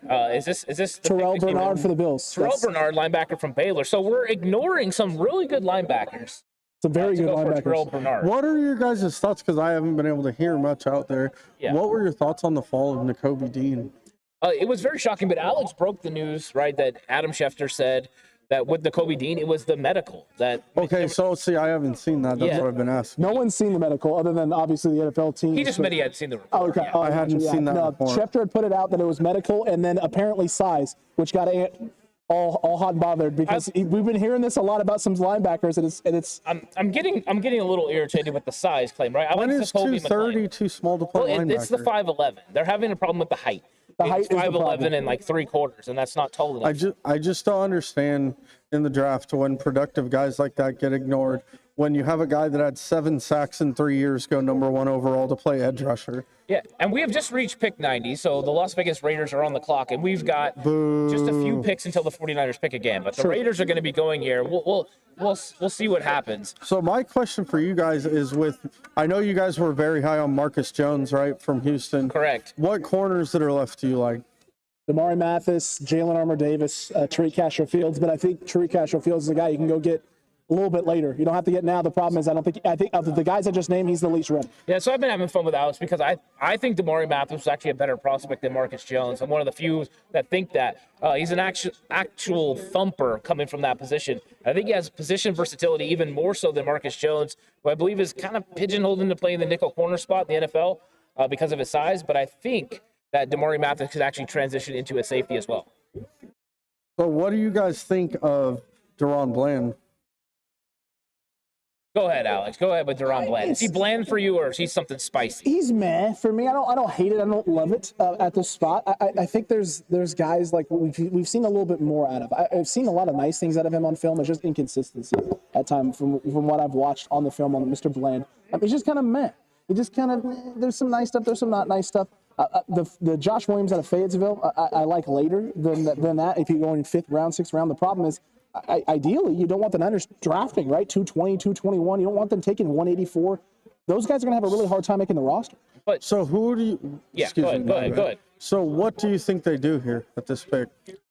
Ideally, it's wide receiver, something to help Trey Lance, right? I would love Danny Gray here at 93. I think it's a little bit early, but... I think you go Damari Mathis. You're either going to me, if I was here, I'm going Parham, Mathis, or James Mitchell, the tight end out of Virginia Tech. Those would be 3 options that I would go for personally, but what the 49ers do is a different story. You think Gray, the 4.3 speed, he's got a lot of versatility. I like Danny Gray as well. Do you think he's good enough for pick 93? I don't know if he is good enough. The problem is that if you're not going to take him at 93, you're probably not going to take him at 105. There's still the possibility that you So the Raiders just selected Dylan Parham. So Dylan Parham from Memphis is off the board. So that's how the Raiders continue to build the offensive line. And now Dylan Parham is not an option for the 49ers, making Max Mitchell the number 1 guy on our big board. So how far down do you have Lidstrom? We have Lindstrom in the next tier. He's our 29th player on our big board. So we got Max Mitchell's at 22, Alec Lindstrom at 29. So anytime between around 105 is where you could start thinking about Lindstrom. And maybe that's what's going on. Maybe that's the thought process, right? Lindstrom is a guy who during the combine talked about this. He talked about how he'd love to play in the Shanahan scheme. He thinks he fits in great. The things that they asked the center to do in this offense, he feels he could do very well. So maybe Lindstrom is a guy that they're very high on, and they're just waiting for that 105 pick right around that area, even 134, maybe even moving up a little bit from 134 in order to make it. Yeah, potentially. So, I mean, if there's a run on interior offensive linemen right now, maybe the 49ers would choose to go offensive line. Horst, do you think they would address interior offensive line, or do you think they would prefer to go with a tackle that has the versatility to move inside? You know, I would say that, except for they kind of got that last year in. You're talking about Jalen Moore. Jalen Moore, and I really don't see that because they also have. I'm blanking right now. Colton McKivitz. Colton McKivitz can also do both. So I think they're leaning more towards the center guy that's a center guard type if they go O-line, but I'm not convinced they go O-line here. Yeah, so we got Tampa Bay on the clock. They went Luke Gadecki with their last pick, so they're probably not going offensive line. They've addressed interior offensive line. So the 49ers, if they are looking O-line, don't have to worry about this pick. So it's going to get to 92. So if they are targeting Max Mitchell, he could definitely be there at pick 93. Yeah, I definitely agree. And it wouldn't be a bad pick. It's an interesting situation here. There's a lot of ways they could go, and I wouldn't be upset. What about safety? If they went Nick Cross, the safety prospect at is it Maryland? Maryland, correct? Yeah. Would you hate that? No, I think safety's a need. I think there's a lot of spots where they need depth. Agreed. Like, I don't know that Nick Cross would start. Looking through the safeties that are left, I don't know if you guys do. I liked McKinley from Oregon. Ron McKinley, absolutely. I liked watching him. I don't know too much. Obviously, Smoke Monday with the best name in the draft. Accurate. He's a defensive back, Megan. Just in case you didn't know. We actually wanted Smoke Monday to end up with Cam Jurgens because Cam Jurgens' nickname is Jerky. So potentially smoking some jerky on a Monday. Yeah, there you go. That's not a bad idea. Would be great. I also liked, at least watching during games, Leon O'Neal from Texas A&M. Yeah, Leon O'Neal, this would be high, I think, for Leon O'Neal, and only because of the hip flexibility. What you see on film, when he's able to flip his hips and run with with wide receivers and tight ends is not what you're going to see from some of the guys ahead of him, especially Nick Cross. My question is, how much better? Athletically, Nick Cross has track speed and is a lot faster than like a Talanoa Hufanga. But if you put him out there, I'm not sure he's a better cover guy right now than Talanoa Hufanga. The only advantage is the speed. Yeah, I think Hufanga proved last year that he's definitely can play at the NFL level. Obviously, only in small spurts because they were talented in the defensive backfield. But he's made a lot of good plays for him when he was called upon to replace Start and those guys. Wow. Okay. And Azorean One coming with an update. Let us know that he is on. The Niners are on the clock officially. It's people helping people. It is people helping people. So thank goodness for that. Goodness for that. Yeah. I think if Pierre Strong goes here, we might have you guys lose it. And what's interesting is Pierre Strong. Well, we've kind of been saying he's a 3rd to 4th round guy, but mainly 4th round, right? Okay. Well, Pierre Strong came into YouTube. I don't know if it's Pierre Strong Jr., but definitely said they were a 2nd or 3rd round pick. Didn't go 2nd round. 3rd round, we're running to the end here. The 49ers are going to have 2 picks here in the next 14 or so picks. Mm-hmm. Would Pierre Strong make sense at 93 or 105? Would you do that? To me, it would depend on what they think of their current running back situation and how much they're expecting out of Trey Sermon. Yeah, can you expect anything from Trey Sermon? I mean, they would know. They're the ones that have seen him practice because we for sure didn't see him play in the games. You're not wrong. So they're the only ones that know what they have in him there. I think if they pick a running back right here, that's not great news for him. Could you see the Niners trying to deal a guy like this? Ant and I have talked about this, and the TCC has brought this up a lot. If you don't like Sermon, move off of him. Do you think the Niners could do that, or is there any trade value for a guy like this, especially if San Francisco doesn't want him? I mean, I think the fact that how many games did he play in last year? A couple. I think that really hurt his trade value. I definitely don't think you're getting a 3 for him. No, in fact, we did like a fun mock draft, and we tried to trade him. There wasn't much value. In fact, the only team that was willing to trade for him in any sort of mock draft was the Tampa Bay Buccaneers at 133. It was a stick of gum. Basically, what they yes. traded for him. The Tampa Bay Buccaneers select Rachaad White, running back out of Arizona State. So that's off the board. They're not getting pick 133 for Trey Sermon now. Yeah, so Rachaad White is a very nice talent coming from Arizona State. A good one cut and go guy, Horst. So this is going to be a nice addition to the Buccaneers room. They got some pretty good running backs and a nice group playing behind Tom Brady. I'm a little shocked to see him go running back this high. They still have Fournette, correct? Yeah. Yep. They still have Ronald Jones. No, Ronald Jones is gone. Jones is gone. Keyshawn Vaughn and Giovanni Bernard, I think, are the only two. Is Ronald Jones signed? I don't know that, actually. I don't know if he is. Yeah, I don't know for sure, but Rachaad White's an interesting guy, and everyone's going to get to see the highlights here. That's at the party. The one cut and go guy, but then elusiveness enough, to make plays. I think this might be a little early. Yeah, I thought he was a 4th round guy, but there is a lot of ability here for this guy. I remember watching him a few times and him being a good player, but he didn't stand out to me as a top 100 pick type guy. Yeah, I don't see the top end speed, right? I think that's one of the things you'll see. And to me, if you're taking a running back in the top 100, you're expecting a home run threat. Okay, so Sean Ryan monster. just got drafted by the Green Bay Packers. Green Bay Packers go offensive line with Sean Ryan, the tackle prospect who could move inside from UCLA. True. A very nice player, a lot of versatility. Do you think he'll be a guard in Green Bay or a tackle prospect, Alex? It would feel like this might be a tackle option for them, but I'm not sure. I'm not sure how He's listed as a guard. They have him listed as a guard, but he could slide out to the tackle spot. But it really just depends on how they feel. I think the instability last year was at the guard position, but they have a hole at right tackle, do they not? Yeah, I'm just curious because he played left tackle at UCLA. You could flip. You don't normally see left tackles move inside and play guard. Yeah, I remember him. He's a good player. I think this is a little high for him, but I think he can play tackle after a couple of years at the NFL level. And the 49ers are on the clock. So the 49ers will be making their first selection of the 3rd round here at pick 93. You got any predictions, Horst, on who you think this is, or even just a position that they're going to target? You know what? After the last 5 years, I've learned we can't predict what they're going to do. So the pick is in for the 49ers. Oh, my, that was quick. I know we're a little delayed here locally with the TV, but we're getting everyone saying the pick is in. So we will see who it is. I'm to be honest with you, I'm hoping it's Damari Mathis. So I'm hoping it's going to be.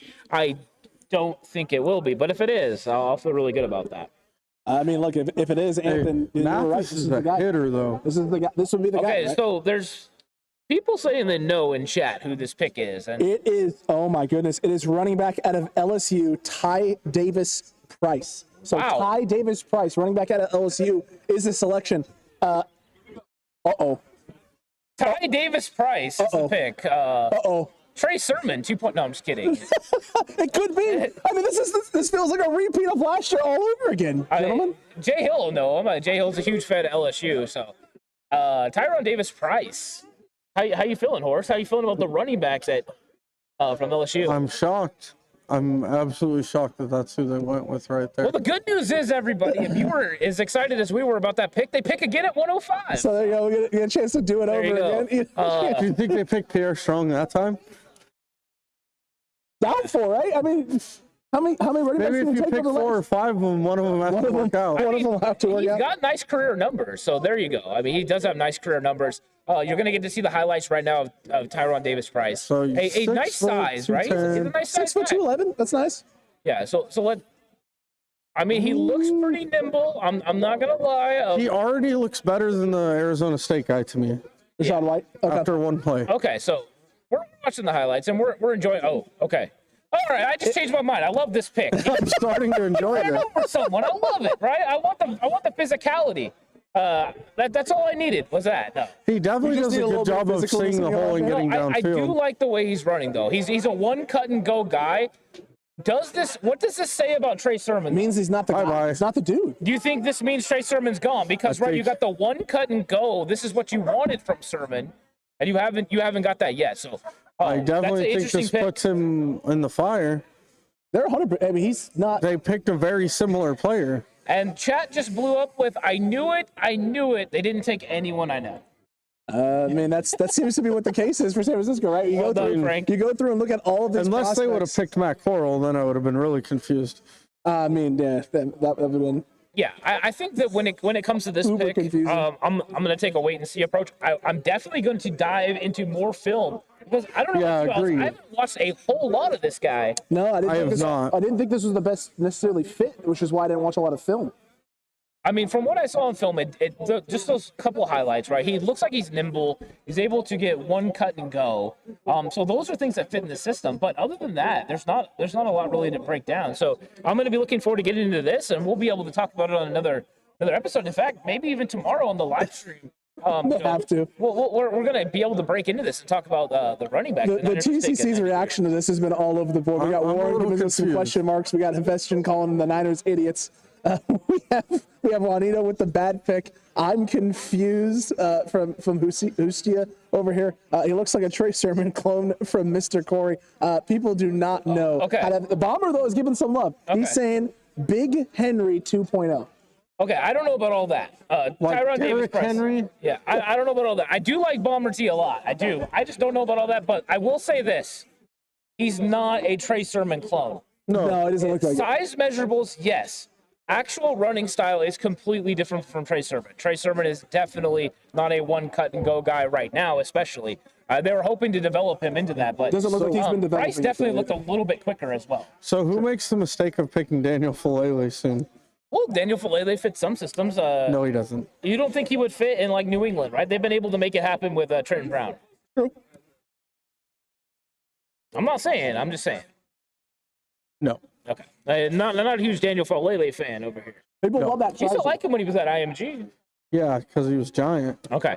So now we've got apparently about 11 picks left. The Panthers pick is in. Then the Niners will be picking again for the comp pick. So we'll see how they address this. But 105. A lot of guys. Now that running back is off the board, we know it's not going to be a running back.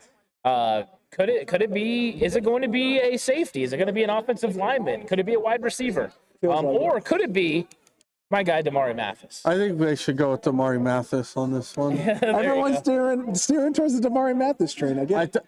Okay, Nick, seriously. it's an issue. It's a whole. I know we're a 49ers podcast, but if you're the Panthers and Matt Corral's sitting there right now, Feels like a good spot. how do you not take it?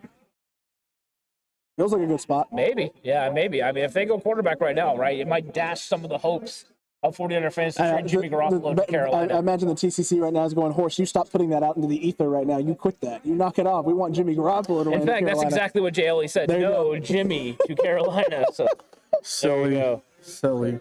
Oh, you guys are unappreciative. Gosh. Hey, Juanito wants the Niners to address the freaking O-line. If they're not going to do it, he's going to get upset. They did pick him. Look at that. Good call, Horst. Oh, Horst called it. Matt Corral Horst with the Matt Corral call. To the Panthers. Is it Corral? I'm sorry. Corral. I don't know. I seen 2 R's. I seen Al. I made it happen. Out of Long Beach Poly. That's true. So the Jimmy Garoppolo thing. That doesn't necessarily mean it's dead. It depends what they think of Darnold. Well, but now they have Sam Darnold to be the bridge guy. But maybe they don't think Darnold's good enough to be the bridge guy. Could Matt Rule have bought himself some time, though, now getting this quarterback? So you know what that means, everyone? Training camp 2022, San Francisco, Jimmy Garoppolo versus Trey Lance. It's going to be a lot of fun. But Jimmy wins. Oh, gosh. You think so? Yeah, he can throw to someone's general area. So okay, so we're starting to get some Kellen Dyche love for potential at 105 Kellen as well. Dyche. NYCE with it there, yeah. Jimmy GQB once said Juanito. Maybe this means less runs for Debo, said Hustler, excuse me. So by the way, it has come out that Debo is now selling Niners merchandise on his. Well, he's been selling. He had his white back stuff up, like he never took it down, but he just put up a new shirt today. It says "I'm back" in Niners gear. So unless something's happened, I believe Mr. Debo, your bluff was called. Well, he had no leverage. I mean, that's what it came down to. He's on a rookie pay scale. He had no leverage. He wasn't going to be able to do anything. The only leverage he had was for the draft. It worked for A.J. Brown. It worked for Hollywood Brown. It did not work for Deebo Samuel because it was going to take a king's ransom to get him. I don't blame him at all. No idea, Robert. No idea, Robert. I have no clue, man. I have no clue. Stop it. He's a lot of 49ers fans right now, a little lost. A lot of people were hoping to see the continual development of Trey Sermon and seeing that elevation this year. I don't know if this is necessarily like a Trey Sermon's out, but they're definitely putting screws to him. I don't think he's out, but they clearly haven't seen what they wanted to see from him. Agreed. And they're not going to waste time.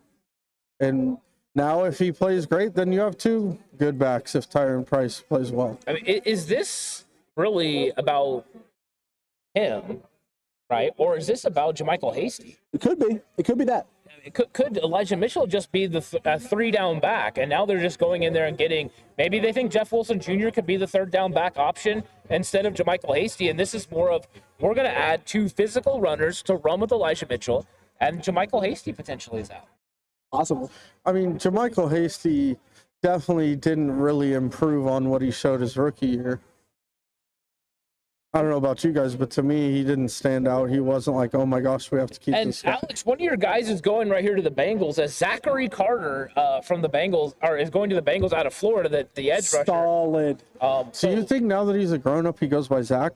No, I think he still goes by Zach. I think he could go by Zach, but I didn't want to say that for sure, so I just went ahead and said Zachary. I was just curious. This is an extremely talented guy. This was a star player for you. This is one of my favorite guys coming out of the draft. My second favorite University of Florida Gator outside of Kyer Elam. One of the only bright spots on the Florida Gators roster this past season. This is a solid take for the Bengals. He landed himself in a really good spot. Yeah, that's a fantastic pick right there. Zachary Carter's a very good player. The questions for him is his size. At 6'4", 283 pounds. Right, this is he's a little bit of a tweener between a 3-tech and a DN. Yeah, exactly. So he'll be tasked with playing at the edge rush spot there with the Bengals. They're going with speed off the edge, and Zachary Carter's the guy they're sliding in. From what I've heard or seen or watched of him, he's not that dissimilar from Sam Hubbard. Yeah. Coming out. Like, Sam Hubbard is similar size, similar athleticism. Now, obviously, you don't know if this guy can make that impact. Sam Hubbard is a very good player, but he kind of fits the mold that they've been looking for in that spot. Yeah, I mean, he's got a pretty good, skill set. The questions for him is, you see him making the play right there in the run game, but I wonder if he can consistently set the edge as a 3-down defensive end. I think that's something he's going to have to work on. I think he is a pass rusher right now that's going to have to develop those skills to set the edge and stop the run in the NFL. Yeah, and the only other question I would say with him as far as pass rush goes is if he does move out to end, because he played a lot of 3-tech at Florida, correct? Yes. Is that does he have the bend and quickness to get around NFL tackles? That's been the biggest question. Yeah, be the biggest question. and we've got a $4.99 super chat from Jessica saying, having so much fun at the draft party tonight. Thanks for the great live stream and all the fans here. All the fun here live, guys. A lot of fun here. Sorry, I read it wrong. So there you go. Sorry, But a lot of fun here live. on the screen right now. It's nice. The Back Alley Brew is Jessica's an amazing fan. Very big, huge fan of the 49ers. Huge fan of the 49ers. What if Lynch doesn't trade a single pick this year, says Jay Ellie? I'd be surprised. Oh, it's opportunity, right? If the opportunity presents itself, then you address it. But if it doesn't, you take the best player on your board. Potentially, that's what they've done with an edge rusher and running back. And Nick Cross goes to the Colts. Yeah, you're good. Oh, well done. All over it there. Yeah, They're going to use it to replace All right, you come in. You come in to say goodbye. Wow. Yeah. Disrupting because I got to say bye to everybody. Back on the show, guys. Back on the show. The Azorean one. The Azorean one is breaking the fourth wall. Breaking the fourth wall. I'm Deadpool. Yeah. Wait, well done. You're not gonna throw me through the table. I mean, right now. No, not right now. No, not Horst is like not during my Do it. No, do it. No, Horst would love that. Are you kidding me? He'd absolutely love it. Yeah. You would throw me through the Yeah. table. All beautiful people. Yeah, thanks, Azorean one. We appreciate it so much, and Always. yeah. Love you, Horst. All right. Now that he's gone. And he's back. Nick Cross, the safety.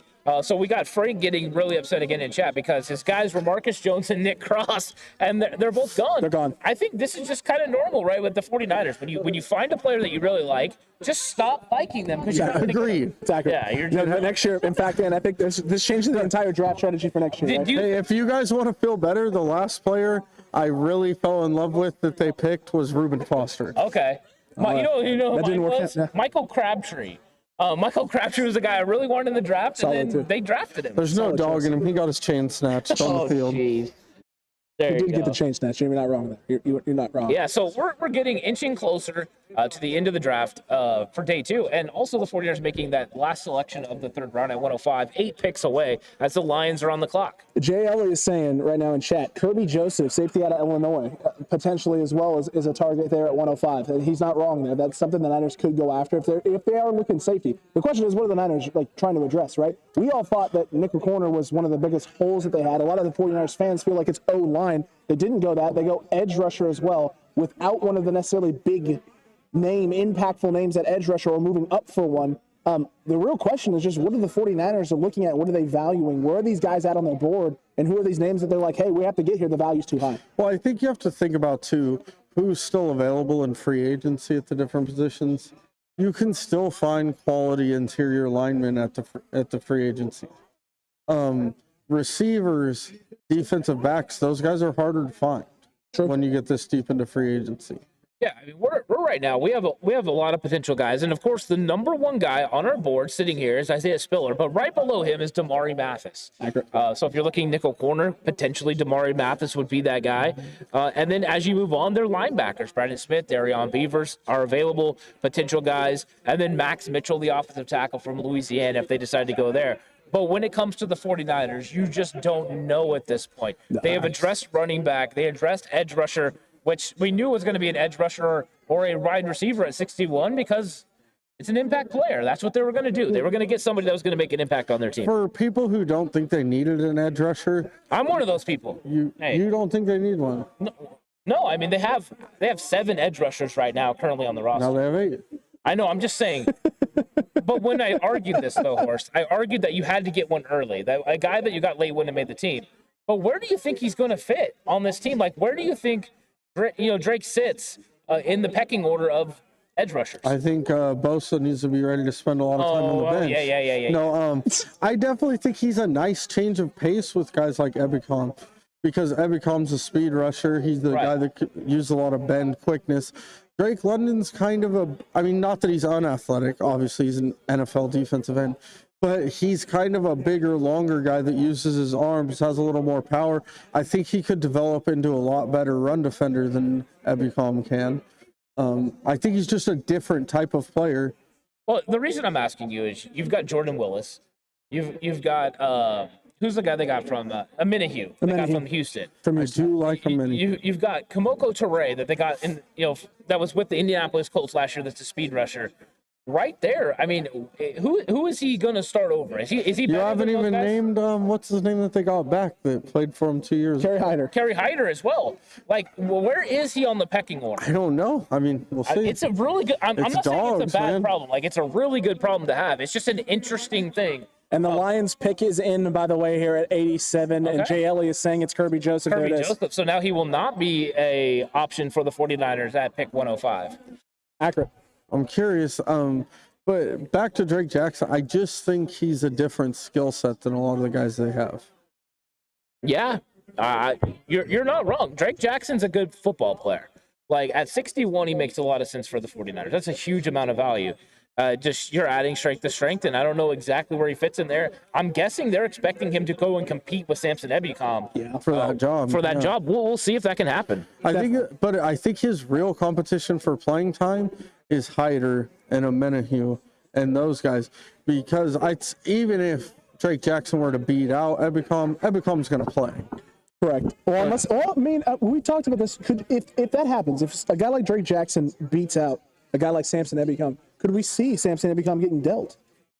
I don't know. I don't think I'd be willing to move off Samson Ebukam because I believe he was actually progressing in a positive way towards the end of the year and was an impact player in the playoffs. Yeah, but I like him. He can also do the 3-tech rush on passing downs. Drake Jackson, he's big, long, strong. Who do we have for the Commanders here? Yeah, Drake Jackson's an interesting pick, and then you get the running back as well. So they've went edge and running back. We've talked about the holes.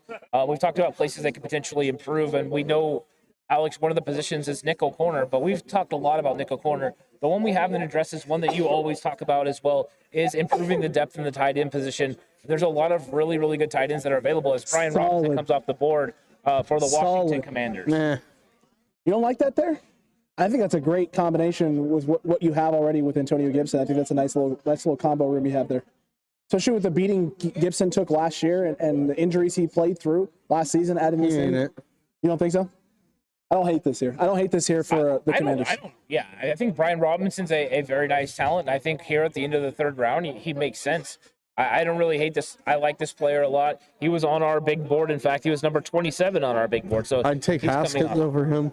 You're taking what? Hassan Haskins. Hassan Haskins is a nice prospect, also on our big board, just a little bit later. So, a very good selection, I think. And 49ers not looking to go running back, so this doesn't really affect them and the pool of No, players it that are definitely doesn't.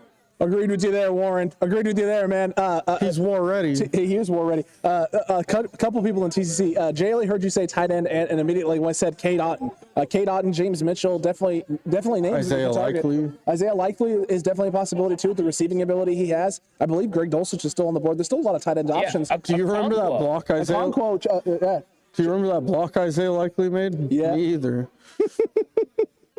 I'm glad you said it. I'm glad you said it. I didn't have to. He's just a giant wide receiver. He's a big wide receiver. You're not wrong. That's what He's a very destitute man's Darren Waller. Destitute man's Darren Waller. He's Darren Waller before he got clean. Oh my goodness. Yeah, so the Cleveland Browns are on, and we know they've made some moves. You're seeing the additions there: Amari Cooper, Chase Winovich, and Jakeem Grant. Jakeem Grant, a very nice player. It was Jakeem Grant that was kind of on our radar before they signed Ray McLeod. But you've got Calvin Austin III, right? He's still available. Calvin Austin III. Could the 49ers go wide receiver at 105 and get another speedy guy to join the fray? They could do it. Khalil Shakir still on the board. You still have Danny Gray available as well, sitting in these spots. There's a lot of things here. Donovan West still on the board and an option there. If you're looking to go center, you're looking to go interior O-line. I think there's a lot of ways the Niners could go about doing this. It doesn't feel like edge rusher is something that is on the board. David Bell, wide receiver out of Purdue, just went to the Browns. Third baseman. David Bell goes, and the Jarvis Landry comp is in effect, and he's back. He's going to be with the Cleveland Browns now. Yeah, is that you that made that? It's a great pick, David Bell. I've heard a couple people make that call. Yeah, David. But there's a $49.99 super chat coming from my mama. What's up, Mom? Enjoying the NFL draft for the 49ers Cutback. Is that Phil Classic I see? Oh, wow. Heart eyes emoji. Phil Classic getting spotted on the Phil cam out Classic here. with the heart eye emoji. I needed to pull the Loving It Man clip right there, because I'm loving that right there. I'm absolutely loving it, man, right there. Okay, For Phil Classic. So back to Calvin Austin, because he's a talented kick returner as well, right? And punt Correct. returner. Yeah. So they've kind of struggled in those areas the last year or two. Is that worth picking him in the 3rd round to you if he fixes those woes? Well, I think Ray McLeod might fix those woes. Okay. That was the thing when we went into free agency. The talk was we needed to get a guy that was really good that could operate over the middle of the field that had the quickness, right? And then we also needed a tall wide receiver or speed wide receiver to be able to stretch the field. They're not going to be able to address the tall speed wide receiver. Maybe a speed wide receiver later. But Calvin Austin, to me, seems like a player that is very similar to what Ray McLeod does. So Ray McLeod's on a 1-year contract, correct? Yeah, Ray McLeod's on a 2-year deal. Is I it- believe. is it two? 2-year Yeah, deal, yeah. But I'm sure they can get out of it after one. I would guess the way Parag works deals, it's 2 1-year deals, yeah. He's some sort of magician. He really is. So you don't think there's Oh, any... Majai Sanders. I'm sorry, Horst. You're good. Majai Sanders is about to get selected right here by the Arizona Cardinals. So have they just went back-to-back edge rusher? No, I they think went they went- Cameron Thomas as well. They did go. So they went back-to-back edge rusher. They also went tight end earlier with Trey McBride, and then they addressed wide receiver again. So they traded for a wideout, drafted a tight end, even though they have a loaded tight end room, and then drafted another wide receiver, and then go baback edge rusher. So interesting there. Interesting. I didn't know Cliff Kingsbury was aware the defense was played. Oh, Warren's putting in the chat right now. Horseberry. You mean? Yeah, Horseberry. Horseberry. You mean good old Horseberry? Horseberry is better. So here we are now. Agreed. We're 4 picks away, guys. So where are we looking? What is this pick going to be? We see that Revenge says, who do you think they're picking? I mean, at this point, it's a crapshoot because there's so many things the Niners could do. Interior O-line, people feel like needs to be addressed, right? People feel the safety room needs to be addressed with Nojagowski Tart and question marks opposite of Jimmy Ward. And the nickel corner slot is a glaring hole at the moment. You also could, in theory, go linebacker here and address a future need and potential future hole next year. So who would you think at backer? Probably Brandon Smith out of Penn State. Yeah, Brandon Smith is a very nice prospect. I mean, he's the number 1 linebacker left on our list. I think if Nakobe Dean, if we'd have known he was going to slide, he would have been our number 1 linebacker. But Brandon Smith is a very talented player. Will the 49ers be willing to go linebacker at 105? We know last year D'Amico Ryans, when it got to the 6th round, said, hey, linebacker is where we're going to go, but I don't want to go linebacker. Go ahead and get the running back, Elijah Mitchell, that you have a 3rd round grade on. Could they potentially go after a guy? Because really, they haven't struck on a linebacker this high since Fred Warner. I mean, everybody else has been after that. One linebacker I did see play a couple times that I really enjoyed was DeMarco Jackson from Appalachian State. Okay. What I really enjoyed about him was just he's fast. He's explosive. He's fast. everywhere. He's explosive. And you're seeing the list of Mel's best offensive line we're looking at. Donovan West is still one of those guys that's available. I wouldn't be shocked to see that. Donovan West, Max Mitchell are I'd still rather have Lidstrom, but I wouldn't be shocked to see him go Donovan West. I'm with you on Lindstrom. I feel the same exact way. Like, I wouldn't be upset if they picked Lidstrom right here. Yeah. Well, you also got Channing Tindall and Amari Barno as linebackers. Thank you. That's right. Channing Tindall, Leo Chenal as well. Brandon Smith. Thank you. Thank you so much. Taco delivery. I know, taco delivery Oh my God. right here. Absolutely That's glorious. wonderful. Absolutely glorious. Yeah, the food is, if you did not come, man, you missed out on You really did. incredible. By the way, I had the Olympia? earlier. It's fantastic. Yeah, right. And then they got like the tacos as well with the consomme that we dipped it in. Oh, I had one of those too. Was it not fantastic? That's very good. It's wonderful. It's delicious. So here we go. Donna Robles, by the way, thank you for the subscription. Welcome to the TCC. Thank you for joining. Frank is saying Tart is returning. I'm seeing NYCE here saying they could be thinking of re-signing Verrett. If that's the case, then you may not be going nickel corner. You got an option there, but that's a risky bet. Yeah, it is. And I got to make a little bit extra. You know, Donna is Jess's mom. So hey, Donna, thank you so much for the subscription. We really appreciate it.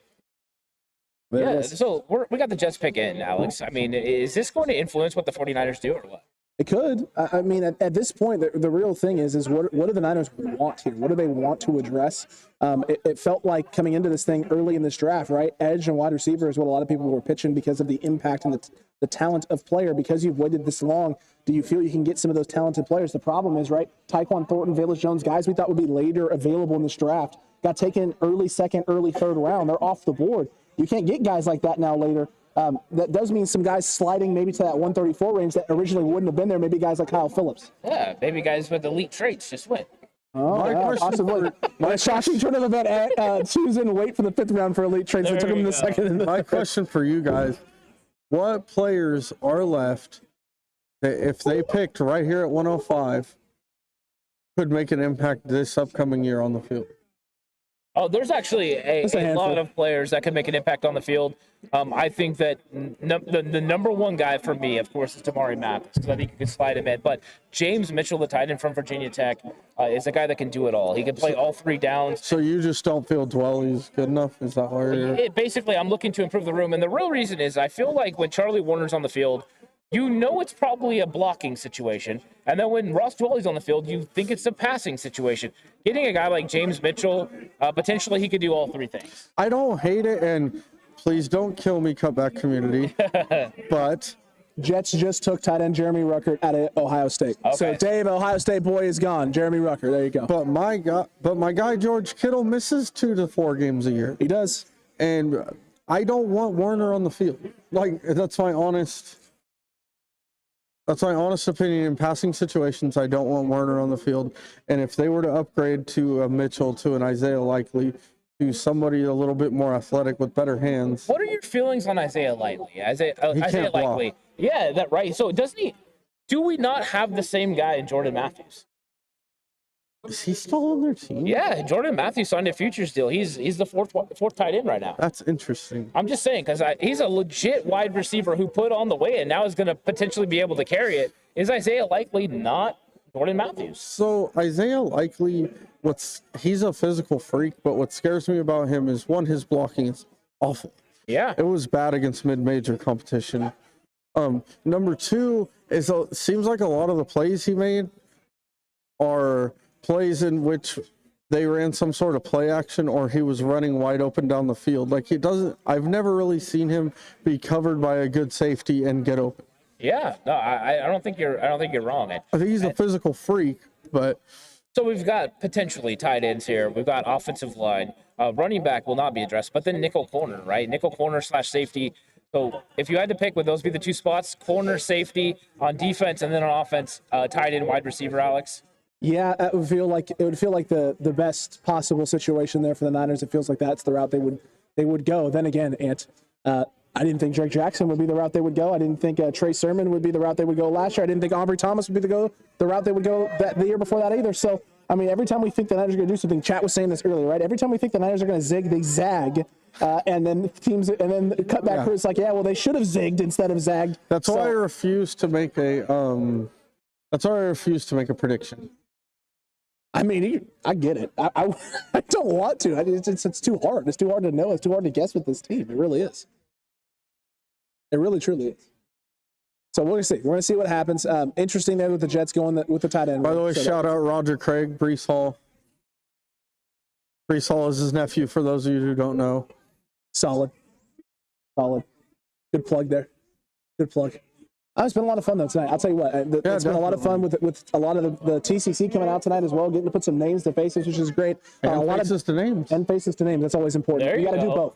If you're not doing both, you don't get it. Exactly. You don't understand. By the way, I don't know him, but shout out Tom Rathman jersey over there. That's Paul Saunders. Paul Saunders. Paul Saunders. Paul, I love your Tom Rathman jersey over there. There you go. He's a big fan of the Tom Rathman jersey, Paul. So there it is. Fantastic. Paul, Horst loves your Tom Rathman jersey. Your jersey. He loves it. Horst is loving the Tom Rathman right there. Yeah. The 44 is Rathman absolutely great. It's fantastic. Great. It's phenomenal. Yeah, we all love it. That's one of the classics. And it's a Mitchell and Ness, right? I think that is an official. It is official. It doesn't get much more official than that. Yeah, and the Dolphins pick is in. Oh, no, I like it. We love it. Yeah. It's beautiful. It's a really nice one. I think Tom. From players that used to play, they go to play on other teams or they get kicked off. You don't have to try and figure out what number ball that you have. There you That's go. a good point. Paul's dropping some knowledge on jersey buying, so don't do what I did and buy a Jalen Hurd jersey, because then they're going to end up not on your team, and you're going to have a traveling 14 jersey. It's been all kinds of different. It's not a traveling 14 jersey. It's totally a Ray McLeod jersey. It's a Ray McLeod jersey. We all know it is. Or a Ray Wershing jersey. It's totally a Ray Wershing jersey. There you go. Ray Worshing. Worshing. Now we just need to get the actual like nameplate on the back end, and then you have no more worries, no more problems. I'm just going to continue to get different nameplates. Or you take the nameplate off. Yeah, I think so. Oh, good call. Hey, except for what if Frank is in chat? What if Frank comes back? Magic marker could work too. Paul's saying he's got the magic marker in the truck. The only question is the 14 jersey hearing it?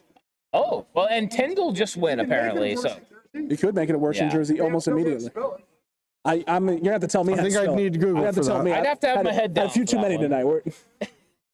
Hey, look though, this is good times right here. The TCC. Is it like when you're washing your hands? Basically, like washing your done, hands. Absolutely. Yeah. All the boomers right now. No, they felt that. Yeah. We're getting there, and we got the Chiefs on the clock. In fact, their pick is in. We'll Someone very fast. Yeah, and Frank coming through in chat. Me and Frank are huge on the Jalen Hurd. We're just gonna keep sticking to that. I heard number 14 was available. Hurd spelled Hurd, Alex. I mean, he is still available. Is he healthy? Right? I mean, this is the only thing. Yeah. We love us some Jalen Hurd around here on this podcast. Is he healthy? Ooh, That's an interesting pick for Yeah, them. Leo Chenal is gone, linebacker out of Wisconsin. They went linebacker last year and it paid dividends for him, so they go I'm linebacker not a again. huge Chenal fan Okay, so today's game. What's your knock on him? What do you like? Not liking about I him? think he's a step slow. Okay, I can see that. well, and now the Rams are going to be making their first pick of the night. Rams fans, get excited. They thought they were going to have Cole Strange. They thought They thought. at 105. McVay came out yesterday. That Shout was out hilarious. Bert Gutierrez. Yeah. Now, hey, right now, I'm going to throw this out there. Should be an offensive lineman, right? It has to be. This potentially could be Max Mitchell, offensive tackle, to take over for It could be. Whitworth. Maybe this is the time you see the Los Angeles Rams go offensive line. Can anyone explain to me why last night Whitworth helped announce the Packers pick, by the way? Yeah, I don't know. I don't know. Who knows? Like, NFL does some weird stuff, man. They really do. by the way, By the way, his beard is really gray. Was Eric Armstead the guy who helped make the selection at 93? Do we know that? Because if not, he should be making the selection here at 105. Okay, potentially he will. We're not. And getting to if see not, that. That's lied true. to That's you. right. We don't have the actual. Yeah, the actual stream we're up on- handling a little bit If not, different. he lied to you. So Yeah. JLE. we're not that far from Crew, his get hometown. ready. Everyone's ready. Jess's dad, Anthony, is saying, "Hey, he's a Rams fan. He's saying this is going to be O-line. offensive line." So I would potentially trust him, except for when Robert Woods is going to get traded. Oh, see you later, Rev Doctor. See you, Rev Doctor. The Reverend Doctor is out of here. Yeah. Seahawks fan left the I building. think the Rams come out with Carson Adios. Strong right here. What happened? He's a Seahawks fan. It's like, yeah, Oh, that's true. yeah. He doesn't want to see the Niners get better. I think we see Carson Strong Carson Strong. You're to the going, Rams. You're going quarterback. Going Okay. quarterback. If I hit another quarterback, I'm walking off Okay, the Brad side. Jones said Armstead did do 61. Okay, so Armstead did do 61. So Okay, he perfect. didn't lie. He was in Vegas. He was in Vegas, man. He did an interview this morning on Good Morning Football. Well played, Horace. Is Well Khalil played. Shakur related to Tupac? No, I No, don't, he I don't spells think it so. different. Oh. Shakur with the U. Oh, it's with the I? Yeah, he spells it Okay. different. Lax Dad just asked guys in the chat, is the biggest surprise so far the draft for the Niners that Lynch hasn't made a trade? I think it would have to be, right? John Lynch has consistently moved He's up and going to down trade boards. 105 right now just because you He guys might. keep doing And that. it's No, going to he be really Saquon might. Barkley?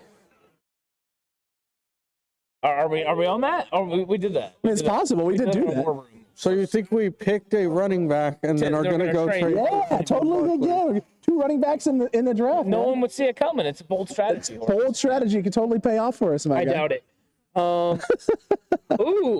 They did go line, but they went Logan Bruce from Wisconsin. Okay. So Logan Bruce or Bruss, I believe, is Logan Bruss is the pick. Man, if they took Carson Wisconsin. Strong, that'd have looked good. Yeah, you would have. You would have looked great. But so they did address the offensive line. So this is going to be the starter potentially. Are you ready for Logan Bruss? yeah. Yeah. Yeah. Have fun with Nick Bosa, Bruss. Yeah. Have a good time with that. And and Samson how Ebby fun. Yeah, and Greg Jackson and yeah. all 9 defensive ends that we So currently have the on the roster. 49ers are on the clock. Here we go. This is the last pick, the compensatory pick of the 3rd round. Jacksonville will be kicking off the 4th round, of course. And now the Niners have all the potentials, Alex. Which way are they going? Nickel corner. Go Damari Mathis. Okay. At this point, just go nickel corner, address it, take care of it. If you want to see me jump in excitement, let's see them go Damari. So I know for a fact they're not going to pick him now. Now, yeah, they fair. probably won't pick Damari Fair. Mathis. Potentially, we don't know. Don't know, man. I don't know. Who wants to try and guess? We stay war ready over here. Who wants Yeah, to that's right. guess what the Niners are going to do? Nobody knows. Davis Price at LSU, the running back. I mean, I didn't see that coming at all. Why is I didn't Xavier either. looking at me? Because he likes you? Okay, so Frank and some others in chat are saying Danny Gray, that this is the spot for Danny Gray. The pick is in. We're going to be finding out here real quick as the draft will come to an end. And, of course, could it be Danny Gray, the wide receiver from SMU? Who knows? I wouldn't hate that pick. I'm not going to hate this pick here at 105. I might. It depends who it Okay, is. so it's saying it's Danny Gray. We'll see if this officially comes in, but chat is lighting up that this is going to be Danny Gray, wide receiver from SMU, 4'3", ability, one of our favorite wide receivers in the draft. Yeah. Wow. Woo, baby. Yeah, this is the one we like. This is one we really like. So show it to me. Loving this. Show it to me. I'm not believing it until I see it. Yeah. I'm not going to believe it at all until I see it. Chad, I love you, but it has nothing to do with you. It has everything to do with San Francisco. I swear. They're I swear. really milking this, aren't they? Let's go, baby! Hey, there we go. I like that. SMU, Danny Gray, 4.39 speed, reps the catchability. There's the 4.3 speed. How good does PFN feel now that they had him in the 6th round at the beginning? How ridiculous was that? Yeah, Man? there you go. How ridiculous was that? So the 49ers go out and get Trey Lance some weapons. Alex. I'm all for Trey Lance. Right. What do you want? Impact players. You're going to get after the quarterback with Drake Jackson. You're going to get a guy that can stretch the field with Danny Gray. And the gentleman at LSU. Yeah, well, I have to I'll go ahead and watch some film on that guy. Fair. I got a question. Why are we getting weapons for the backup quarterback? That's a great question. Wow. Horst is bringing negativity to a positive show. We recognize. There we go. Yeah. And that they actually met with. Yeah. One of the few times Niners actually met with somebody that wasn't a joke. The crowd here is enjoying Danny Gray. The chat is enjoying Danny Gray. The running back coach is Anthony Lynn. Bobby Turner. This guy was probably picked. Oh, there you go. Maybe. I mean, that's you got to put your trust in these. Yeah. That's fair. Yeah, and everyone in chat, thank you for sticking with us the entire time. This is a wonderful time. We've been at this wonderful venue here in Galt, California, Back Alley Brew House. We allowed us to come here and do this live, and it's been a great time. The atmosphere has been absolutely spectacular, and I've been enjoying it the whole entire time. From the food to the people, what a great time. Great environment, absolutely fantastic. Just this whole thing, the whole night, this entire thing, being able to come out and do something like this, getting to hang out and put names to faces, meet the TCC and just meet other fans of other teams and see them out here having a good time, relaxing, enjoying the draft. It's been a lot of fun. And it's even better when we get to have all the people who've been involved with this on with us, and having Horst here with us as well to finish off day 2 of the NFL draft, round 3 officially in the books. And now we turn to day 3 and what's going to happen for the Niners. Yeah, and day 3 is going to kick off early, Horst. Breaking news for everyone. We'll be live streaming right away, but the Horst is going to join me for the first hour of day 3 of the draft. So you're going to get to see us getting after it. All day 3, we're going to be there the whole time. By the way, go ahead. I will have my breakdown of Tyron Price. Ooh, okay. So expect that. Tyron Price will be broke down by Horst. Tyron Price will be broke down by me. It's going to be a wonderful time. Come and join us at 9 a.m. tomorrow. We're available everywhere you get your podcast, of course, YouTube, Twitch. We stream on Twitter. Twitter, Facebook, everywhere. And if you're missing this live, you're catching this on the traditional podcast platforms as well. We appreciate that as well. Give it a 5-star rating. Yeah, and Frank saying what I think people were thinking after the middle pick, the 93 pick. To go do something like this and then totally redeem themselves. Well said. Yeah, I think that's how people are feeling. But I do want to take a wait and see approach. I don't know enough about the player to criticize it. I don't know enough to love it. But I did like him running over somebody and seeing the one cut and go ability. I did like that. Yeah, the couple of clips I saw I liked, but I'm definitely to be determined on that one. We're going to see what's going to happen. TCC, though, it was a lot of fun tonight. Thank you, everyone who stopped by. Thank you, everyone who liked. Thank you, everyone who subscribed. And if you didn't do that already, make sure you hit that subscribe button. You don't want to miss tomorrow's live stream. You don't want to miss day 3 coverage of the NFL draft. We definitely don't. You will get to see me for an hour. I'm a main event special attraction. Opening the show. The opener is the I'm like headline. Stone Cold Steve Austin at WrestleMania. You get to see me both days. Solid. All right. Well, I'll be there at 9 a.m. too, I guess. It'll be the Horst. Yeah, and but no me. one cares. You're always there. Yeah, that's true. And then once the Horst checks out, maybe we'll get Alex back. I'll get there at some point, guys. Well, I'll get there at some point. I apologize as well. But TCC was a lot of fun tonight. Thank you for coming out, tuning in. What an incredible day, too. Some names that we're familiar with, some names that we're not familiar with. We'll have some analysis tomorrow. Get to see what the Niners will do. And until the next one, Cutback Crew and the Faithful. Stay safe. And remember the right way is always the 49ers way. There you go.